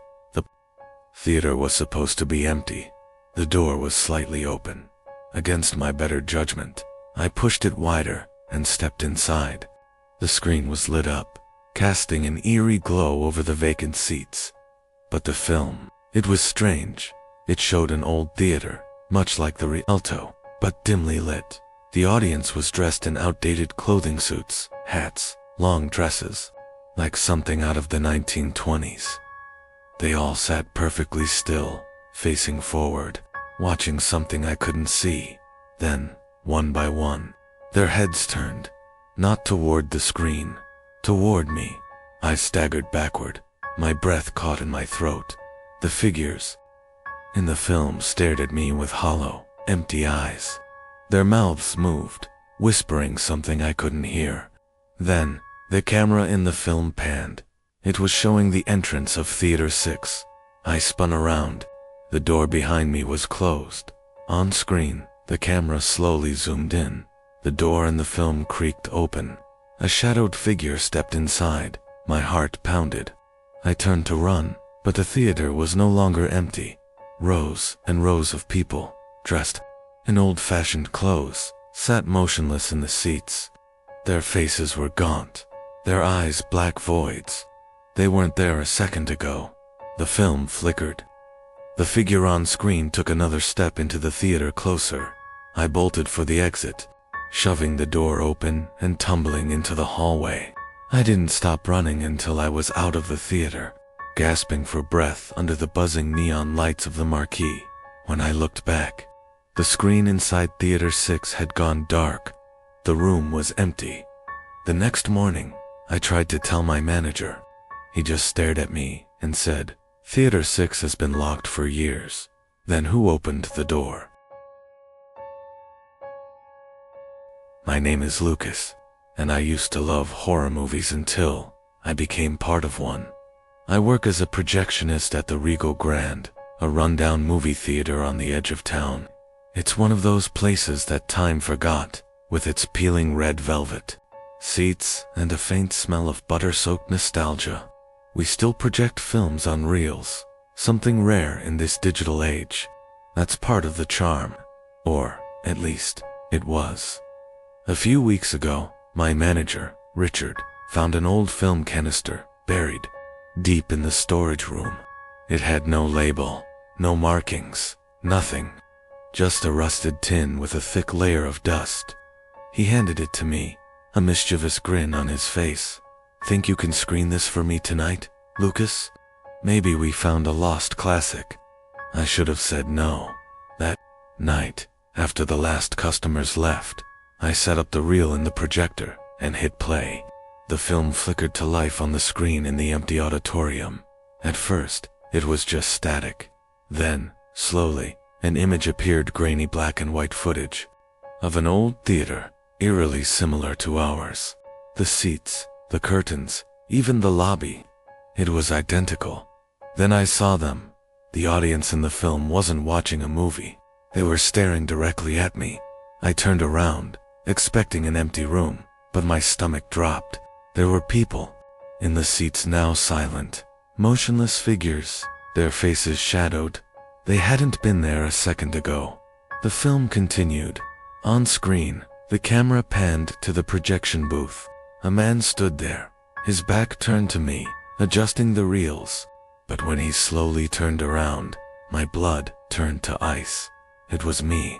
I stepped away from the projector, my hands shaking. The Lucas on the screen raised his hand and pointed at me. The figures in the audience rose from their seats. I ran. I don't know how I made it out, but I burst through the theater doors and into the cold night air. When I turned back, the screen was blank, the room empty. I told Richard what happened, but he just laughed. The next night, he stayed late to watch the film himself. He never came back. The police found his shoes in the middle of the auditorium, but nothing else. No body, no sign of struggle, just his empty shoes. I quit the next day, but sometimes, late at night, I hear the sound of a film reel spinning, and I wonder if Richard is still watching, or if he's part of the film now. My name is Keaton Voss. I'm a demolition contractor. When buildings die, I help bury them. Last month, my crew was assigned to tear down a foreclosed suburban house in Eddington Hollow. Standard procedure: evict the rot, clean the bones, but the basement wasn't in the blueprints. The exterior was a one-story ranch. The plans showed a crawl space, nothing more. But inside, past the kitchen pantry, was a door we didn't expect. Steel, rusted, sealed shut with 6 different locks. We forced it open. The air hit us like a wet slap damp, moldy, but something else. Metallic, like old blood.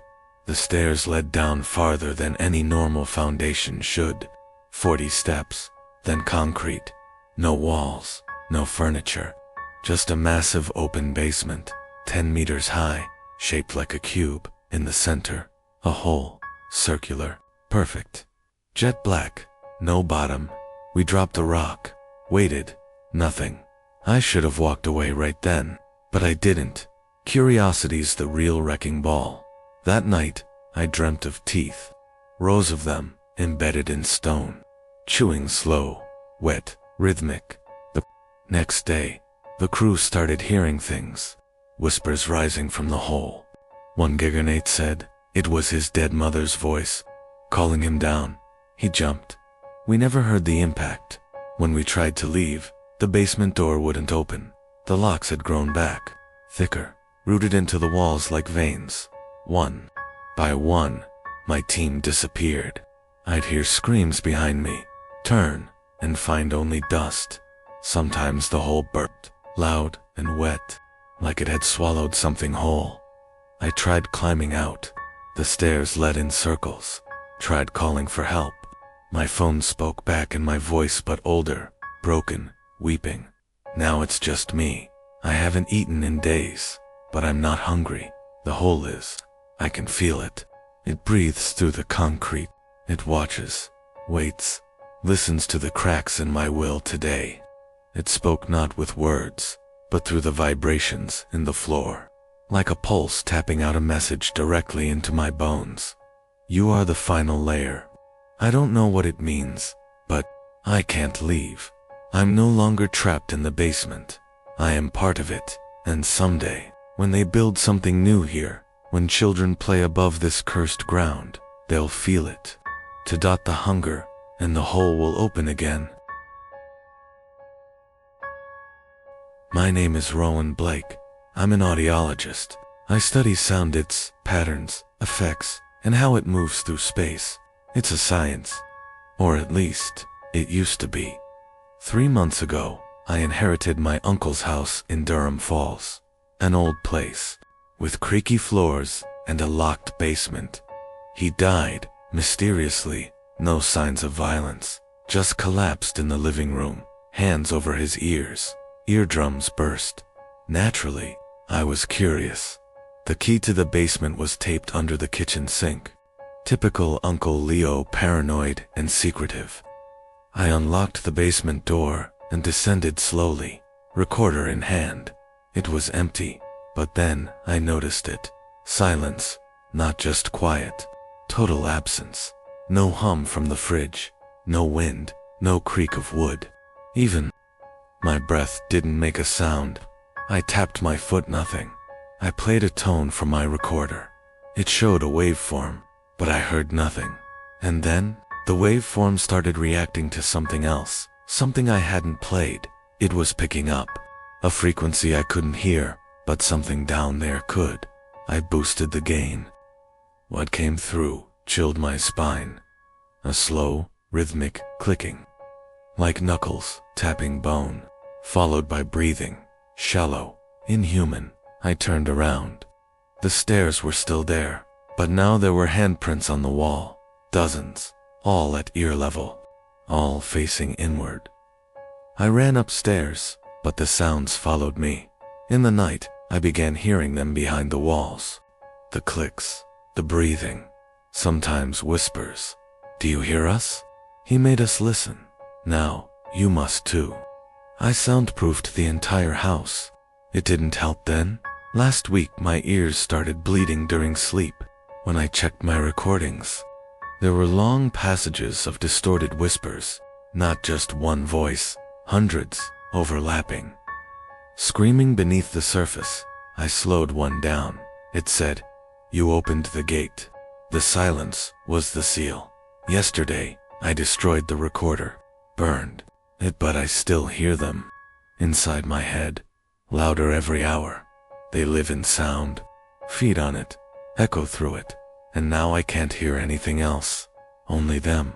I wear earplugs now, noise-canceling muffs, but it doesn't stop the pressure. The crawling sensation in my ear, the urge to scream. Tonight, I go back down. Not to silence them, but to join them, to become the next sound beneath.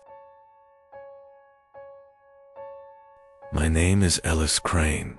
I'm a freelance photographer. I rent short-term homes for my projects. And this one, an old craftsman near Hollow Ridge, was just supposed to be another gig. Shoot, edit, move on. But the basement changed everything. It started when I went down to check the fuse box. The light bulb was burnt out, so I used my phone. The space was plain cement walls, a wooden shelf, nothing more, until I turned around to leave. The stairs were gone, and their place was another hallway, brick-lined, damp, humming like distant machinery. I took a step forward, thinking maybe I was turned around, then another. The door behind me slammed shut and vanished. I ran forward, screaming, but the hallway never ended. I walked for what felt like hours. Then, suddenly, I found myself back in the basement, or so I thought. The shelf was there, but the items were different. Old tools, rusted and strange. A small teddy bear with its face burned off, and the stairs still gone. I turned. Another hallway. I tried my phone. No signal. Battery at 83%. Stuck there. No matter how long I used it, the number wouldn't change. I kept walking. Again and again, I returned to the same basement.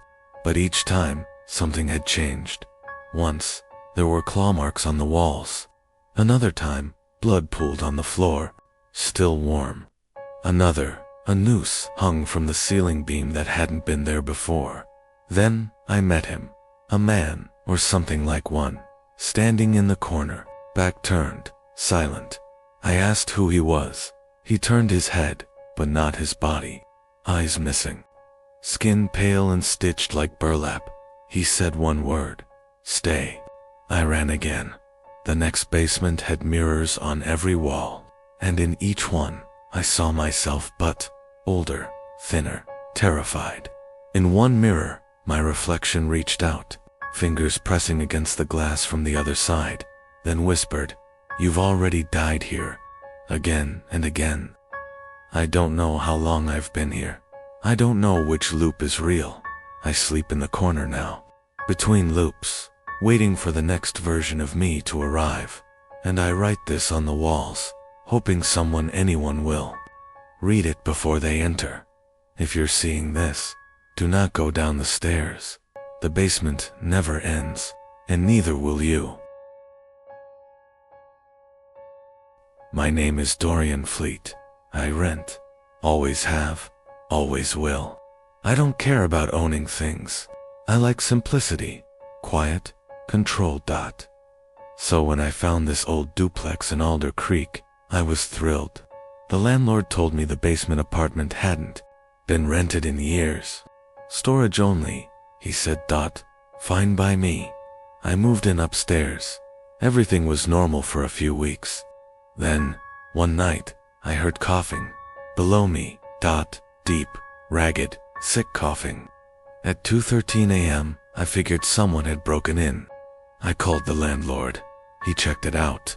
Came back up pale. "No one's down there," he said. "It's locked. Always has been. Don't go near it." But the coughing kept happening. Same time. Every night. Then came the dragging sounds. Slow, like someone pulling something heavy across concrete. Followed by whispers. Male, low, and steady. Never angry. Never loud. Just talking. I started recording it one night. When I played it back, I heard a voice whisper clearly, "I know. You hear me?" I didn't sleep. I confronted the landlord, pressed hard. He finally cracked. "There was a man," he said. "Lived down there 20 years ago. Never left. Quiet guy. Until one day, he stopped paying rent. We went to evict him and found the whole apartment bricked up from the inside. No door." He shook his head. There was no door left. Just a wall where it used to be. We broke it down. The room was empty. No sign of him. Nothing but a chair, facing the wall and scratch marks all over the floor. He was never seen again. That night, I couldn't help myself. I went down. The lock was open. I stepped inside.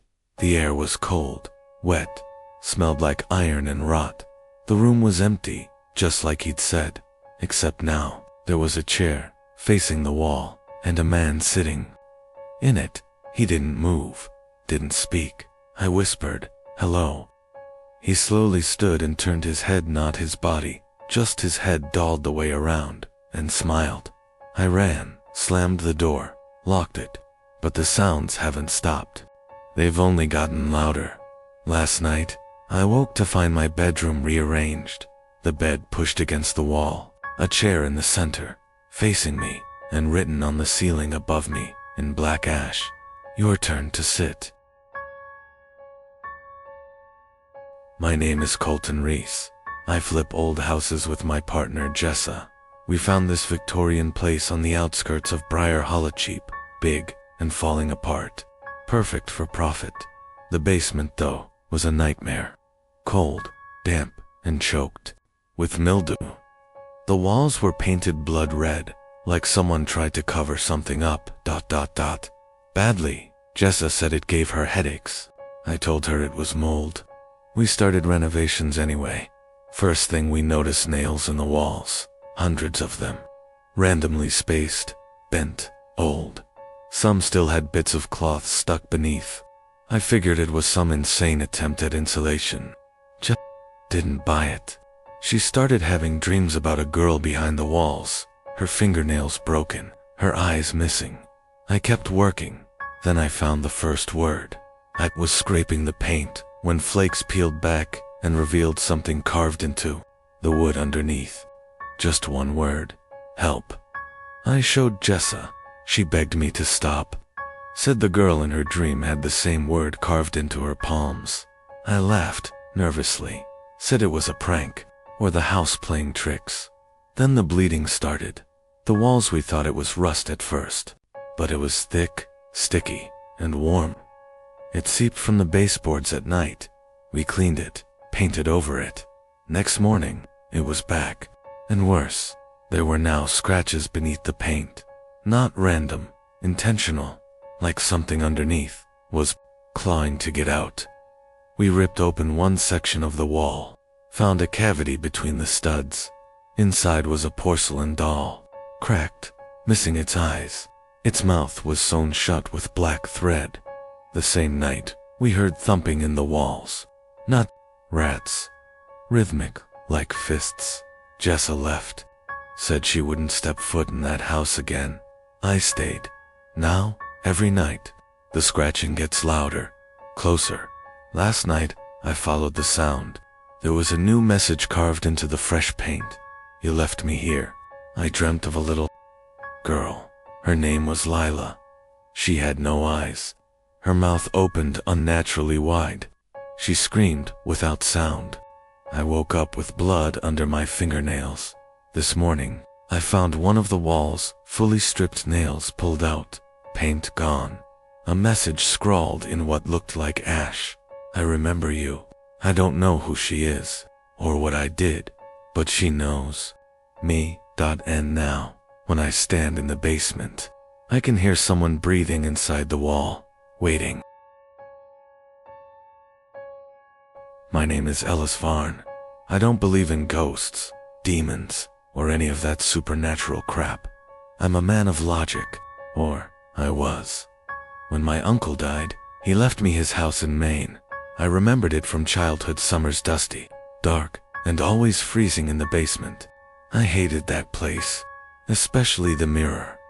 It was a full-body antique, framed in blackened oak, covered with a moth-eton sheet.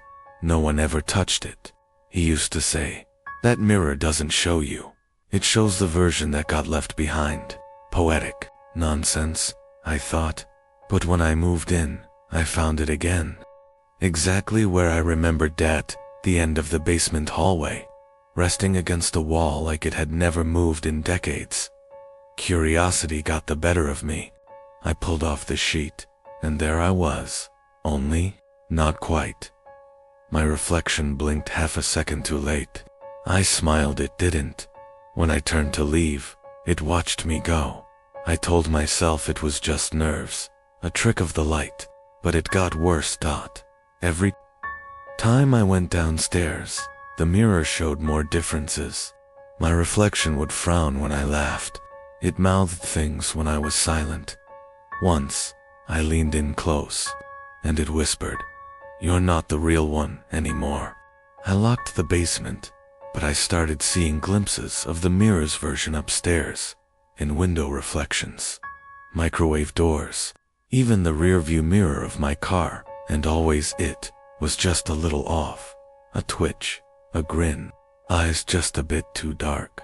One night, I heard footsteps in the basement. I had the only key. I opened the door and crept down. The mirror was gone, but carved into the wall, where it stood, was this message: traded places. I ran to the nearest mirror in the house and looked into it. What I saw was perfectly me until it winked. I haven't been sleeping. I see it in every reflection now, waiting, growing bolder. Yesterday, I saw it feeding my cat. Today, it waved from the upstairs window when I was in the front yard. And just now, I heard the front door unlock. I'm holding this basement door shut from the inside, but I don't think it's trying to get in. I think I'm the one who's not supposed to leave. My name is Darren Hollow. I live alone. That's what makes this so hard to explain. The house was a fixer-upper I bought after the divorce. Quiet street, no neighbors in earshot. The real estate agent mentioned the basement needed some love. That was putting it kindly. The door to the basement had 4 locks on it. Odd, but I figured maybe the previous owner had security issues. I should have known better when I found scratch marks on the inside of the door, human-sized, desperate. The basement itself was wrong, not haunted, not cursed, just wrong. The air was too still, like it didn't belong to the house, like it hadn't moved in years. Concrete walls, single dangling bulb, and dust so thick it felt alive. There were two things down there. A pile of old coats in the corner. Footprints in the dust that didn't match mine. I wear size 10 boots. These were bare feet. Bigger, heavier. And there were two sets, one coming in from the stairs, one leading behind the coats. I lifted the coats and found nothing, just the wall. That night, I heard footsteps in the living room. Slow, deliberate. But when I checked, nothing. Every door still locked. I thought maybe I was losing it. Stress, isolation, old house sounds. Until I started hearing the breathing low, wet, labored, like something trying to stay quiet. It came from under the floorboards, directly below my bed. I moved into the guest room upstairs, but it followed me. Last night, I spread flour on the floorboards in front of the basement door, just to prove I was wrong.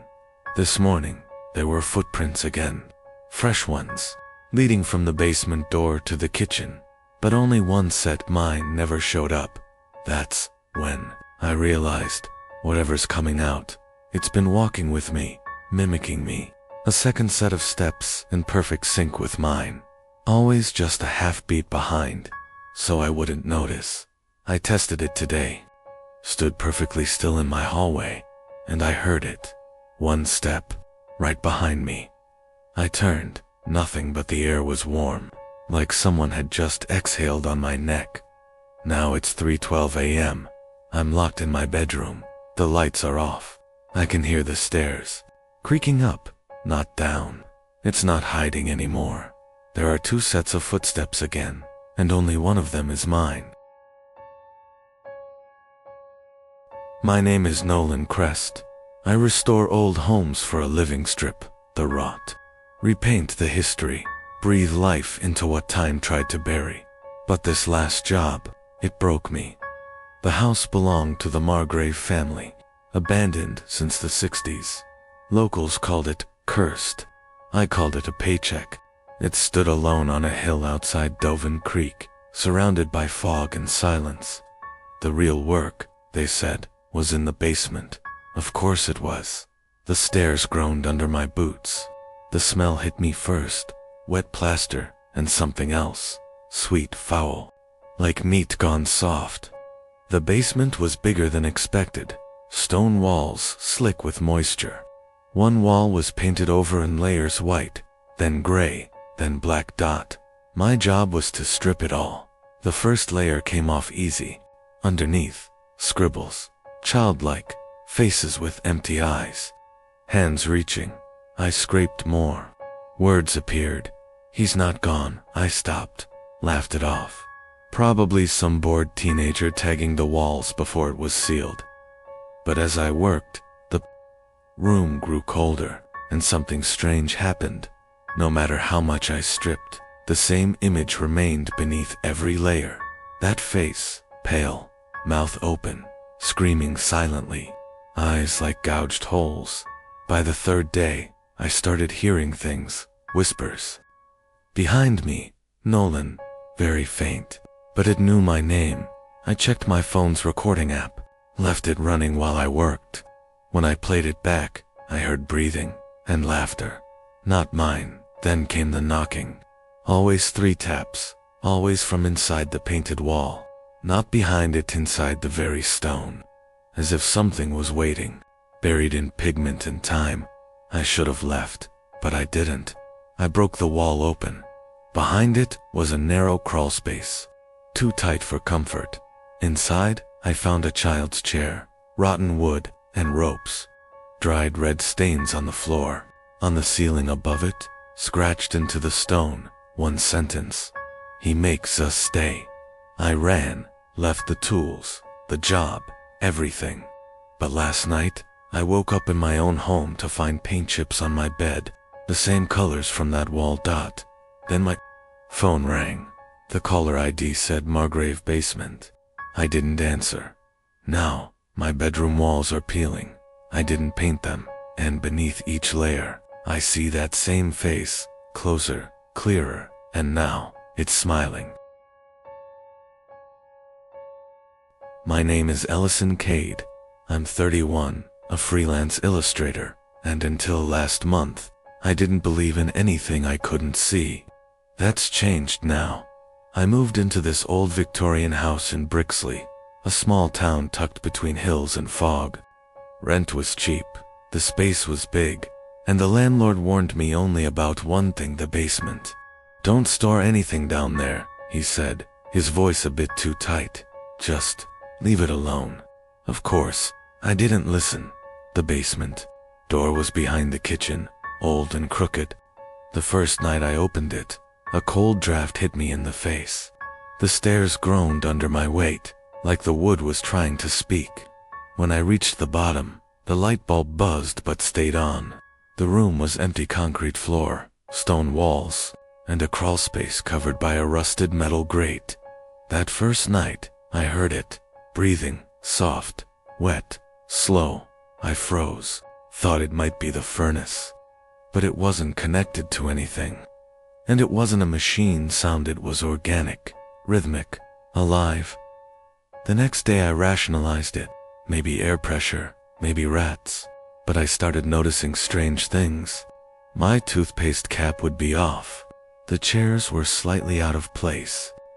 One morning I found muddy footprints coming from the basement door to the center of my living room, bare, human-like feet. But no mud on the floor beyond that point. Like whoever it was just vanished. I set up my phone as a night cam, facing the basement door. At 3:13 a.m., the door creaked open, though I had locked it.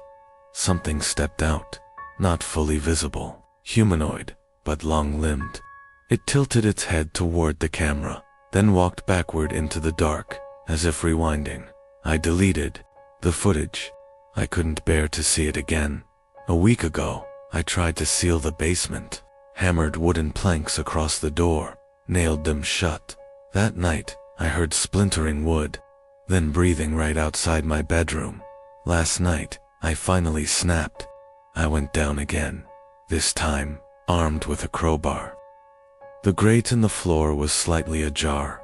I pried it open and found a tunnel, narrow, wet, carved into the ground by something not quite human. The breathing was louder now, so close I could feel it in my throat. Then I saw them. It is hundreds of small, blinking milky eyes staring at me from the tunnel walls, and a hand too many fingers reached up, touching my boot. I screamed, ran. I didn't stop until morning. Now it's daytime. I'm writing this as fast as I can, because tonight, I'm not sleeping here. I've packed my car. But as I opened the front door to leave, I heard breathing. Not from the basement this time, from inside my closet. My name is Corvin Ellis, and I swear to you, I'm not insane. Not yet. I bought this house for the quiet. I needed a place to write, away from the city noise. I didn't ask why it was so cheap. I didn't care. The house was old, creaky, and came with a large basement. When I first moved in, I noticed a thick iron furnace down there.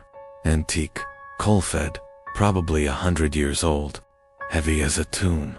It was bolted shut. I should have left it that way. The first time I went down, I heard tapping. Not loud, just ... deliberate. Like someone drumming with their fingernails from inside the furnace. I leaned in, stupidly curious. Then came the whisper. Cold in here. I jumped back, ran upstairs. Told myself it was the wind, the pipes, old metal, expanding. All the excuses a rational man makes, but the tapping didn't. Stop that every night at 3:17 a.m. Always 3:17. Just a light rhythm. Tap tap followed by a voice. Always the same words, always from inside the sealed furnace. Cold in here. I tried to open it once. The bolts were rusted, fused. I couldn't budge them. So I did what any idiot would do. I ignored it, put in headphones, drank too much, wrote less and less. Then last week, I found soot on the basement floor. No fire had been lit, but someone or something had tracked it across the concrete in perfect bare footprints. Size 11, like mine. 2 nights ago, the furnace door was open, just ... gaping, like a mouth, finally unsealed. I didn't open it. I couldn't. I ran, slammed the door, and shoved a bookshelf in front of it. That night, I dreamed of fire. Not normal fire. Living fire. With limbs. With a voice like scorched paper. It stood over my bed and whispered, "Thank you." Yesterday, I found ash on my pillow. Tonight, I decided to end it. I went down with a crowbar, flashlight, and every ounce of fear I could bottle into anger. The furnace door was closed again, as if mocking me. I pried it open, empty. No coal, no fire, just a deep, dark hole that went down, far deeper than the floor.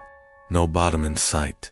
Then I saw the fingernails, scraped along the inner walls. Human, dozens of them, some fresh. Still red . And then I saw my name, Corvin Ellis, carved in perfect block letters on the back wall inside the furnace. Something moved behind the letters. I slammed the door and bolted it shut again. I'm upstairs now, typing this on my old laptop. The power's gone. It's getting cold. And I just heard something heavy drag itself up the stairs. The tapping has started again, but this time, it's not from the furnace. It's on my bedroom door. My name is Fletcher Reed. I'm 32, recently divorced, and for the first time in years, I live alone. I moved into a small apartment on the 6th floor of a creaky old building downtown. It's nothing special, but it's mine. Or at least, it felt like it was until last week. It started with the peephole. One night I got home late from work and noticed something odd. The hallway light outside my door was flickering, and there were faint scuff marks on my welcome mat. I peered through the peephole out of instinct. Just darkness.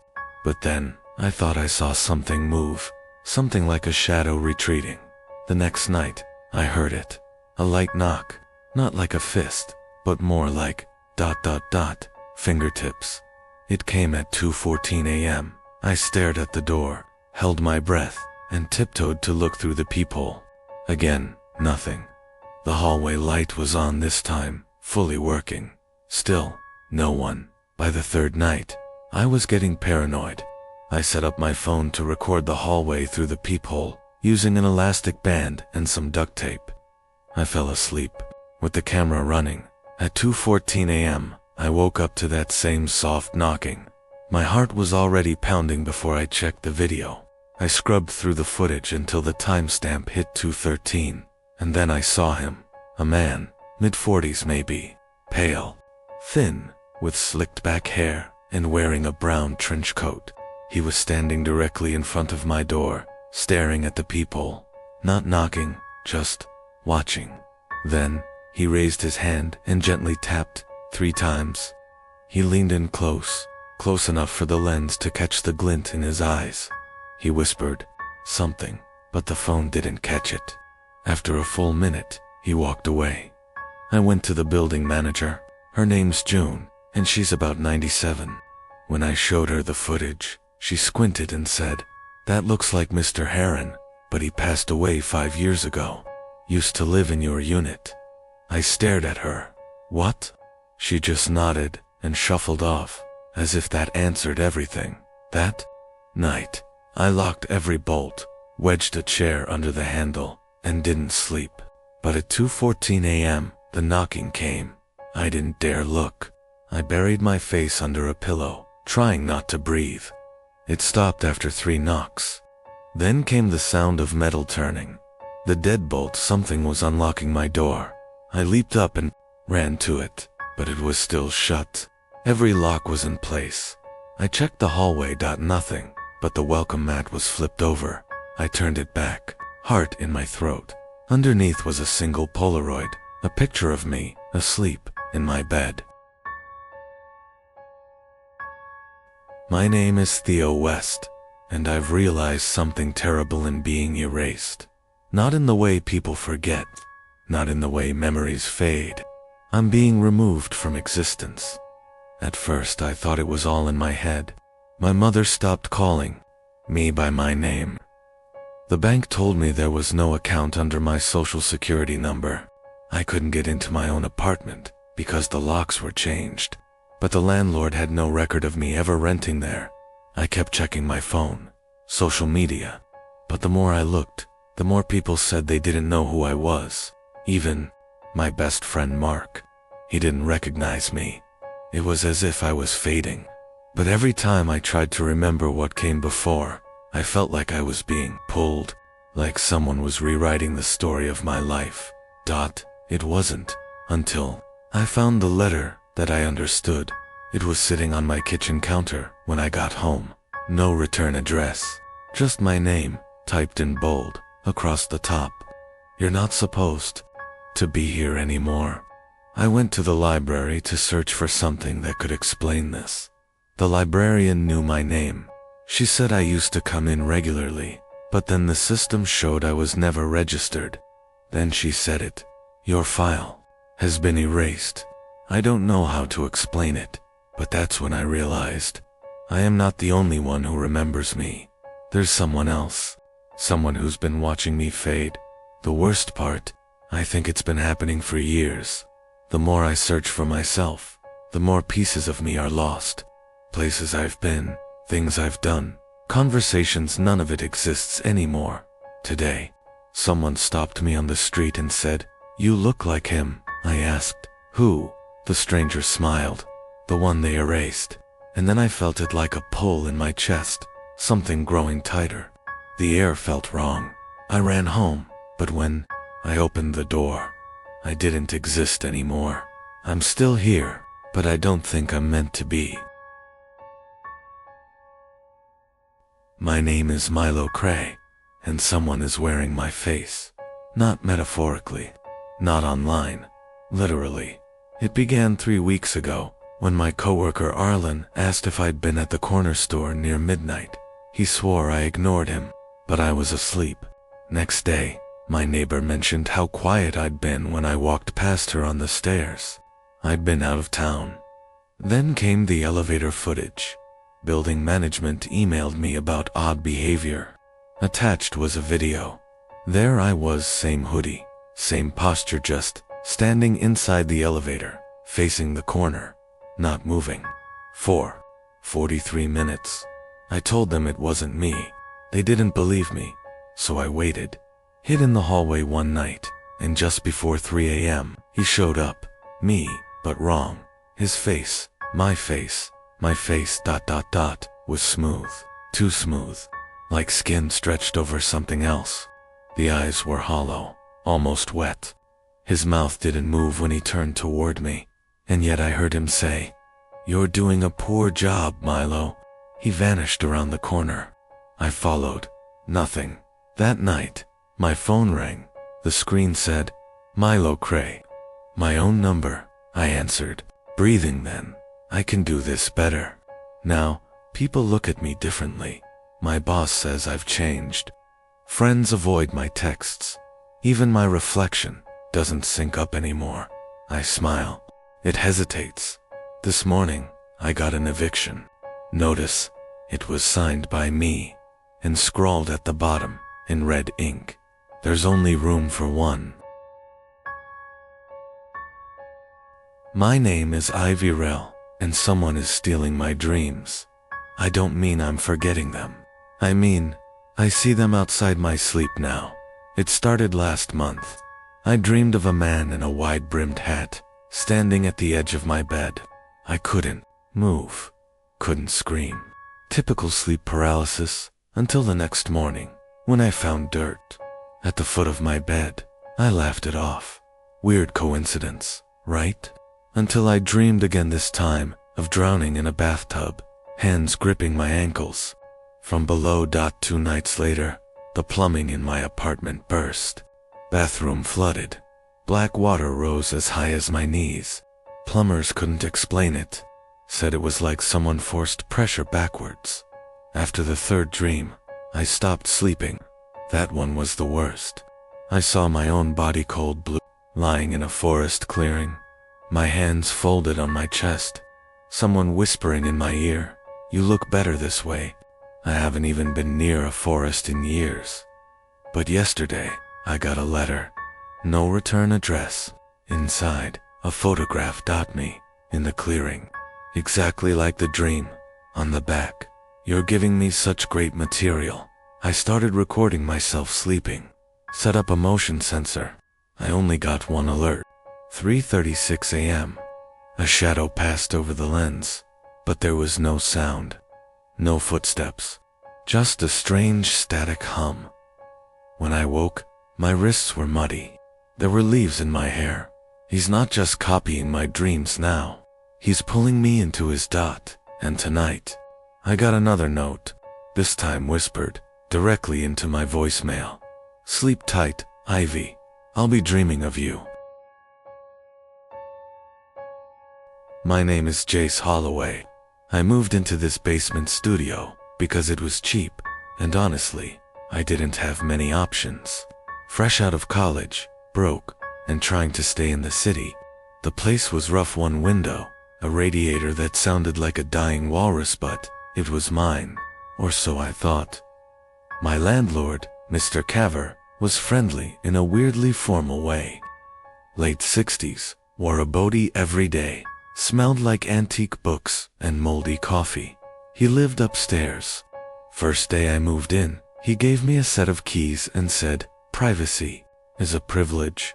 Treat it well." I laughed. He didn't. The first week was normal minus the occasional footsteps at night.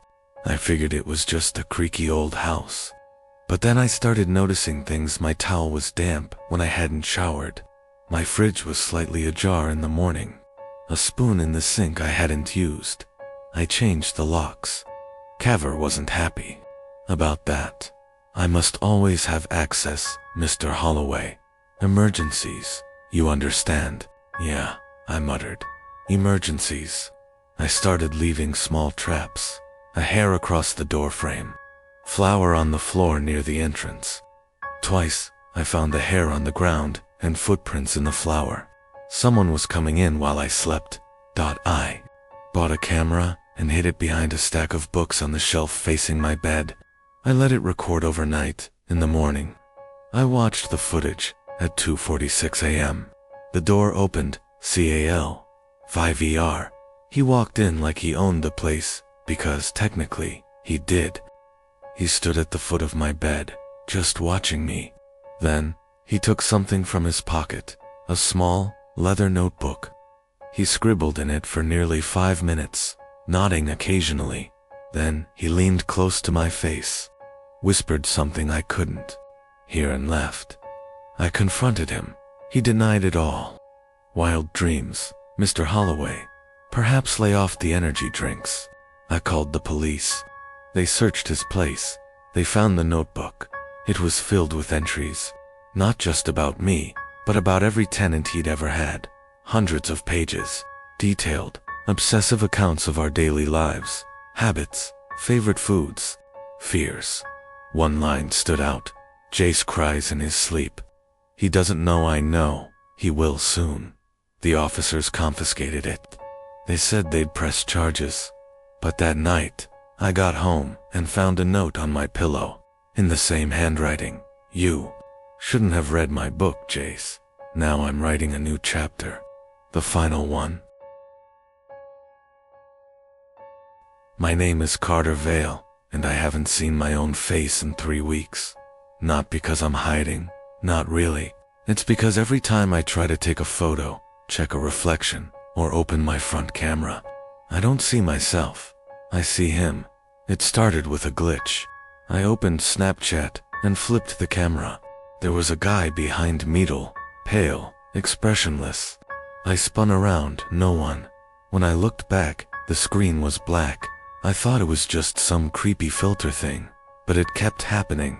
Instagram, Zoom, even FaceTime. I opened my camera. He was there. A little closer. Eventually, he wasn't just standing still anymore. He'd moved just barely. A twitch of the head. A blink once. He mouthed something. I recorded it. Slowed it down. He said, "Look behind you." That night, I smashed my phone. The next morning my laptop turned on by itself. My webcam light blinked. A video started playing. It was me sleeping, from the corner of my ceiling, and in the footage. He was crouched above the bed, watching. Not moving, not blinking. I left my apartment that day and never went back. But he followed. A public bathroom mirror. There he was. Elevator security cam. Same. Someone else's phone accidentally pointed at me. He's always in the frame now. Always behind me. Sometimes inside my silhouette. The scariest part, no one else sees him. They look right at the same screen and say, "There's nothing there, Carter." But I know what I see, and tonight, when I turned my laptop on again, a Word doc was already open. One sentence. Soon, the reflection will be all that's left. My name is Ilara Quinn, and I don't know which one of us is the original anymore. It started when I noticed changes to my routines, subtle things. My toothbrush would be wet when I hadn't used it. My perfume bottle, slightly rotated. My journal, written in pages I hadn't filled. At first, I thought I was losing it. Maybe stress. Maybe sleepwalking. Then, I saw the photo. It was slipped under my apartment door. A Polaroid, of me, only, ... It wasn't me, not quite. Her hair was slightly shorter. Her smile was crooked left side higher. And she was wearing my favorite sweater. One I hadn't seen in days. I locked every door, every window. I set up cameras in my apartment. That night, I stayed awake, watching from my phone. At 3:14 a.m., someone unlocked the door. She walked in me, same height, same face, same scar on the wrist from childhood. She didn't look confused. She looked comfortable. She opened the fridge, poured herself juice, then sat at my desk and began writing in my journal. Her handwriting matched mine, line by line, perfectly . Then she looked up, stared directly at the camera, smiled. I didn't sleep. Next morning, she was gone. I checked the footage. It was wiped clean. All that remained was one frame, her face, close up. A message scrawled in blood red marker across her cheek. "You are the copy." I left, stayed with friends, changed locks, switched cities, but she followed. Notes appeared in my luggage, photos taped to bathroom mirrors, each one more recent than the last, the final one. It showed her standing behind me on a bus, that same crooked smile, caption underneath, "One of us has to go. Guess who gets to choose?" My name is Riley Easton. I run a small YouTube channel, book reviews, horror stuff, nothing major. Just me, my webcam, and the occasional late night ramble. I never expected to grow fast, but about 6 months ago, my subscriber count exploded. A video about cursed books went viral. People loved it, and then came him. He called himself Inkeeter13, at first, just another commenter. But, unlike the trolls and fans, he was always accurate. Disturbingly so. "Nice video, Riley. You still chew your left thumb when you're lying. Interesting how you say you're fine after crying for 30 minutes. Reviewing The House of Leaves. Maybe review the book under your bed next." There was no book under my bed. At least, I didn't think so. I looked. There was. A tattered, moldy copy of We Have Always Lived in the Castle. I'd never bought it. Never even read it. I tried brushing it off, some creepy coincidence. maybe a friend pulling a prank, but in kept posting on private videos, unlisted links. He was always first. Didn't sleep well, huh? You should lock your window tonight. I saw what you did to that spider. You're crueler than you think. Stop pretending you're alone. I stopped streaming for a week. I shut down comments, deleted everything. Then I got an email from a burner address. Subject line, your silence is so loud. Attached was a screenshot. Me, in bed, eyes closed. Taken from inside my room, I called the police. They found nothing. Suggested I move. I did. New apartment. Top floor. No online presence. No cameras, no streaming. Just silence. But last night, my doorbell rang. A package, no return address. Inside a phone, powered on. One video file. I played it. It was me, sitting at my desk from a week ago, reading, breathing, lit only by the blue light of my screen. Then, a whisper from behind the camera. I like your new haircut, but I liked the old you better. My name is Nathan Clive, and I think someone is rewriting my life. It sounds insane, I know, but things stopped adding up about 3 weeks ago. First, it was little stuff.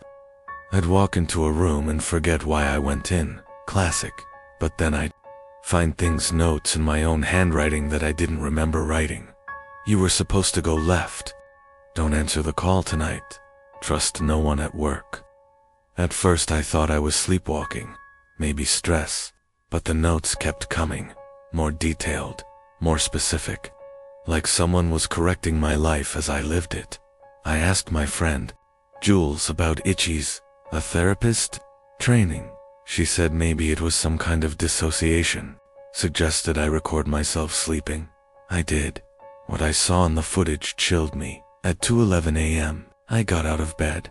I stood in front of the mirror, completely still for 7 minutes. Then I smiled, but it wasn't my smile. I've seen my own reflection 1,000 times. This one was smug, like it knew something I didn't. Then I whispered, he's not writing me right. I'll fix it. I jolted awake, had no memory of the night. I deleted the footage, threw out every mirror in the apartment. That same morning, I found a manila envelope outside my door. No return address. Inside, pages typed, my name at the top. Dialogue, scenes, descriptions. It was a script of my life. And the last line on the final page said, Nathan discovers the final page, and then the knock comes. My breath caught. 3 seconds later, someone knocked. I didn't answer. I burned the pages, smashed my phone, left town, went off-grid, but the story didn't end. Because last night, in a motel 3 states away, under the pillow, another script, same paper, same font, only this one started with, Nathan thinks he's escaped. He's wrong. My name is Lydia Morrow. I'm 27, and until 2 weeks ago, I believed in coincidences. I believed that the world didn't revolve around me, that strange things had simple explanations. Not anymore. It began with a playlist. I was listening to music on the train, the same ride I took every day. I opened my Spotify and found a new playlist under the title For Lydia, with love. I didn't make it. I hadn't even used that username before. The profile picture was blank. The description just read, I know what you like. Weird, but curiosity, 1. I pressed play. The songs weren't just my favorites, they were my secrets, a guilty pleasure from middle school. A song I cried to after my last breakup. Even a recording I'd made of myself humming alone in my apartment. That one stopped me cold. I checked the details. The track had been uploaded 3 days prior. I never posted it. Hell, I didn't even remember recording it. That night, I turned my apartment upside down. I looked for bugs, cameras, anything. Nothing. I even stayed at a friend's place the next day. But the playlist kept updating, day by day. The tracks changed, mirroring my mood, my conversations, even my dreams. One morning, a new title appeared. I Like You in the Green Shirt. That's what I had worn to bed. I called the cops. They said I was being dramatic, that someone could have hacked my phone, maybe guessed my password. But how would they know? I muttered my ex's name in my sleep. I started watching everyone. The barista who spelled my name perfectly. The neighbor who always seemed to leave when I did. The guy on the subway who never blinked. I didn't know who it was, but he was there. One day, I stayed home from work.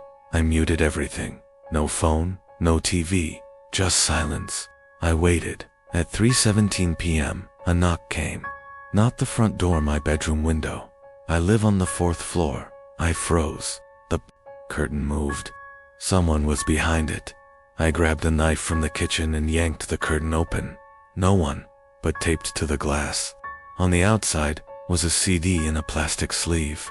No label, just Play Me scrawled in Sharpie. Against every instinct I had, I played it on my laptop. Static filled the room, then my voice sleepy, confused. Who's there? Then silence. Then another voice, low and soft. Don't be scared, Lydia. I'm writing the soundtrack to your life. My name is Sophia Hale, and I should never have gone back to that treehouse, but I did. I thought I could fix it. I thought I could somehow erase the memories. The treehouse had always been there, in the woods behind my childhood home. It was a place to escape until the nightmares began. I don't even remember when the first one happened. It's as though the memories themselves twisted over time, bleeding together. But I remember the night I heard it, the voice that whispered my name from inside the walls. Sophia, ... come back. I hadn't set foot in it for years. Not after what happened to Ben, my brother. We'd been playing hide and seek, and Ben had gone into the treehouse to hide. He didn't come out. We searched for hours, called his name, but it was like he vanished. When we found him, his body was cold, his eyes wide open, and he couldn't speak. My parents never talked about it. They just told me not to go back.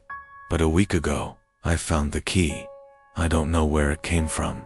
It was there, on my kitchen, counter-rusted old, the shape of a heart. I don't remember picking it up, but somehow, I knew exactly what it was for. I knew it was time to go back. I climbed the hill again, the branches scraping my skin like fingers trying to hold me back. When I reached the treehouse, everything was still. The wind had stopped. The birds had stopped singing. Even the leaves hung motionless in the air. I put the key in the lock, and the door opened. Inside was nothing. The space was hollow except for a single chair facing the wall. It looked like it had been waiting. The air was thick with dust, but it didn't feel empty. It felt alive. As I stepped inside, I felt a sharp pain in my chest, a tug, like a thread being pulled. It was a pain I knew all too well, like the earth was calling me, or perhaps, like something under it was reaching for me. Then, I saw it. The roots. They were everywhere, twisting through the walls, snaking around the windows. They pulsed, like they were breathing. And at the center, where Ben had once stood, the ground was soft. The wood splintered away, revealing the dirt beneath. But the dirt wasn't normal. It was wet, and it moved. I stepped back, horrified, as something began to rise from the earth. A figure, tall and thin, with Ben's face, but his eyes, they were black, like holes leading into the void. He reached out to me, his mouth opening in a scream that didn't make a sound. That's when I realized the treehouse wasn't just built in the tree. It had been growing out of the earth, using us to feed it. The voices I heard all those years ago weren't just whispers. They were the roots, pulling us into its hollow, pulling us down. I ran, but the ground cracked beneath my feet. As I turned to look back, I saw the treehouse, its door wide open, the roots now crawling out into the field, stretching like fingers, grasping, pulling hand. Then, It closed. I never went back to the woods.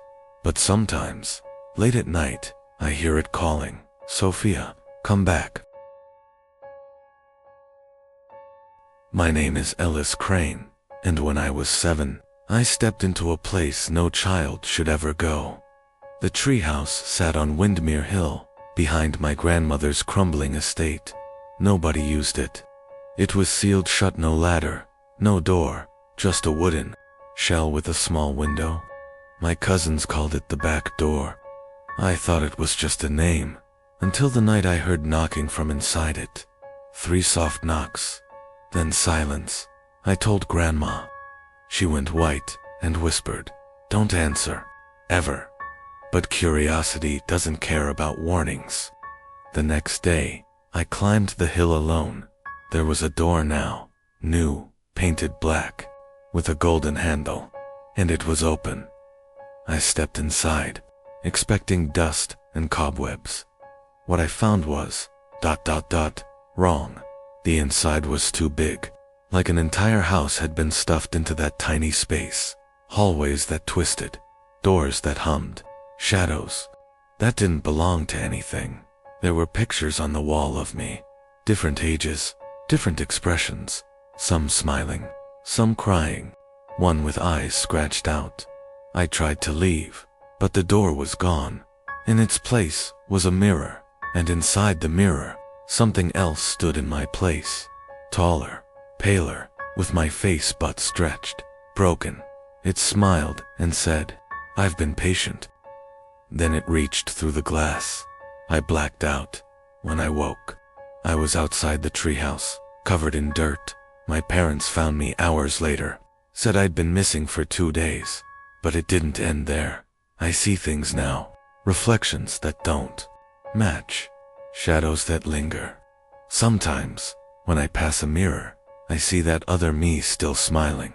And last week, I found something in my closet, a small black door with a golden handle. My name is Nolan Thatch, and I used to think the treehouse behind our school was abandoned. I was wrong. It was hidden deep behind the sports field, half-eaten by ivy and time. No one went near it. Kids told stories about a janitor who vanished there, or the girl who jumped and didn't hit the ground. I didn't believe any of it, until I saw the curtain move. Yes, a curtain, torn brown, swaying inside the broken window of a house that no one had entered in decades. I stood frozen. Then I saw a face, pale, with no eyebrows, staring at me. Not angry, not scared, just watching. I blinked, and it was gone. I didn't sleep that night, couldn't stop thinking about it.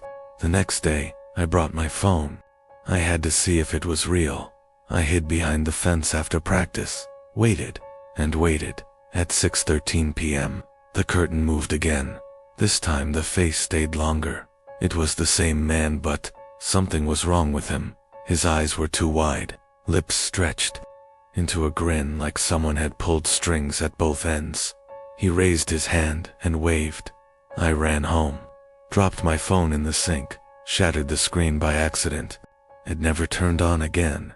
I didn't tell anyone, but he started showing up elsewhere, in reflections, in windows. Once I saw him standing on the edge of our school roof, just smiling down at me. Then, one day, I came home and found something on my pillow, a small hand-carved figurine. It looked exactly like me, and it had tiny holes where the eyes should have been. That night, I dreamed I was inside the treehouse. Couldn't move, couldn't scream, just stared at the wall, where hundreds of those figurines lined the shelves, each one eyeless, each one twitching. In the corner sat the man, holding a knife. He whispered, "You saw me. That makes you mine." I woke up with blood under my fingernails, and outside my window, in the tree nearest the house, something was carved into the bark, 2 empty eyes, watching, always watching. My name is Maven Lorne, and the treehouse in our backyard is older than any living thing in this town. It was there before I was born. My father said his grandfather built it, said it was sacred, Said we were never to step inside. That was the rule. No one ever broke it. Until my cousin Ray came to stay one summer. She was the kind of girl who didn't believe in rules, especially ones made by dead men. She was fascinated by the treehouse, climbed up there her first day, even though I begged her not to. I waited at the base of the tree, heart pounding. She disappeared inside. 5 minutes passed, then 10, then I heard her scream. By the time I got help and climbed up with Dad, Ray was just ... gone. No blood, no trace. Just a rope tied in a perfect knot swinging from a ceiling beam. Dad went pale, whispered something like, "Not again." He tore the ladder down that night, but it came back. 3 days later, nailed perfectly in place. Same wood, same rope, same knot. I asked him what he meant by "not again." He wouldn't speak for days. Then, finally, he told me. Every few decades, the treehouse takes someone. Always a blood relative. Always during summer. No matter what they try, the house rebuilds itself. He said his brother vanished in that same place, same way. Said the knot is its signature, its offering. A week later, I found a knot under my bed. Identical. Then another on my doorknob. Then, one morning, a noose hung from my ceiling fan. I never went near the treehouse again, but I started seeing it in dreams. A door, slightly ajar. A warm voice inside, calling my name. Not loud, not forceful, just inviting. Last week, I woke up with rope burns on my fingers. This morning, I found a note outside my window, written in my cousin Ray's handwriting. "It's your turn, Mevin. Bring it a name." I haven't told my father. I think he already knows, because he doesn't look at me anymore. He looks at the tree, and sometimes he smiles. My name is Jonas Peck. When I was 12, I built a treehouse with my uncle. It tried to kill me. Uncle Garrett was a carpenter. Big hands, rough voice, but kind. He said every boy needed a place to think. So one summer, we started building boards into the massive ash tree behind our house. At first, it was perfect, solid, comfortable, safe. But on the 7th day of building, something changed. I found a nail in the wood, a long black spike knot, one of ours. It was buried deep, and around it, the wood looked diseased, almost like it was bleeding sap. Uncle Garrett frowned and said he'd rip it out later. That night, I had a dream. I was lying in the treehouse. The floorboards moved, shifted. From between the cracks, hundreds of nails pushed upward slowly, like they were growing. I woke up with a nosebleed. Next morning, the treehouse looked different. The boards creaked when they shouldn't. Some nails were gone, others were bent into strange angles, as if twisted by hand. Garrett blamed the heat, but he stopped smiling. By day 10, we both heard it. The knocking, it came from inside. The walls constant, steady, like a hammer tapping from within the wood. Garrett checked for squirrels. Nothing. That night, he didn't come home. I climbed up the next day to look for his toolbox. Instead, I found blood. It was smeared across the wall, running between the boards. No body, no tools, just a note carved into the ceiling. "IT wants to be finished." I tried to climb down, but the rope ladder snapped. I was trapped. The treehouse creaked and shifted. Nails slithered from the cracks like worms. They twisted midair and hovered, aimed at me like needles. I screamed. The boards beneath me curled upward like fingers, trying to close. I jumped out the window, landed wrong, broke my leg. I crawled all the way to the porch. Black nails fell from my clothes.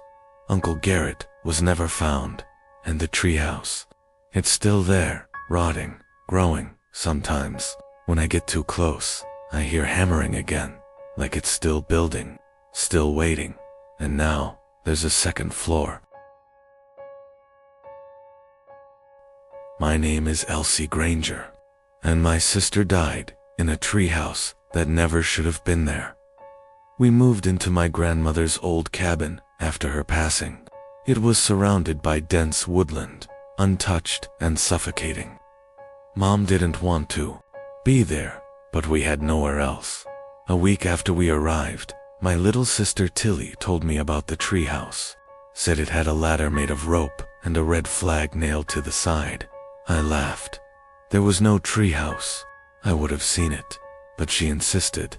"It's where the tree talks," she whispered, eyes wide, but only to me. That night, I followed her. She walked barefoot through the woods like she was sleepwalking. We came to a clearing I'd never noticed before, and there it was. A crooked, splintered treehouse suspended in a dying oak. The rope ladder hung like a noose. It looked ancient, wrong. Tilly climbed without hesitation. I called out, but she didn't answer. Then, her voice echoed from inside. But it wasn't right. Her tone was slower, deeper. "You can come too, Elsie," he says. "You can." I didn't climb. Instead, I ran. When I told my mom, she freaked out. We searched the forest. Police came. Dogs barked. Flashlights waved through the night. No treehouse, no clearing, no clearing, no Tilly. They said she wandered off and probably drowned, but I knew the truth. A week later, I heard tapping on my bedroom window. Tilly stood outside, soaking wet, her eyes hollow. She whispered, "He says I need to bring you back." Then she vanished. The next day, I followed her footprints in the mud. They led to the same clearing.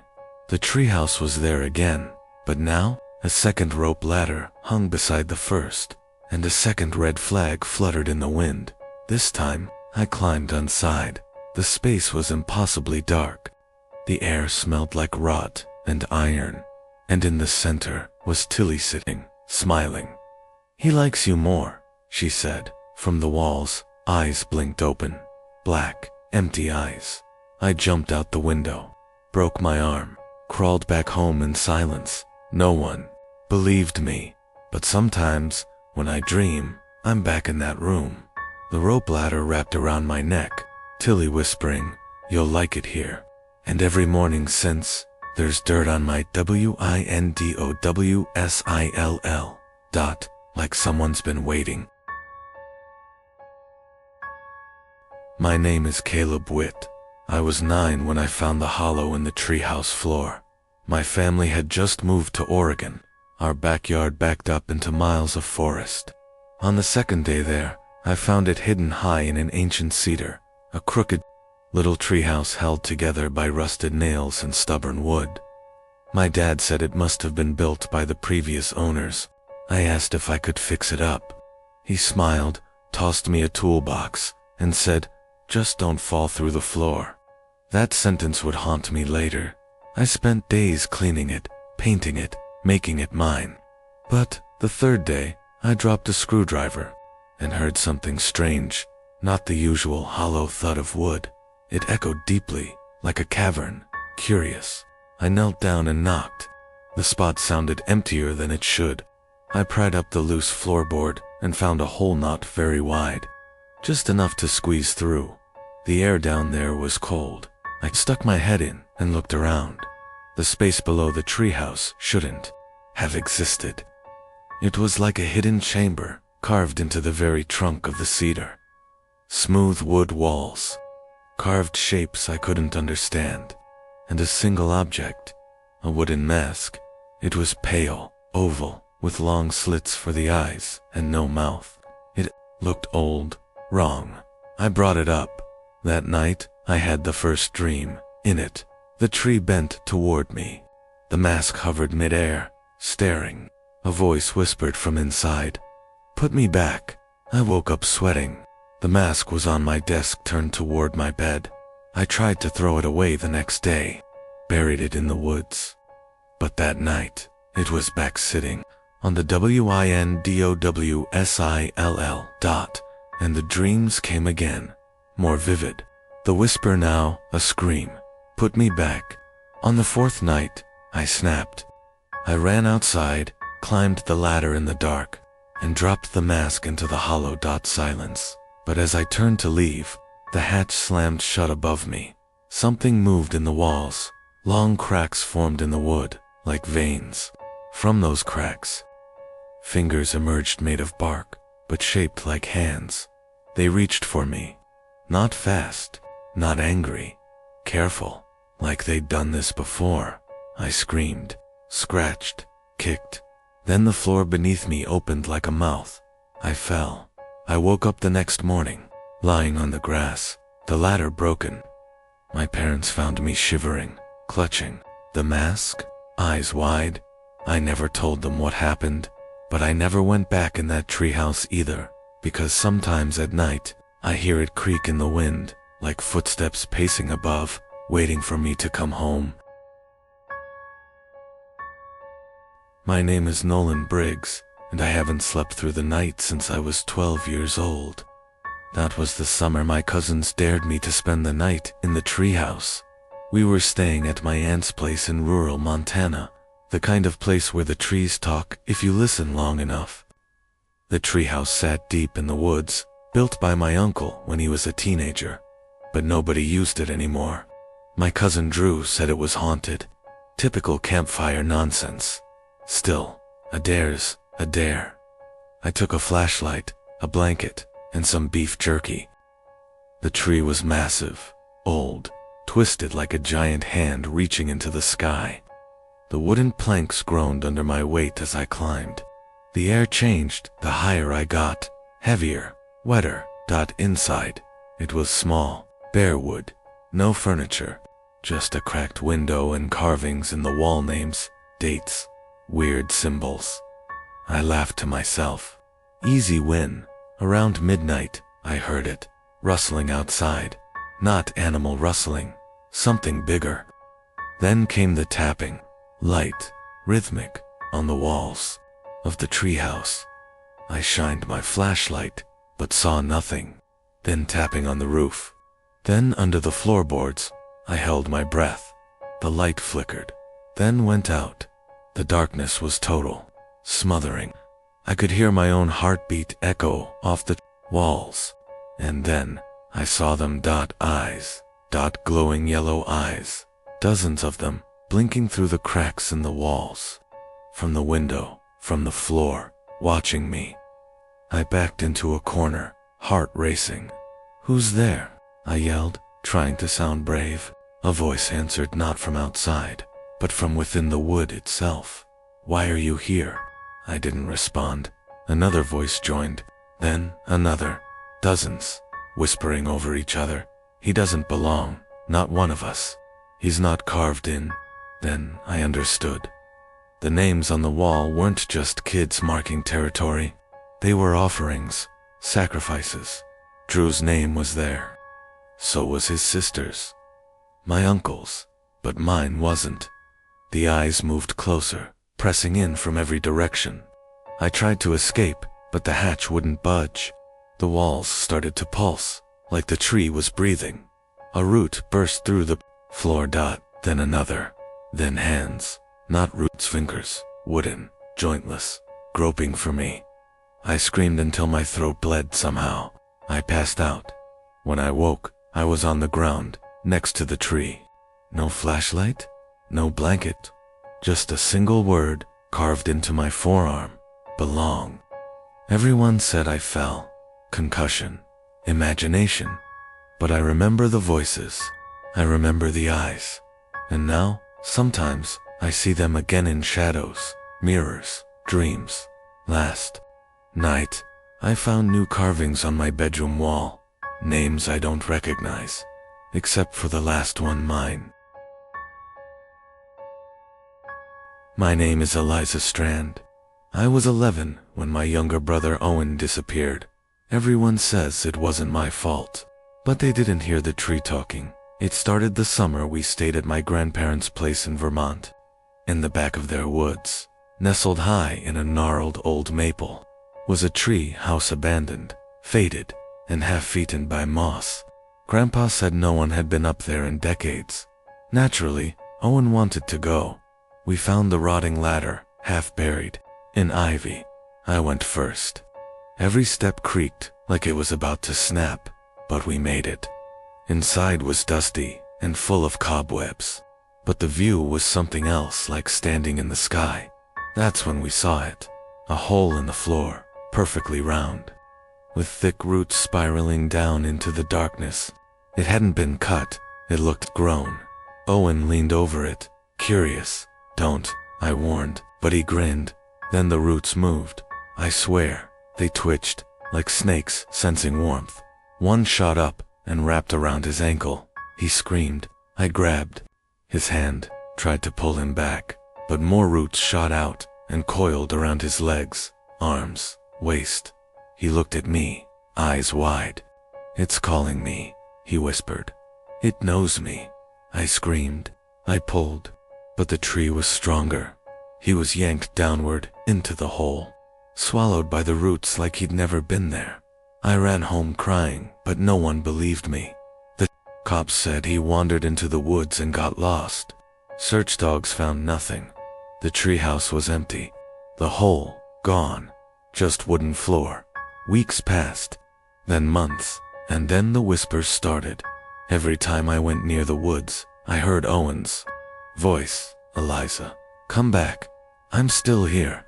Sometimes it came through the pipes, sometimes through the wind. Once, I heard it from under my bed. 10 years later, I returned. The tree was still there, bigger, darker, almost breathing. I climbed up again, heart pounding. The hatch creaked open. Inside, the hole had returned, but this time, it was wider. There was no wind, no sound, till I heard my name, echoing from below. "Eliza." It was his voice, but wrong, flat, cold. I backed away. The roots twitched again, reaching. I ran, again. But not before I saw it, just for a second. A face, half human, half bark, staring up from the hole. Owen's eyes, Owen's grin. Now, I hear him more often. He tells me things about people I haven't seen in years. People who've gone missing. I think he's part of the tree now, and I think the tree is hungry again. My name is Carter Wilkes, and I've never believed in ghosts. Until the summer I moved into my uncle's treehouse. He had built it years ago, high up in a dense thicket behind his old countryside home. After his sudden passing, the property was passed on to me, along with a letter saying, "Never stay in the treehouse overnight, especially not alone." Naturally, I ignored it. The place was stunning. 2 levels, rope bridges, real wooden shutters. A childhood fantasy turned real. I figured it was just some rustic superstition. The first night I brought my sleeping bag, some snacks, and my laptop, fully intending to camp out stargazing, maybe watch a horror movie to set the mood. But as night crept in, the forest around me changed. At first, it was just the sound. The usual rustling of leaves deepened into something heavier, like something crawling across the canopy. Something big. Then came the whispers, soft at first, almost like the wind. But wind doesn't say your name. "Carter," it breathed, threading through the wooden slats of the walls like smoke. I froze. My flashlight flickered, dimmed, then died completely. My laptop screen went black. Then came the knocking. Not on the door, on the floor beneath me, as if someone or something was climbing up the tree trunk, thumping on each wooden level as it approached. I stayed still, not breathing. The knocking paused right under me. I could feel its presence pressing up through the boards. "Carter," the voice hissed again, closer this time. Too close. I scrambled to the hatch, planning to climb down the ladder and bolt for the house. But when I lifted the trapdoor, I nearly screamed. There was no ladder. It had been there when I climbed up. Now, nothing, just blackness and the slow creaking of branches swaying unnaturally despite the windless night. I backed away and turned to the window to jump, but something stood outside on the branch. Across from me, it was me, or something that looked like me. Its face was mine, but stretched and twitching. eyes hollow, skin paper-thin, and cracked like old bark. Its hands were pressed against the glass, fingernails splitting like wooden splinters. "I waited," it said, in my voice. "You were late." It crawled through the window, moving like a marionette on tangled strings. I screamed, threw the chair at it, and dove through the side opening, onto a thick branch. I didn't care if I broke my neck, anything to get away. I crashed through leaves, hit the ground hard, and blacked out. When I woke, it was morning. The ladder was back. My uncle's house stood silently in the distance. No one believed me. Not the police, not my friends. They said. I hit my head, imagined things, but I know what I saw. I know what followed me down. Sometimes, I still hear knocking beneath my bedroom floor. Sometimes, I hear my name said in my voice, and I never, ever sleep above ground.